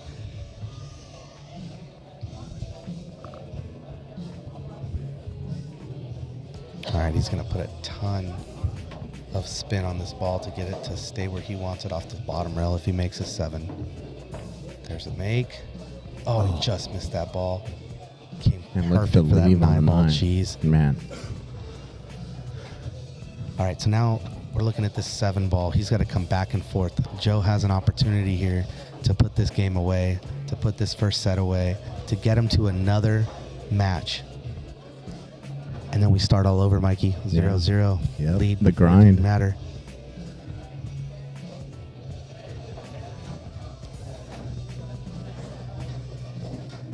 Just got to avoid that corner pocket. And now he's got to come down for this 9. Good enough. Go, Superman. There you go. There you go. Good shot, brother. You got a shot. Good shot, brother.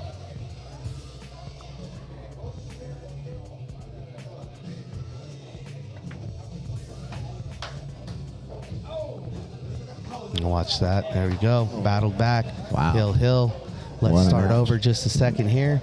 Wouldn't want this any other way, Daniel. It's fitting for the first Bakersfield Cup to come down to a second double dip match after going hill, a 5-2. Was it 5-2 or 5-1 at one point? It was 6-3. 6-3 going into 6-3. going into the singles, and they won 4 straight to get back to 7-6. All right, folks, it looks like they're going to start this match here quickly. I'm gonna take a little break. I'll see you guys in just a minute. We are going to reset back to 0 and run this one more time. This is match 2.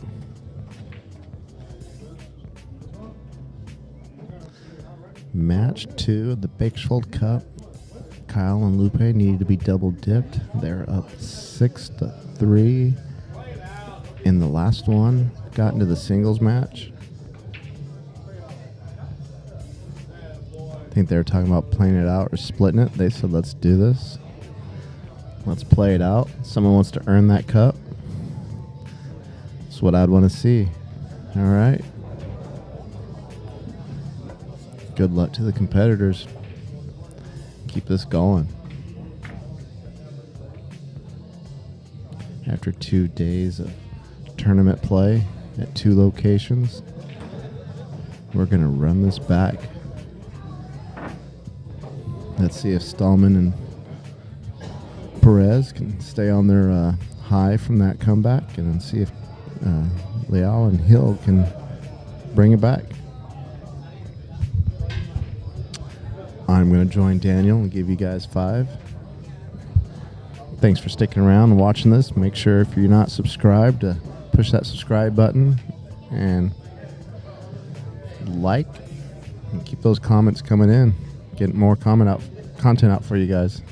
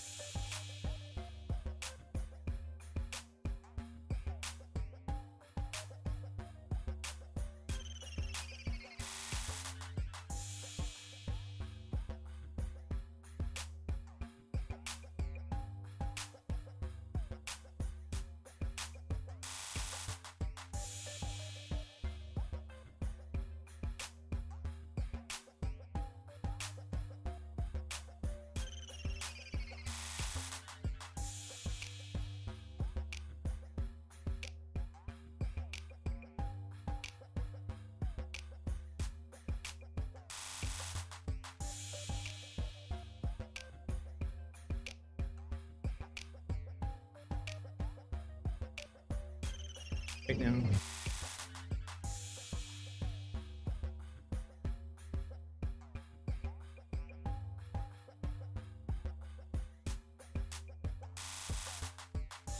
You're good to go. Okay, so when you guys need to stop, just...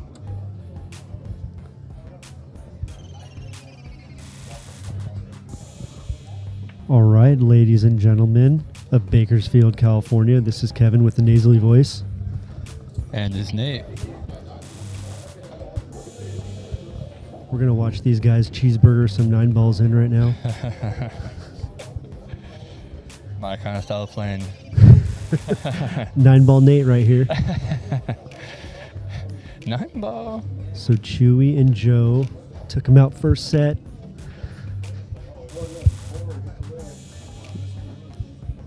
Looks like he's got hooked right here.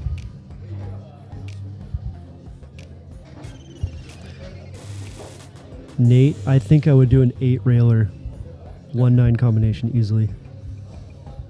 No, they're definitely gonna go 2 rails. Yeah. I'm seeing that at least, or maybe even just 1. You don't like the 10 railer? No.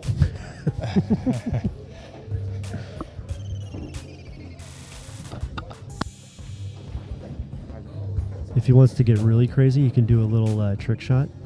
Top English into the rail, just hammer it and try and jump over that. Just kidding. There you go, nice jump. That was a good jump. That's a really good jump. You have a little luck here? Look at this. Wow. Hand shape on the 3. Guady's sick right now. Guady's sick to his stomach.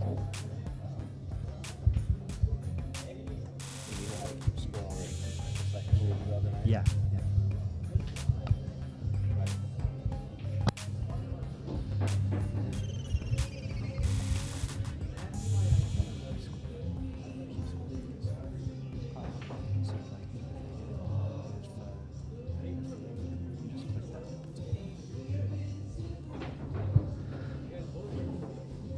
A little straightish here. Yeah. You had to cheat the pocket a little bit, made it a little hard. Happens. Yep.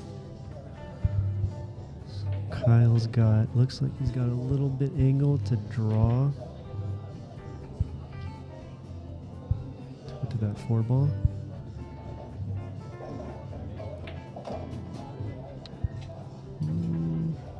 Little light.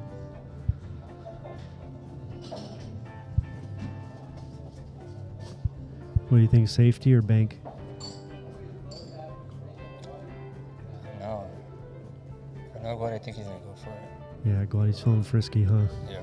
I mean, it is still early in the game.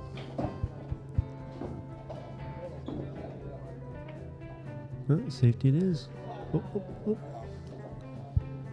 oh. Still see it. Should be another safe behind that 7 there, but we'll see. Oh, went for the bank. Wow. Well, that opened them up.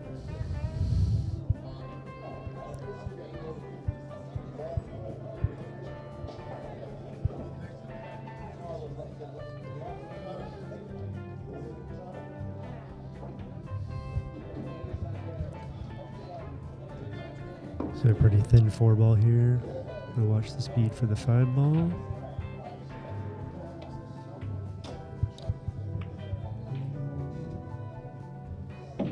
Pretty good shot. Right, yeah, that was a good shot though. I see a little bit of defense coming. Yeah. This is risky to play it in the side there with the 6 ball right there.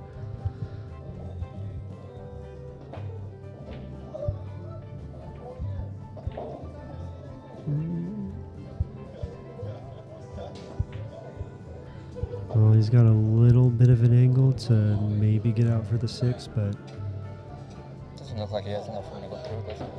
yeah. My mouth is so dry right now, and I'm just looking at my water over on the other side of the table.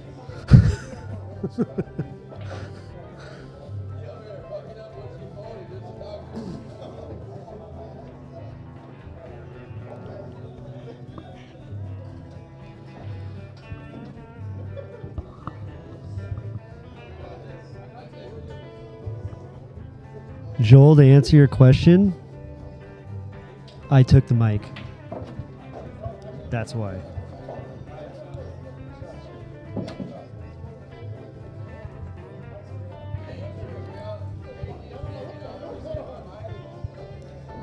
We do it better anyways. I'm sorry I'm not Danny, okay? I figured it'd be a little more appreciated, you know? I mean, we don't talk as much, you know? They can see more of the game. I'm just trying to give him a break, okay? All right, this is the shot right here. Yeah. Corner pocket, 8 rails all the way around the table until you get perfectly straight in the 7.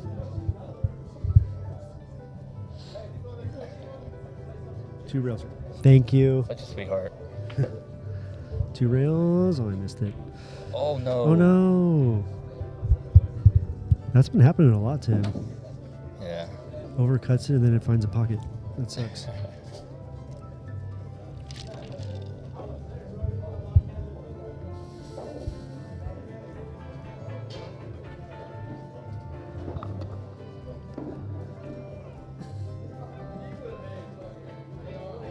All right, Nate, what does he do?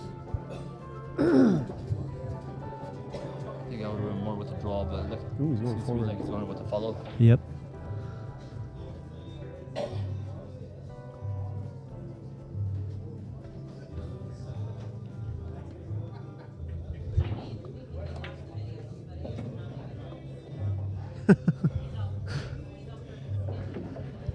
Oh, that's actually a really good shot. Yeah, that was a good one. Might run into that 9, but it should be all right. That should be fine.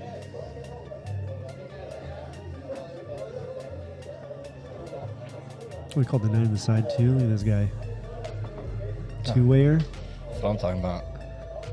Early Nate. Early 9 Nate right here. Oh, look at this. That's normally what happens too. Sheesh. That's normally what happens too. If Nate's on the 7 ball right now, he would hit in the side and give me shape for the 9 combo right there. That's right. That's exactly probably what Luke is thinking right now. Yeah. What would Nate do?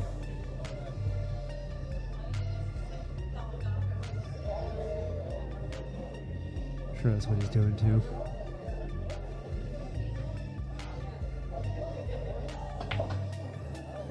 This guy trying to break him out. Oh. Perfect shape for the cut or the bank. Look at this guy. Yep. Just like he planned. That's what I'm talking about. I don't know if he can cut that in though. It looks pretty tight. Yeah, he can cut it. I think we'll use a lot of. See, can Kyle cut the cheese here? Yeah, that was pretty close. That was a hard one. I don't know. I think I would have went with the big shot. Yeah, that was pretty tight there.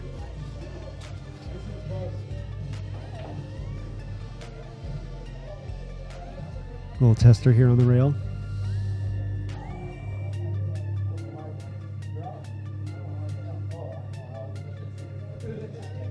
These racks are going to be super intense now, watch. Yeah. Man, he's hitting straight tonight. Good shot.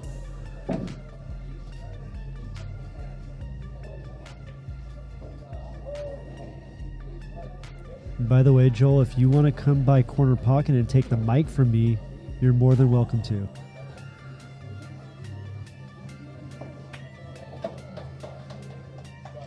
Sheesh. Shot that like he knew what he was doing. Yep. What's up?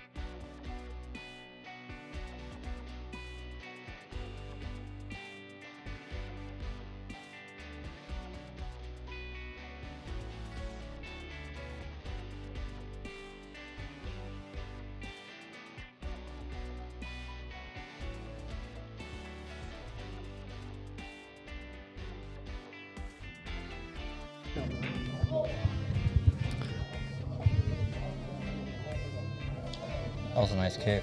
Yeah, that was good. Gotta cut this one here. We'll cut a Rooney. Nope. Should get good on the 6 if it's a good, Yeah. good cut. Probably 2 rails and then leave it up top for the corner maybe. Yeah, that's what I tried to do. It turned out good.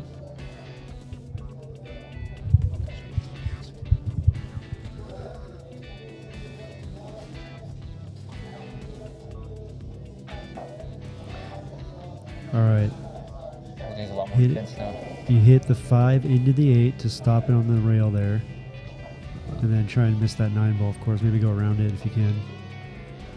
And then just rail to rail safety.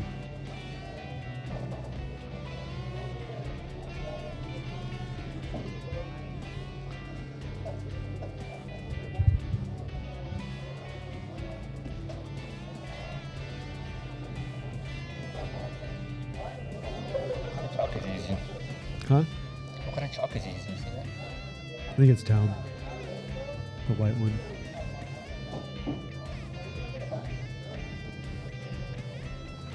There it is. Yeah, you did it. Oh, hit the 9 though. That's all right.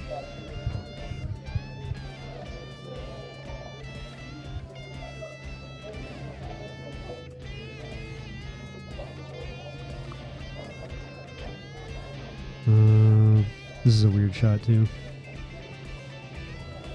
It's going on the right side of the ball. Trying to hide behind them. Yeah. So that worked out good. Yeah. That was a really good shot. All done. Very well done.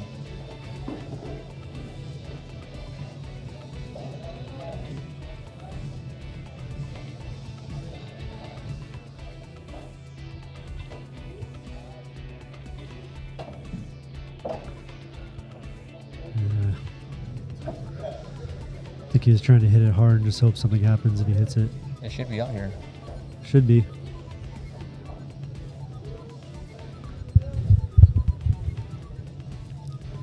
Five in the side, roll it forward, 6 in the side, 8 in the corner.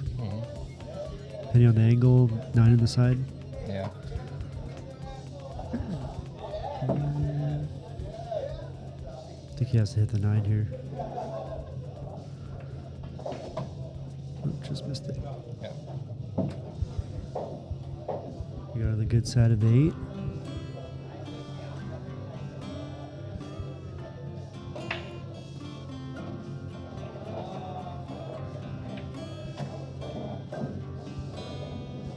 Set that. There we go. Nice out.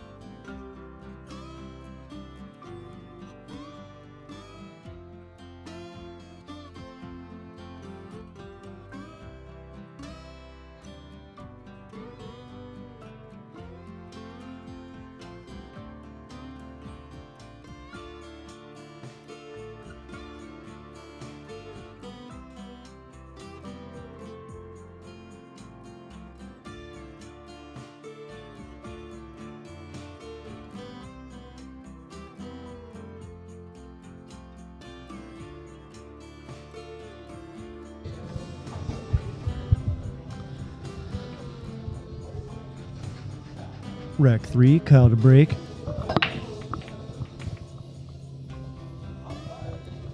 a little pinball here.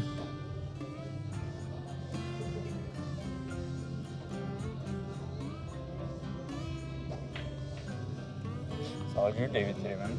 Good. Everyone's probably wondering what I did. I mowed the lawn today. I actually do that. Yeah, I definitely don't do that. It's not fun. I'm surprised that no one's made the wing ball with the Magic Rack 9 ball. Usually you see that ball flying in every time. It's not even close.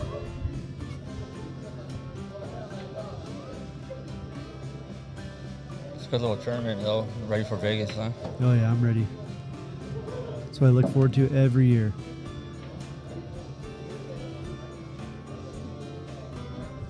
But this time the crap tables are not going to win.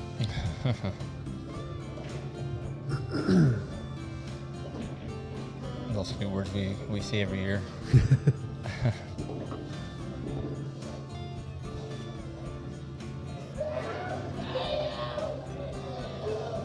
Little angle. He's going to have to go down table here away from the 4 ball.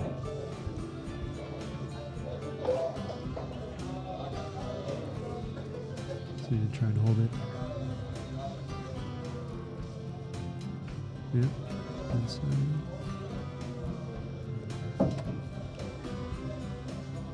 It's going to be a fun one to shoot here. What do you think? Does the 4 ball go by?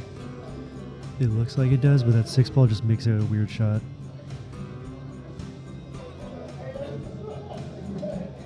Check the board, that 7 ball. Mm-hmm. Yeah, this shot's just weird. Yep, there it is.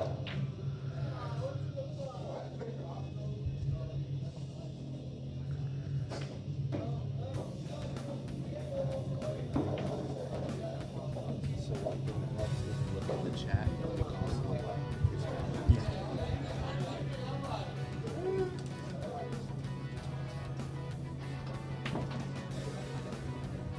It's like a shot. Made it with 3 rails. Nice shot, Guady. Joel, you said it's because the spot is off on that table? It does look a little off. I don't know. Every time I've broken off, the wing ball goes flying in. You can't all break like you can. My break isn't that good.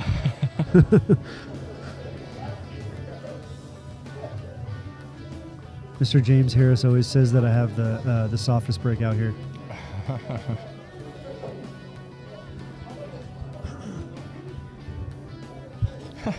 That's right, yeah, soft breaks, huh? Yeah. Good old soft breaks. I love Corey Duel.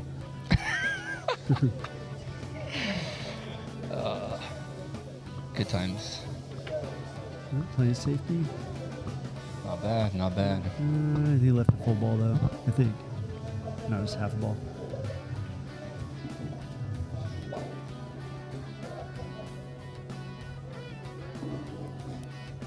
Joel says it's about a half inch left of the center. Oh, okay. That'll make a difference.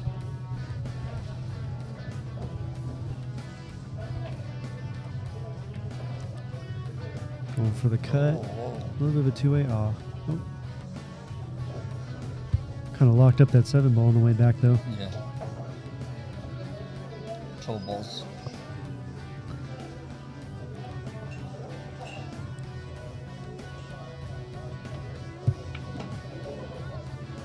Go for the side pocket. Keep a little short.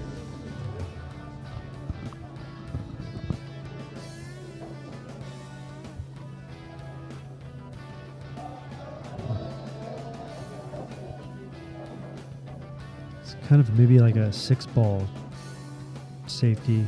Bank it near the 6 and 7 and 8 maybe. That's kind of what he went for. Good shot. What would you have did there? Same, yeah, like what he did probably there. Yeah. think what do you think he's gonna go right now for the Safety. bank? Looks like a safety shot, I think. Yep. Just get it in there. I think he might have the side pocket.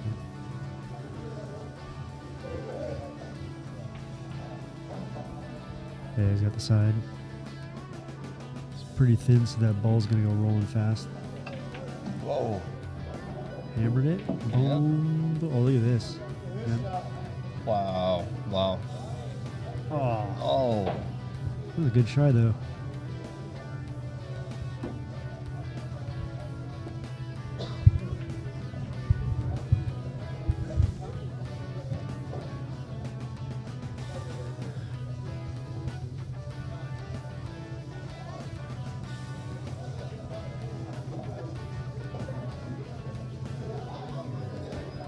Probably gonna need an extension for this one. Yeah. About the only time with a 7-footer when you need the extension is right there. Yeah, right.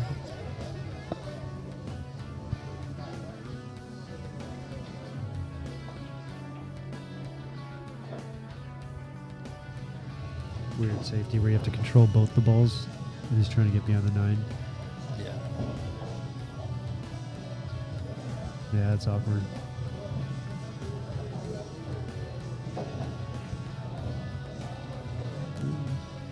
You did pretty good there. He may be able to see the corner Yeah. with that same I ball. think he's got a little paint, yeah. You think enough to make the 8? It looks like it if he wants to go for that. That was a pretty good shot by Kyle.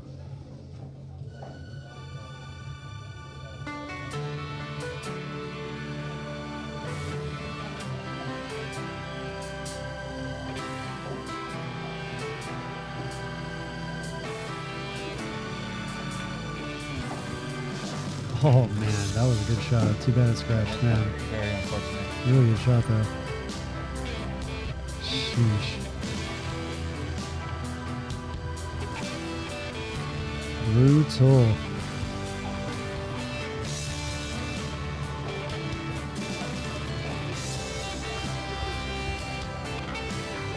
Oh man.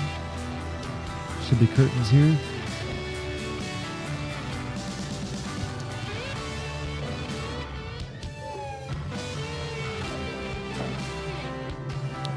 Alright. Yep. So 3 hours later, we're on rack 4. Right.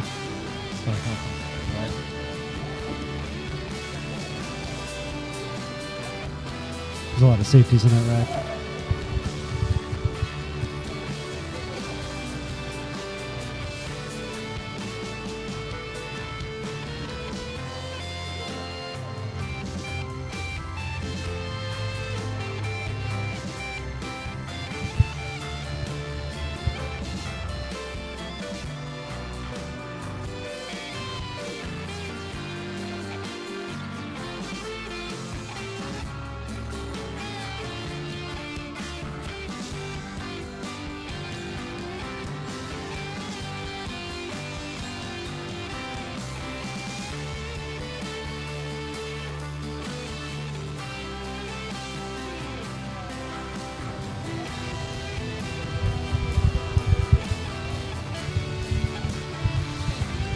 Good break by Mr. Lupe.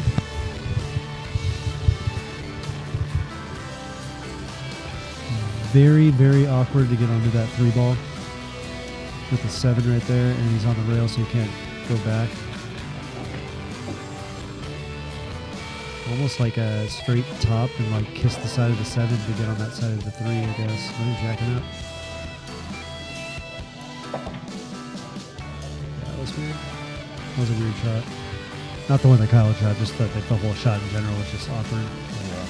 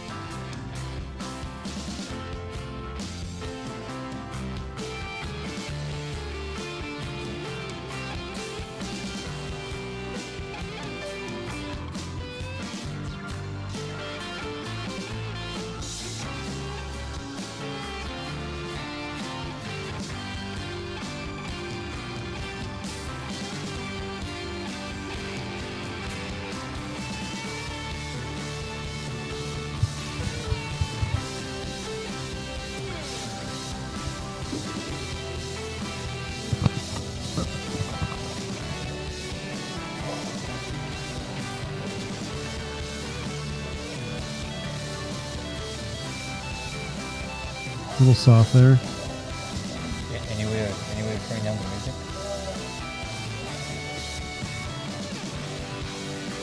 Music is kind of loud.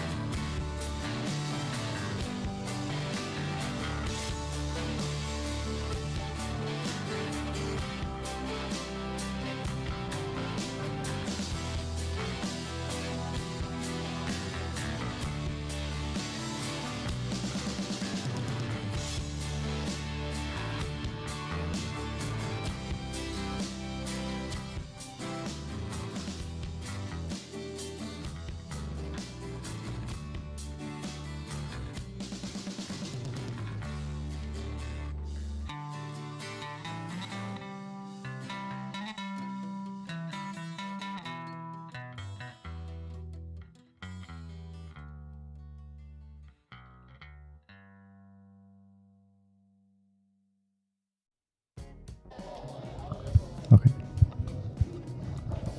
How's that? Music better? We had Danny, the technician, help us.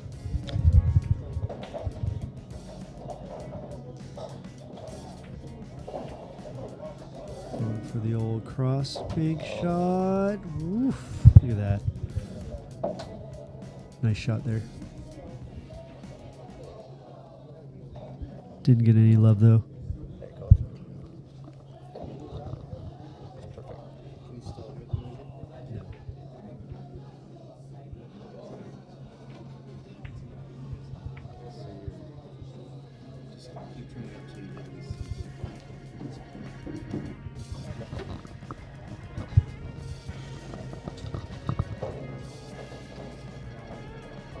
Good turnout after that. I think he kicked the ball. I'm assuming.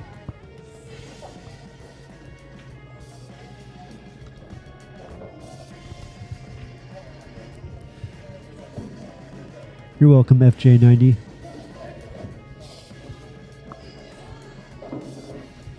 So he's going for the bank 9 ball? Nope. No. Uh-oh, look at this. Man, those corner pockets love the cue ball tonight. What do you think? 9 ball. Oh, that's 9 ball all day. Is that the 2 ball? No. Oh, look at this. Yes, Yeah, sir. 3-9, yeah, easily.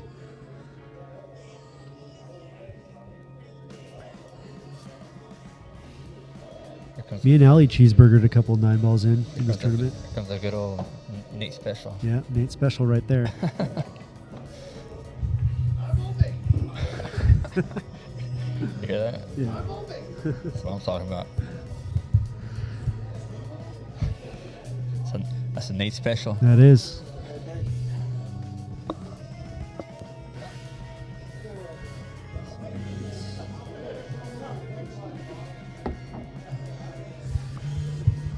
Haters. 3-1. Yep. Haters. Yeah, I know. I'll take the 9 all day.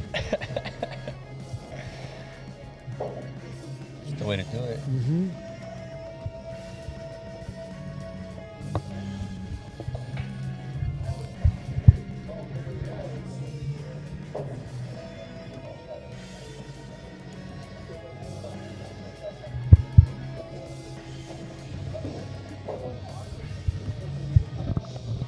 All right, KY to break.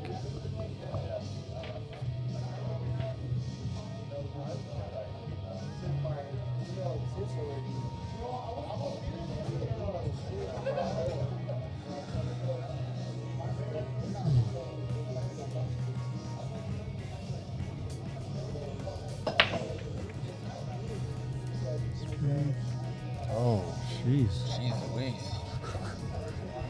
Right? Craziness. Another ball tied up though. 5 ball looks a little hairy. 4-6 is weird.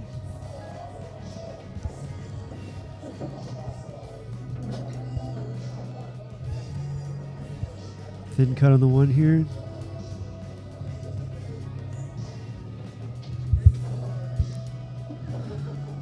Looks like he's aiming up for it, I think.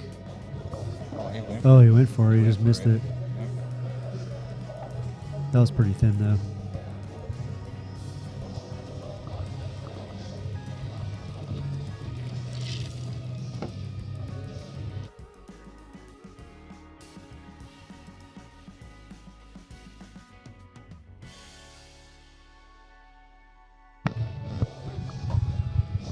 pitch. All right, 1-9. I think the 2 goes by the 5.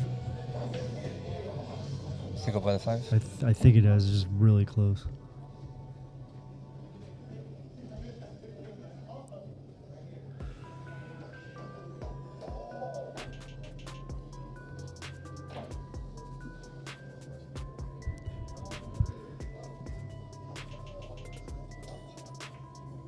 For the side.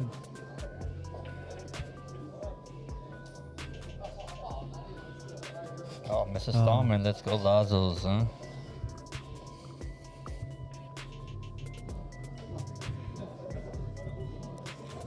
I guess we shall see. Is it Lazo's? Are they all watching it at Lazo's right now? Yeah, I think so. Nice. Super weird shot here.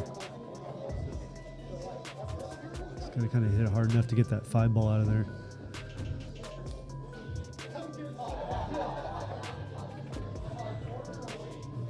Yeah, that was a weird shot. Yeah, a little tough. Yeah. He's trying to baby it to keep himself for the 3 ball. Couldn't ask for a better matchup though, huh? Yeah, that's a good one. Came down to the wire. Yep. Super intense. Little Bobble City by Guady.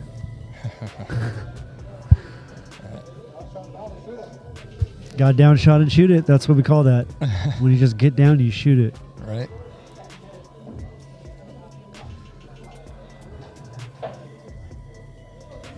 Still some weird balls though. The 5 ball's weird, and the 4-6 is still there. So.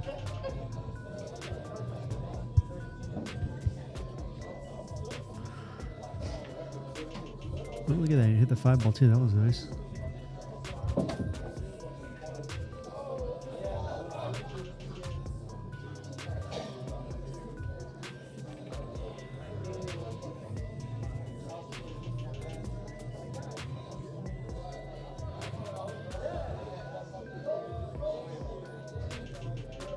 So 1 rail kick here. Oh no, never mind. He's on the 3 ball. My bad. What do you think, corner? Which corner? Yeah, he's on. Yeah. Yeah. Man, he's hitting the ball Good good shot. tonight. Yeah. Chewy's hitting really good. Must be that Q-Tech. Right.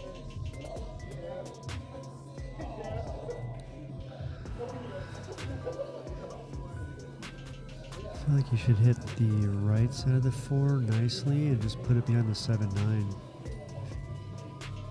Yeah, I think that's what he's doing, dude. Oh, I just hit a little fat. Oh no. You had the right idea. Yeah, he hit the thick side of it. Left a window of opportunity. No pun intended, Nate. Right. That was a horrible joke. Sorry, guys. Good shot by Kyle.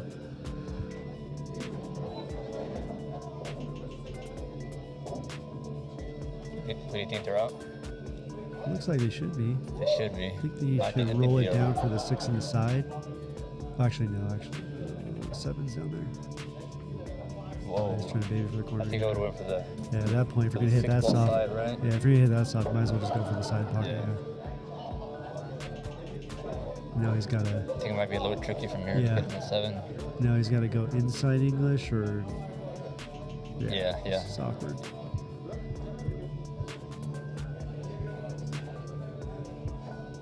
Straight top, short side. Yeah, that was weird. It worked out good for him.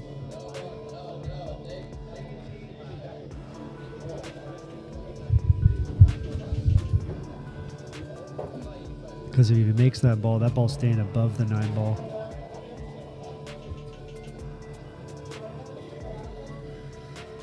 This is a little trickier too. A little. What do you think? You think Kerr makes it 7? Yeah, it's kind of far away. He's playing safety again.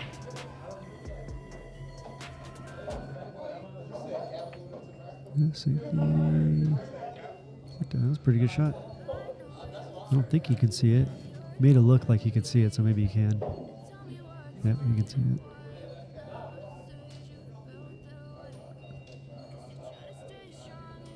He's going to have to run into the 7. I don't think he can put inside English to go around the 7.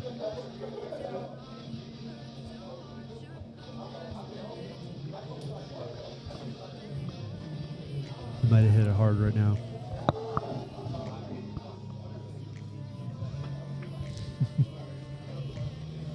Oh, whoa. I do like to make it weird, Joel. Yeah, that was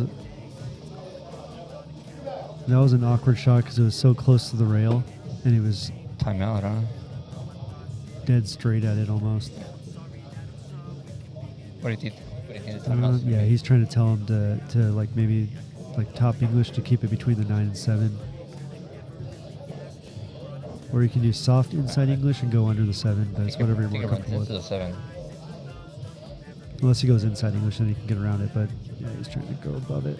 Hit that. Yep. Oh, That was a good shot. is he done? I think he has an angle to go up table for the 8 in the side.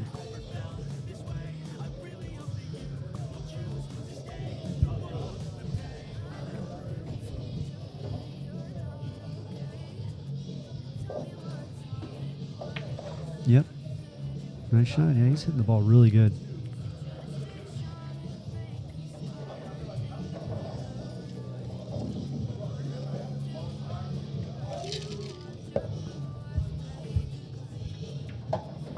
Good shot. Yep.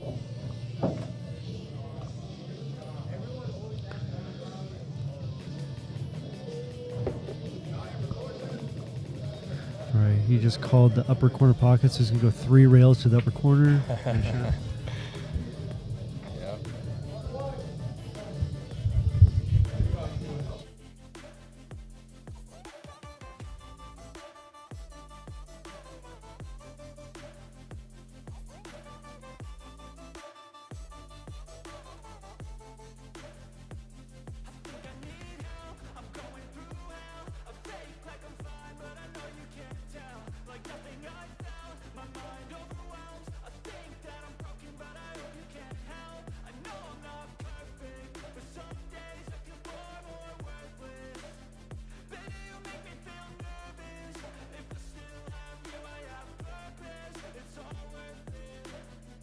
I know you told your friend you're not okay.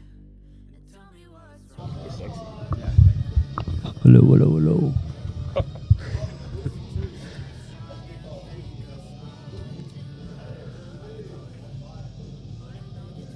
I think we're on a bathroom break right now, or some sort of break.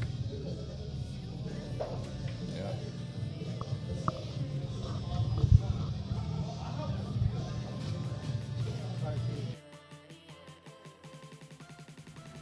Is you through?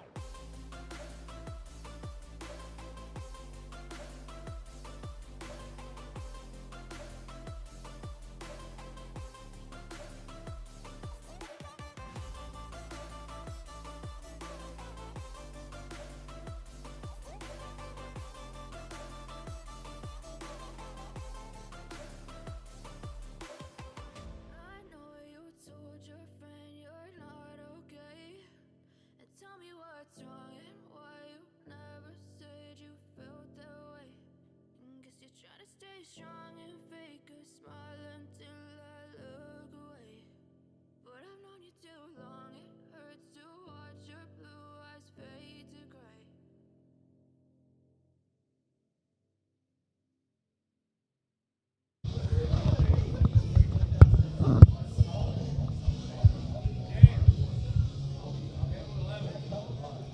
All right, here we go. Got Joel Stallman with the break.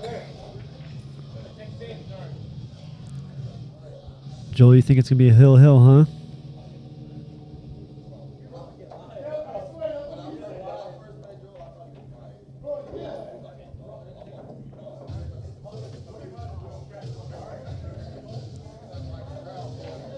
All right, Mr. Stallman. Whoa, break. Whoa, whoa. Connect down those really good. Yeah. Just that one ball kind of went down a little bit. Been a while we haven't seen a ball fall.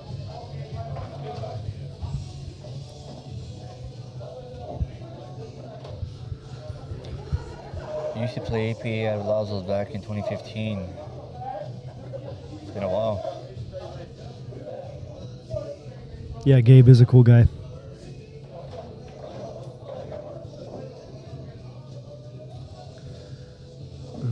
Looks like he's going to cut it. Going for the slice of Rooney. Going for it. Look at this guy. Here we go. Let's see. It's going to leave him no shot, really. What do you think? Side pocket or bank? From there, Or a little bit of Probably a- defense? bank more than the side on these tables, but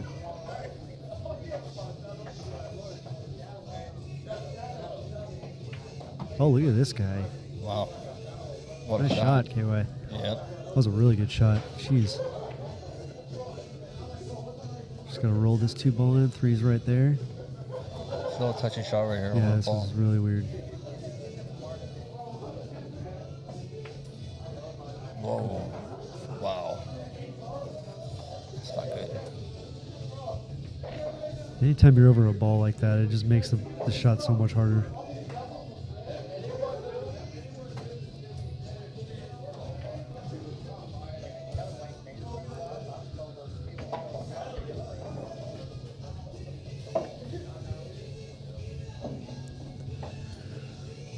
Three side, 4 corner, 6 corner.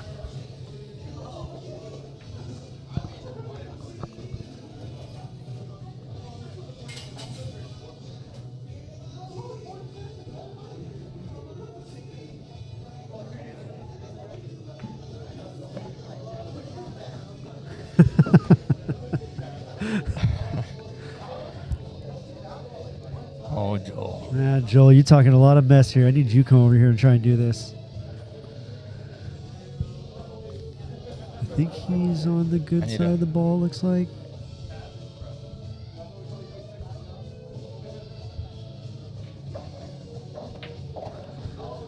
Yeah, just soft 2 rails.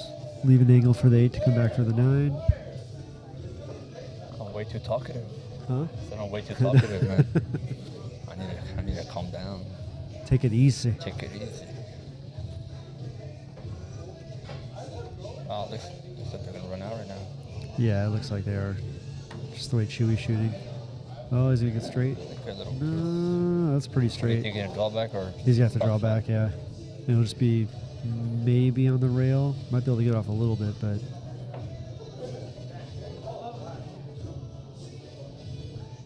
It's kind of weird or tricky. I gotta keep saying weird, otherwise Joel's going to keep saying something about it. Right. It's tricky to. Oh, Yeah, that wobbled in there, yeah. That was good. that shit, dude. Yeah, he was able to get off there.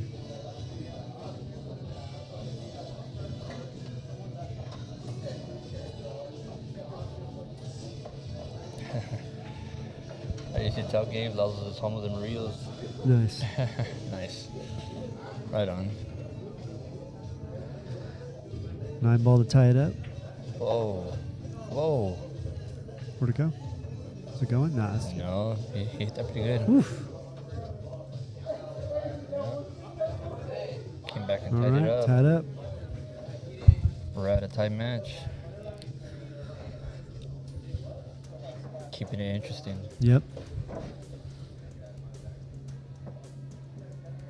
I believe it's nine games of scotch. Yeah, 9 games of scotch, and then whatever the score is, whoever has the better of the score gets to choose their order for the 4 singles matches. Right, right. And there's a switcheroo in the middle of that too, but I like this, keeping it interesting. yeah.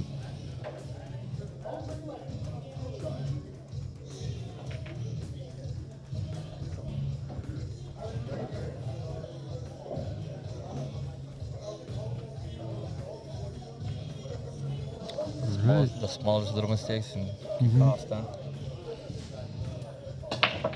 When I first got here, Joe told me that he was feeling a little stiff, like he wasn't playing like the way he usually plays, but he's just looking a lot better now. Yeah, he is.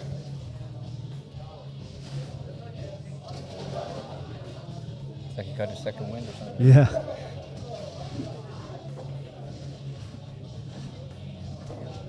Two balls pretty sandwiched right there. You know they're all gonna be sleeping like babies tonight. Yeah, I know, right? Either side. Right? It's a whole lot of pool playing they did today. Oh yeah.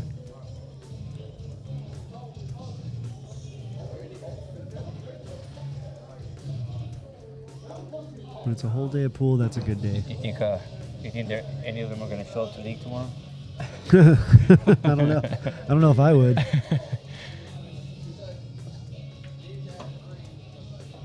pretty good there. I bet league is gonna be like the last thing they want to. Yeah. They're gonna want to do Right. poly all week. Looks like you set him up for the 2-9 carom, but I don't know if there's enough room for that. It doesn't look that way. Yeah, it doesn't look like it.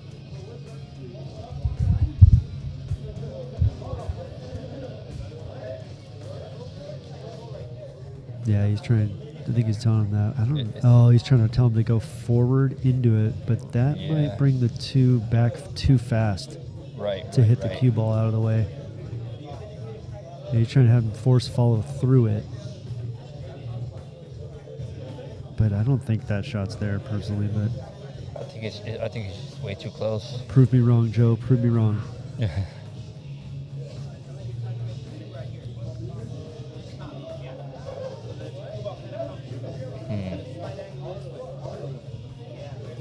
I mean, he's better off just trying to do a lot of left spins slowly and just kind of like spin it off it a little bit slow above the to See put it what on happens. the 9. Yeah, he's trying to. So you did that, didn't it? The 2 ball hit it out of the way. Did he Yeah. make it in? No. Oh no, it's right there. It's monitor in front of me. I didn't see what happened though. Did it the? It wasn't even close. Oh, okay. Yeah. Yeah, I think it was just a little crazy. Of a Yeah, ball. he would have had to hit that ball like thicker, and then that would have made it go right back into the cue ball if he hit it like that. That was a good shot by KY here. Pretty nifty shot there. That was a good one. Not too bad.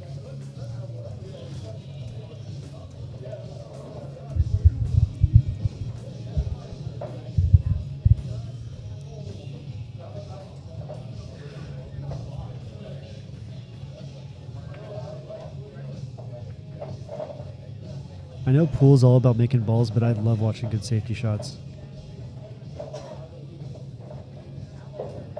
Yeah, I agree.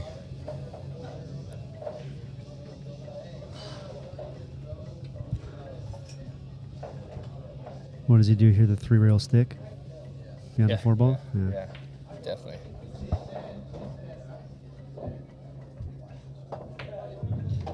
Oh, Oh, hello. look at this guy. I like that. Nice.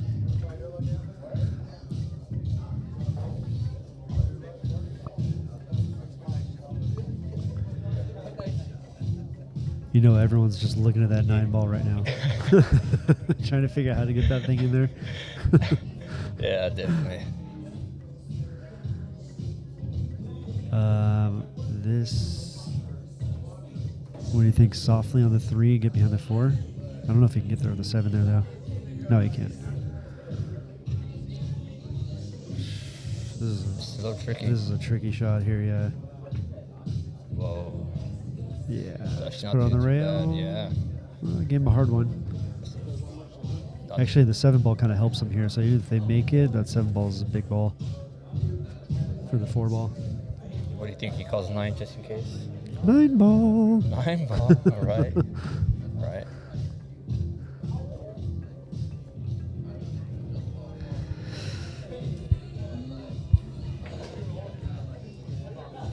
Might try and Okay. roll it. Told Oh, you. he's calling the 9? Told you. Yeah, look at that. Yeah. Just straight trying to go for the 9 probably right now.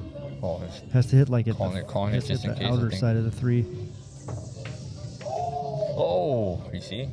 Did it go in? No. Ooh, but look at this. He called it just in case. Yeah. Because it is called 9.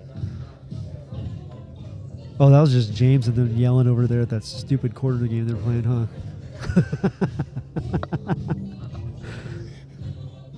Oh my gosh. Dang, look where the 4 is.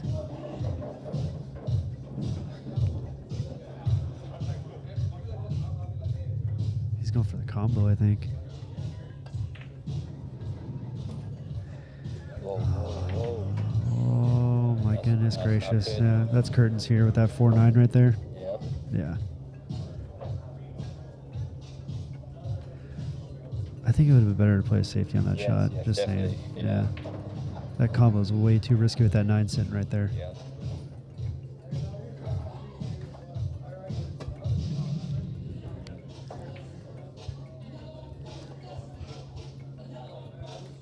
Watch the 9, don't hit it. Oh, now he's got to play carom. Still should be good though.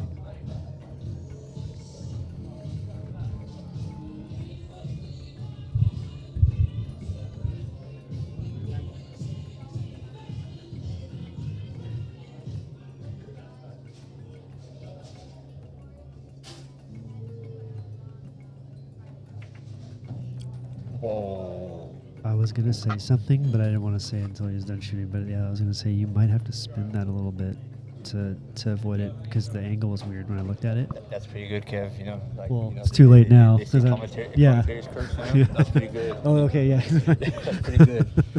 Commentary cursed the opposite way though. Yeah, pretty much.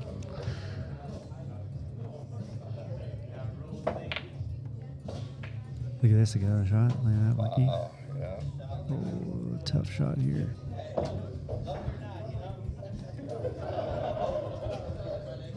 Yeah, he's calling the 9 ball. You just call it just in case. Should always call it just in case. Just in case he hammers this ball and it just wobbles and just goes right. 10 million rails into the 9.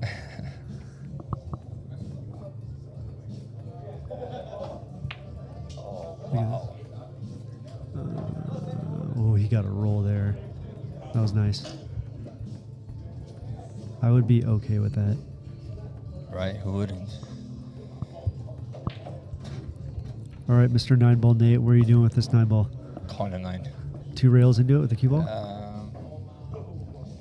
It's frozen on that rail, I think. I don't think you can get back with the I 4 think he's gonna ball. try to self-detonate. Oh, look at this. Whoa. That was pretty good. Oh, Whoa. oh my He God. went for it. Two-way, huh?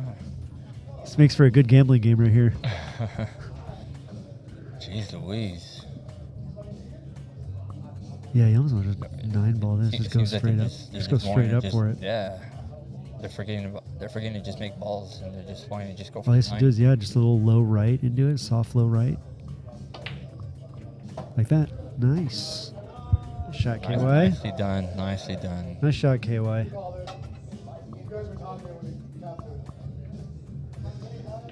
It's a good call. The drama, yeah, the drama. Sheesh. Exactly, Joel.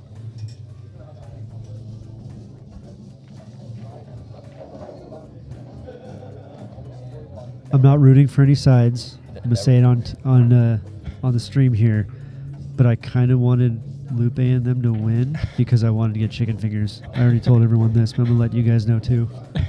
Really wanted chicken fingers. It's just gonna have to wait now. That rack was so dramatic. Yes, it was. I was at the edge of my seat. Right? Yeah. I think that rack became like my favorite rack. Yeah. Because it seemed like they were just all going for All the 9 balls the whole Every time. shot was like the 9 ball.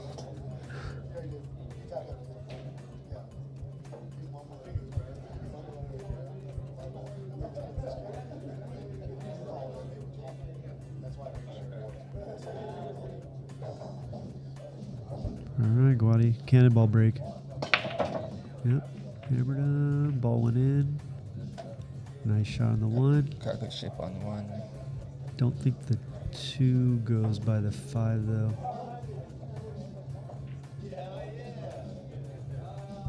If it does, cool, but if not, it makes it a little... That looks like it actually might go by from the screen here.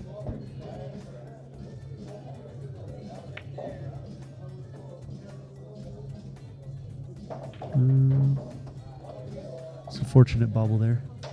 So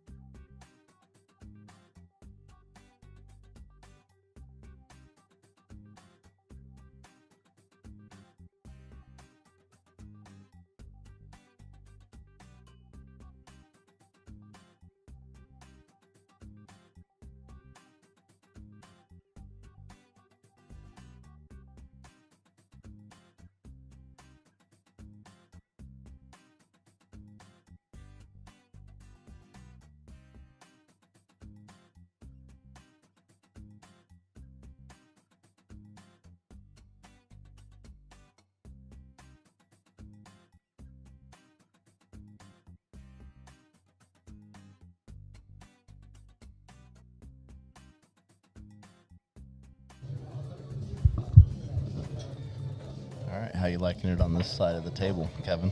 It's interesting. I feel like my voice is just getting deeper and deeper. I do have it set, the voice, actually, the bass, to kind of give it more of that professional Gotcha, okay. sound. You don't get those pops. Very cool. So he is on a decent side of the ball, I think. I don't think he's straight.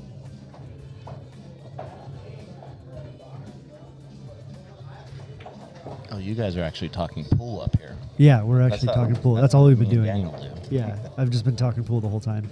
I was wondering if it was going to get to this 3-9 combo. So Here he goes, the Mike special right here. the 4 make this pocket bigger, or is it? Yeah, it does. Definitely helps. Yep, he was going for it. We call that the cheeseburger shot. We just ride the 9.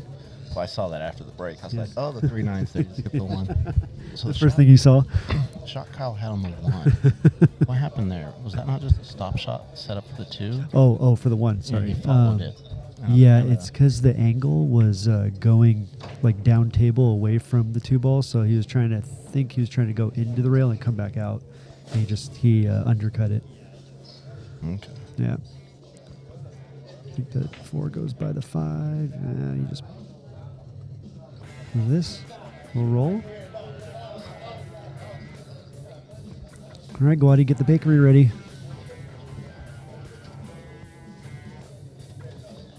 This is definitely a tough matchup. Yeah, it is. They're grinding. Jose and or Jesus and Joe did not let Kyle and Guady get up to a lead like they did last time. No. So I think they're feeling it. And now they're feeling good now after that win. Trying to cross make it. Look at this. This might go in. I think it is. Well, I timestamped those for extra content. Yeah. That's a good one to do. It's called when the good goes bad, There you go. goes good again. I like that.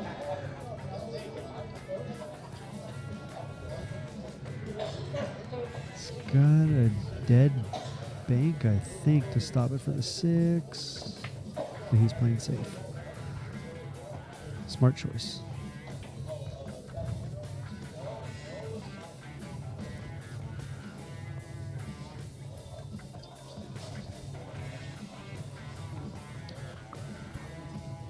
All right. Definitely a lot more defense today in the money rounds Yeah. than there was yesterday. Ton of defense here, which I love. I like watching defensive shots. Yep, that's the shot right there. Oh, that's a good shot. Well, I'm not saying what I would do here, but What would you do there? I'm sending the 9 to the corner. There you go. Nice. But the actual shot might actually be the 9 in this corner towards us. That Yeah. way you get it back behind there and get it to kick off that rail. Yep. I like it. I think he should call the 9 just in case. I'm sure he's going to hit it nice and soft. Yeah, probably soft hit.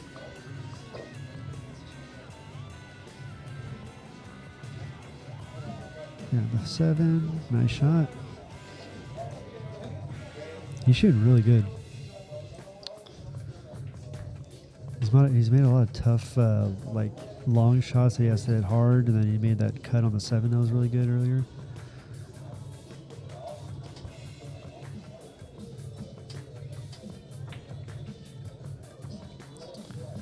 Uh-oh.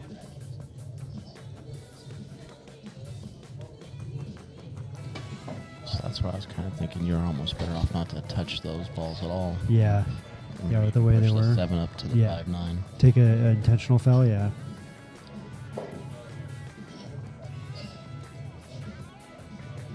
Well, this is no gimme combo right here, though. It's hard enough to shoot that shot with the cue ball. Yeah. Where the 5's at. Right. Much less hit the cue ball into the 5 to make that.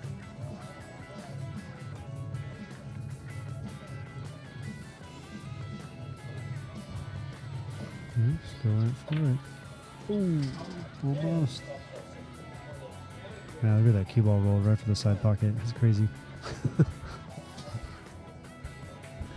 But you definitely have to go for that shot, I think. Yeah, no, I would all day. I think everyone would. And with these Predator pockets, if it doesn't go in clean, it's going to kick it out just Yeah. like it did. So it normally doesn't hang it unless you sit there and roll it in. Mm-hmm. These pockets are like trampolines.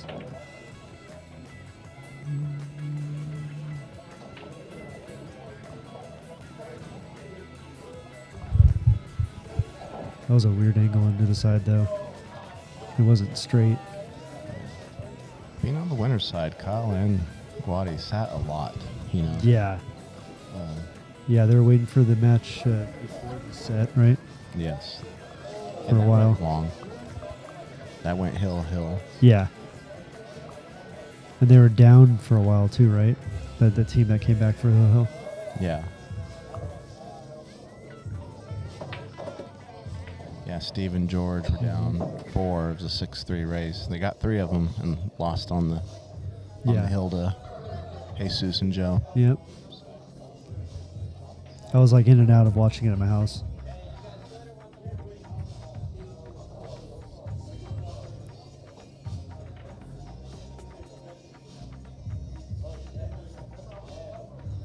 Nice cut. Nice cut. That was good. All right, just roll the 7 into the side, and then you have 9 in the right corner, or left corner, whatever side you want to call it.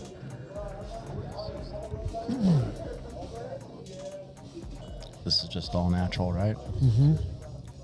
It looks like it. Yeah, it looks like it.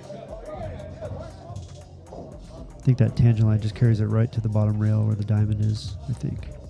Oh, a little bit more straight than I thought.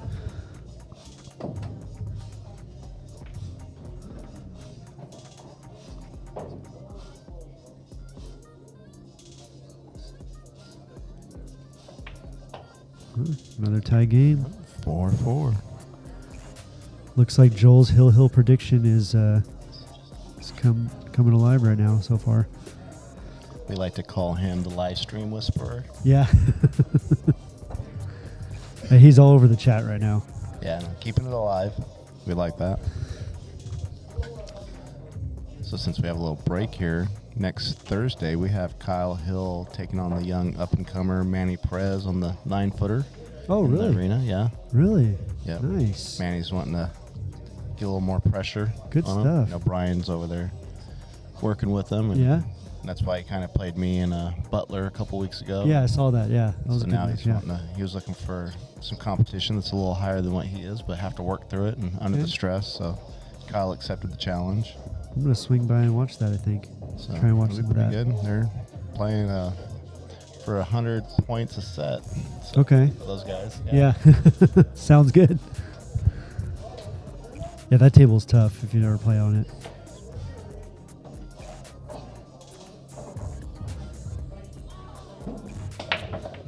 Yeah, Daniel was stating that the Demon Diamond over there is the toughest table by far in town. But I find them both being tough in their own way. I was going to say that. They're tough in their own way, yeah.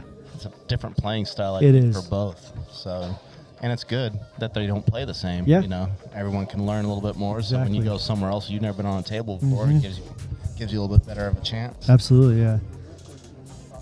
It's also good if we get some out-of-towners to come in and want to Yeah. play for some money. They're going to be like, oh, wait. You'd make what's your going pick on here? which table you feel better on or whatever. Thinking to Yeah. fill, yeah.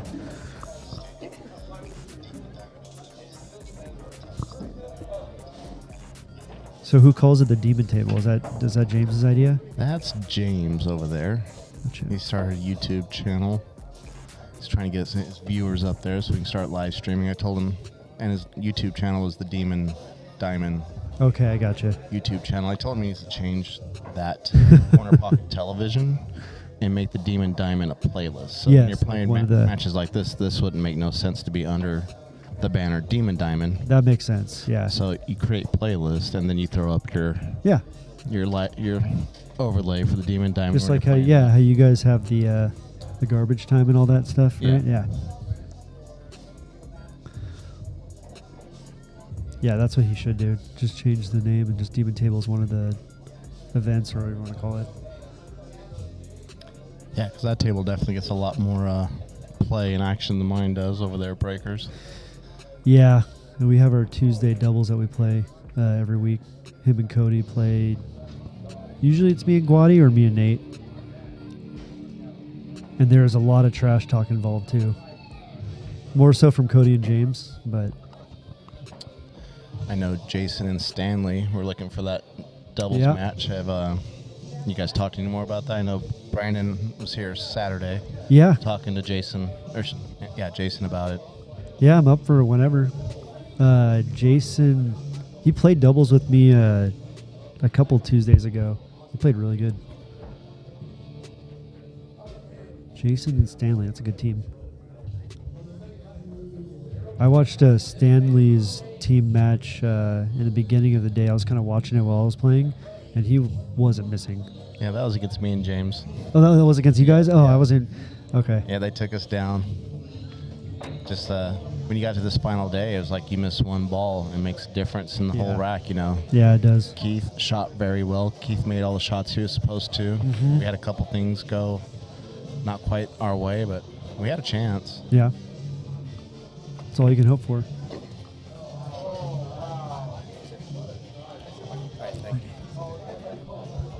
Yeah, me and James had to dig our way out of the hole every match we played. One of our matches on the diamond, we rattled the 9 both times. Really? First 2. Both of That us makes were- it tough. Yeah. Yeah, when those games are grindy like that, it gets really hard mentally. I should say it can be. Ooh, look at this guy. He's spinning out there. Yeah. Great to get that ball out and get shape on the 2.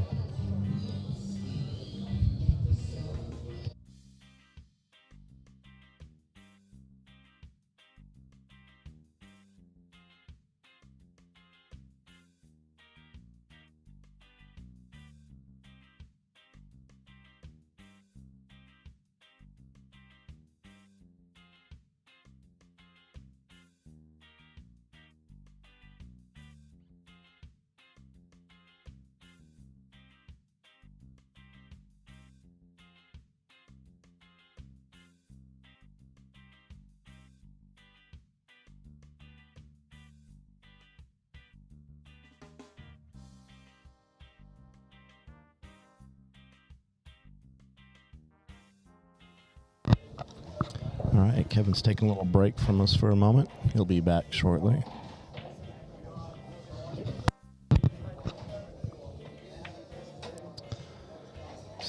Hopefully that 9 ball doesn't get in play.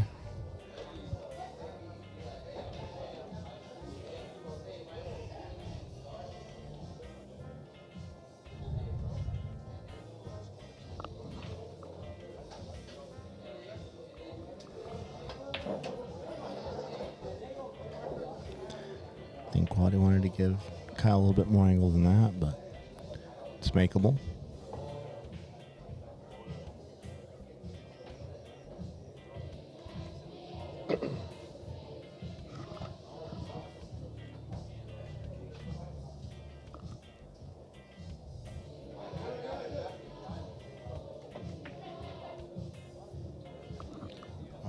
Left it in the jaws. That's that predator. Corner pocket jaws saying no, not today. Definitely want to remember to thank everybody out here watching us. Make sure if you're not subscribed to the YouTube channel, to make sure you like and subscribe. Get those subscribers up and helps us out.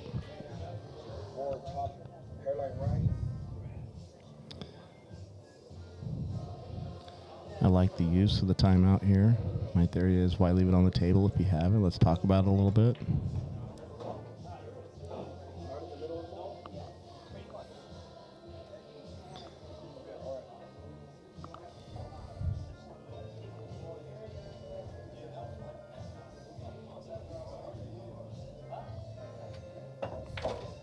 Oh, did you suck that right into the side pocket? Oh, that was unfortunate.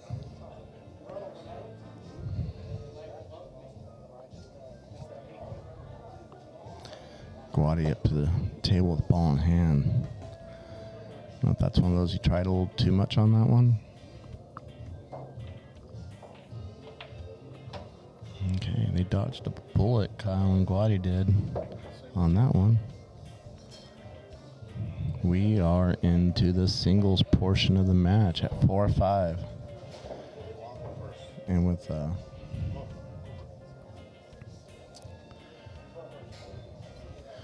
Kyle's electing to go up first.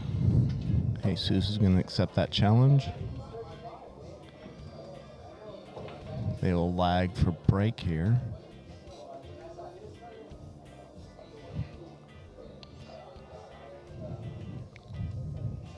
Means Joe and Guady will end up playing the second rack. Good lag by both of them. Kyle squeaks it out. Kyle's going to get to break.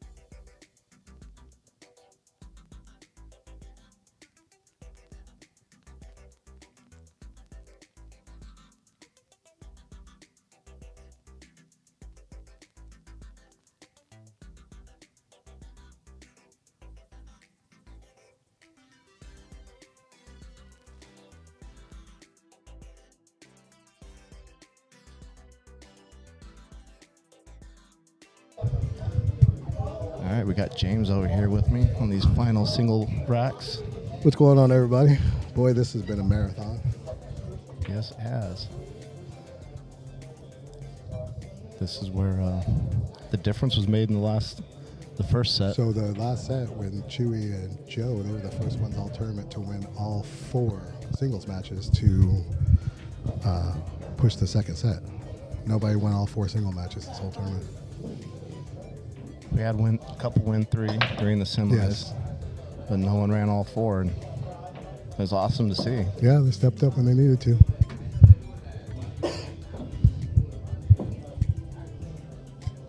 Who we got still awake out there? Joel. Joel has a new nickname. He's the live stream whisperer. Keeping the chat alive out there.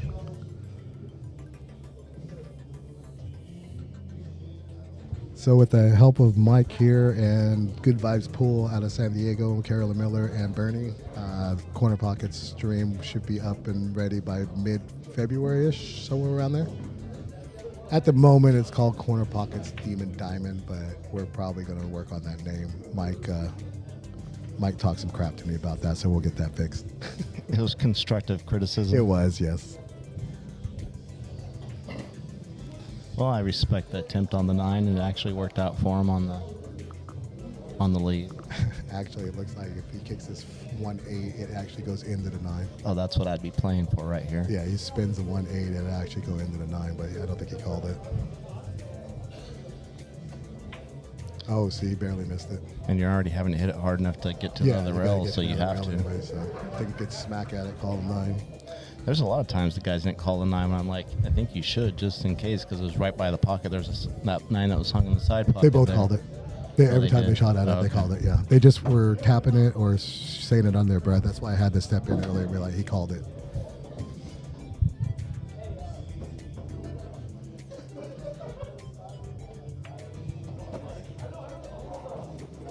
I think what we're watching here is a lot of fatigue. These guys are worn out from playing all day. Been here since 1 o'clock. Yeah, and Lupe and Kyle had to sit there for a little while on that semifinals Yes. match as well. That was actually a good shot Kyle just made right now. It's long on the rail, trying to hold it. He's got to punch this one, though.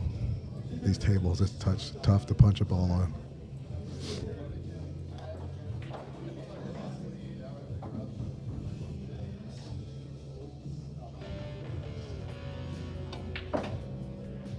That's what I mean. So you need to come out more on that because now he's got to come around the table, get back to that 8 ball. So you just rolling this, or you actually have No, to I go think all you the got way to around? shoot it now. There's only a few people I know here in this town that could cut this in and kill it. It's Brian and maybe David and a couple other guys.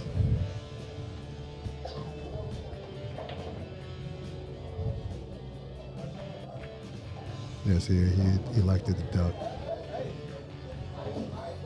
Because in this situation, he didn't like flying it around the table. So he just went for the defense.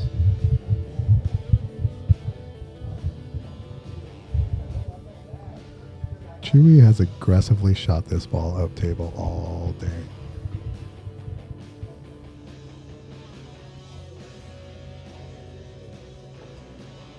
Where we at on the score? 5-4? Yeah, 5-4. It's a little bit different situation than the last time around. They were up 6-3 and gave it away.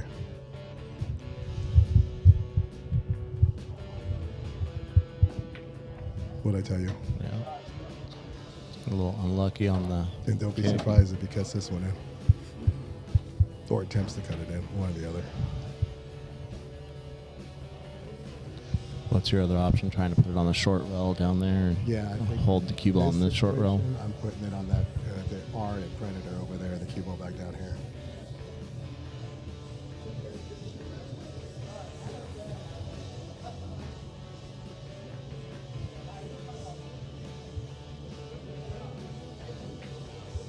That's a very good shot, as long as you don't scratch. That's a super shot right there. Very smart shot. I know earlier in the tournament, he probably tried to shoot that 8-ball at the table. Can't hear me? No, you got talking to the front of the microphone. I've been talking to him. Can you guys hear me out there? Wow, what a shot by KY, but That's not Didn't usually get a easy shot on Kyle that. goes for. He's not a hero shot taker. Was that a hero shot right there? Or I guess it's a situational shot. He kind of had to shoot it if he didn't think he liked the safety there.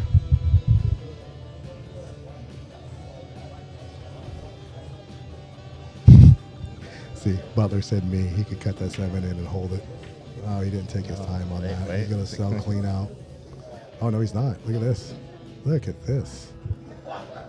Little jelly roll.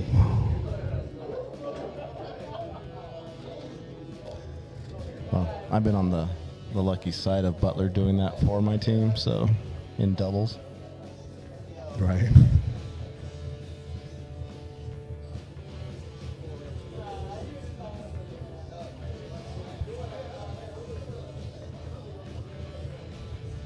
Mike hasn't mentioned that the plan with this tournament is every 3 months.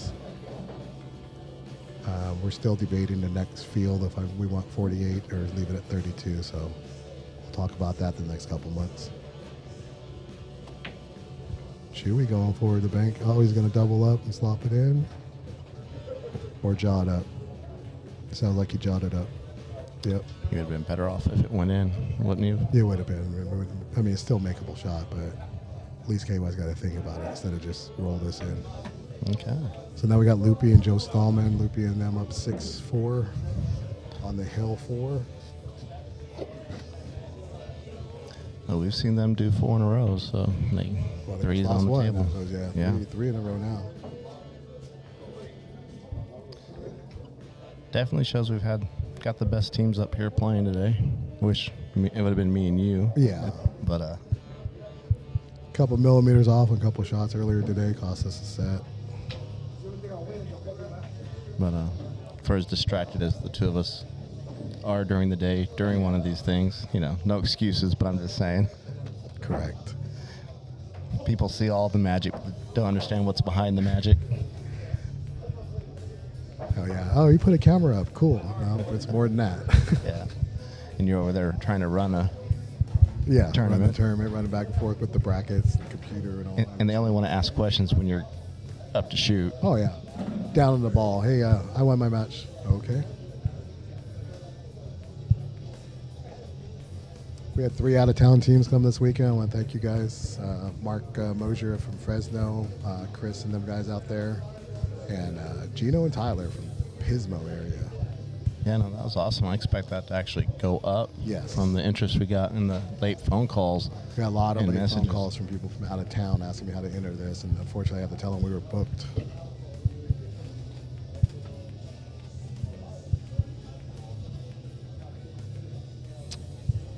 Boom, take that, Leal, so they can hear me without the mic in my mouth. Oh, 9-ball break. That's why I don't allow it. Crucial game time, and you're going to get a lucky... Chewy said he called a 9 on the break. Yeah, is that can you not do that? No, you cannot. No golden breaks, period. Well, The reason why I do call 9 and golden breaks is that this situation right here. Everyone's playing, they're playing the heart out. And there's been 1,000 times where I'm down, race to 9, I'm down 7-0. I fight to come back. And the guy slops a 9 ball in on me, or he snaps a 9 ball in on me. And it's just, I don't like to see that to me or anyone else playing in a bigger tournament. So that's why when I run my tournaments, it's no golden break, no 9 ball. yeah, and they're not, Call 9 ball, I mean. and they're not playing for $20 here either. So No. that sucks. Yeah. Depending on what side of that you're on. Oh, yeah, of course. But when the rules are rules for everybody, you can't get mad about it. Like they joked about it right now where Chewy said he called it the sign. Joe's been playing pretty good. He has a good chance to. This is the ball right here. If he cuts this in and goes around the table for the 5 ball, he's out here.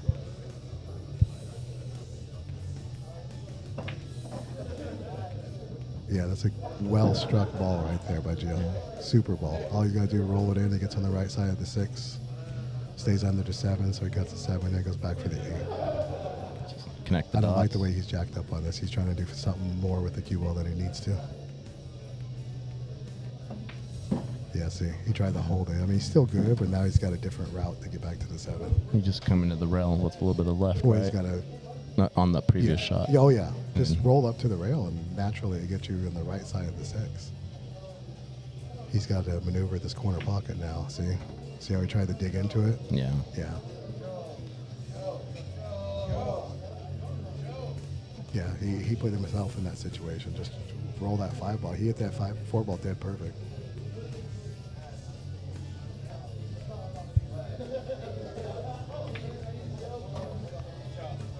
This is where the nerves come in right now. Loopy knows he can win this whole tournament for him and his partner with this little 4 ball out.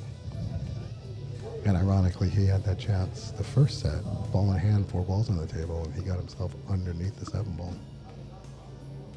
That theoretically cost him the set.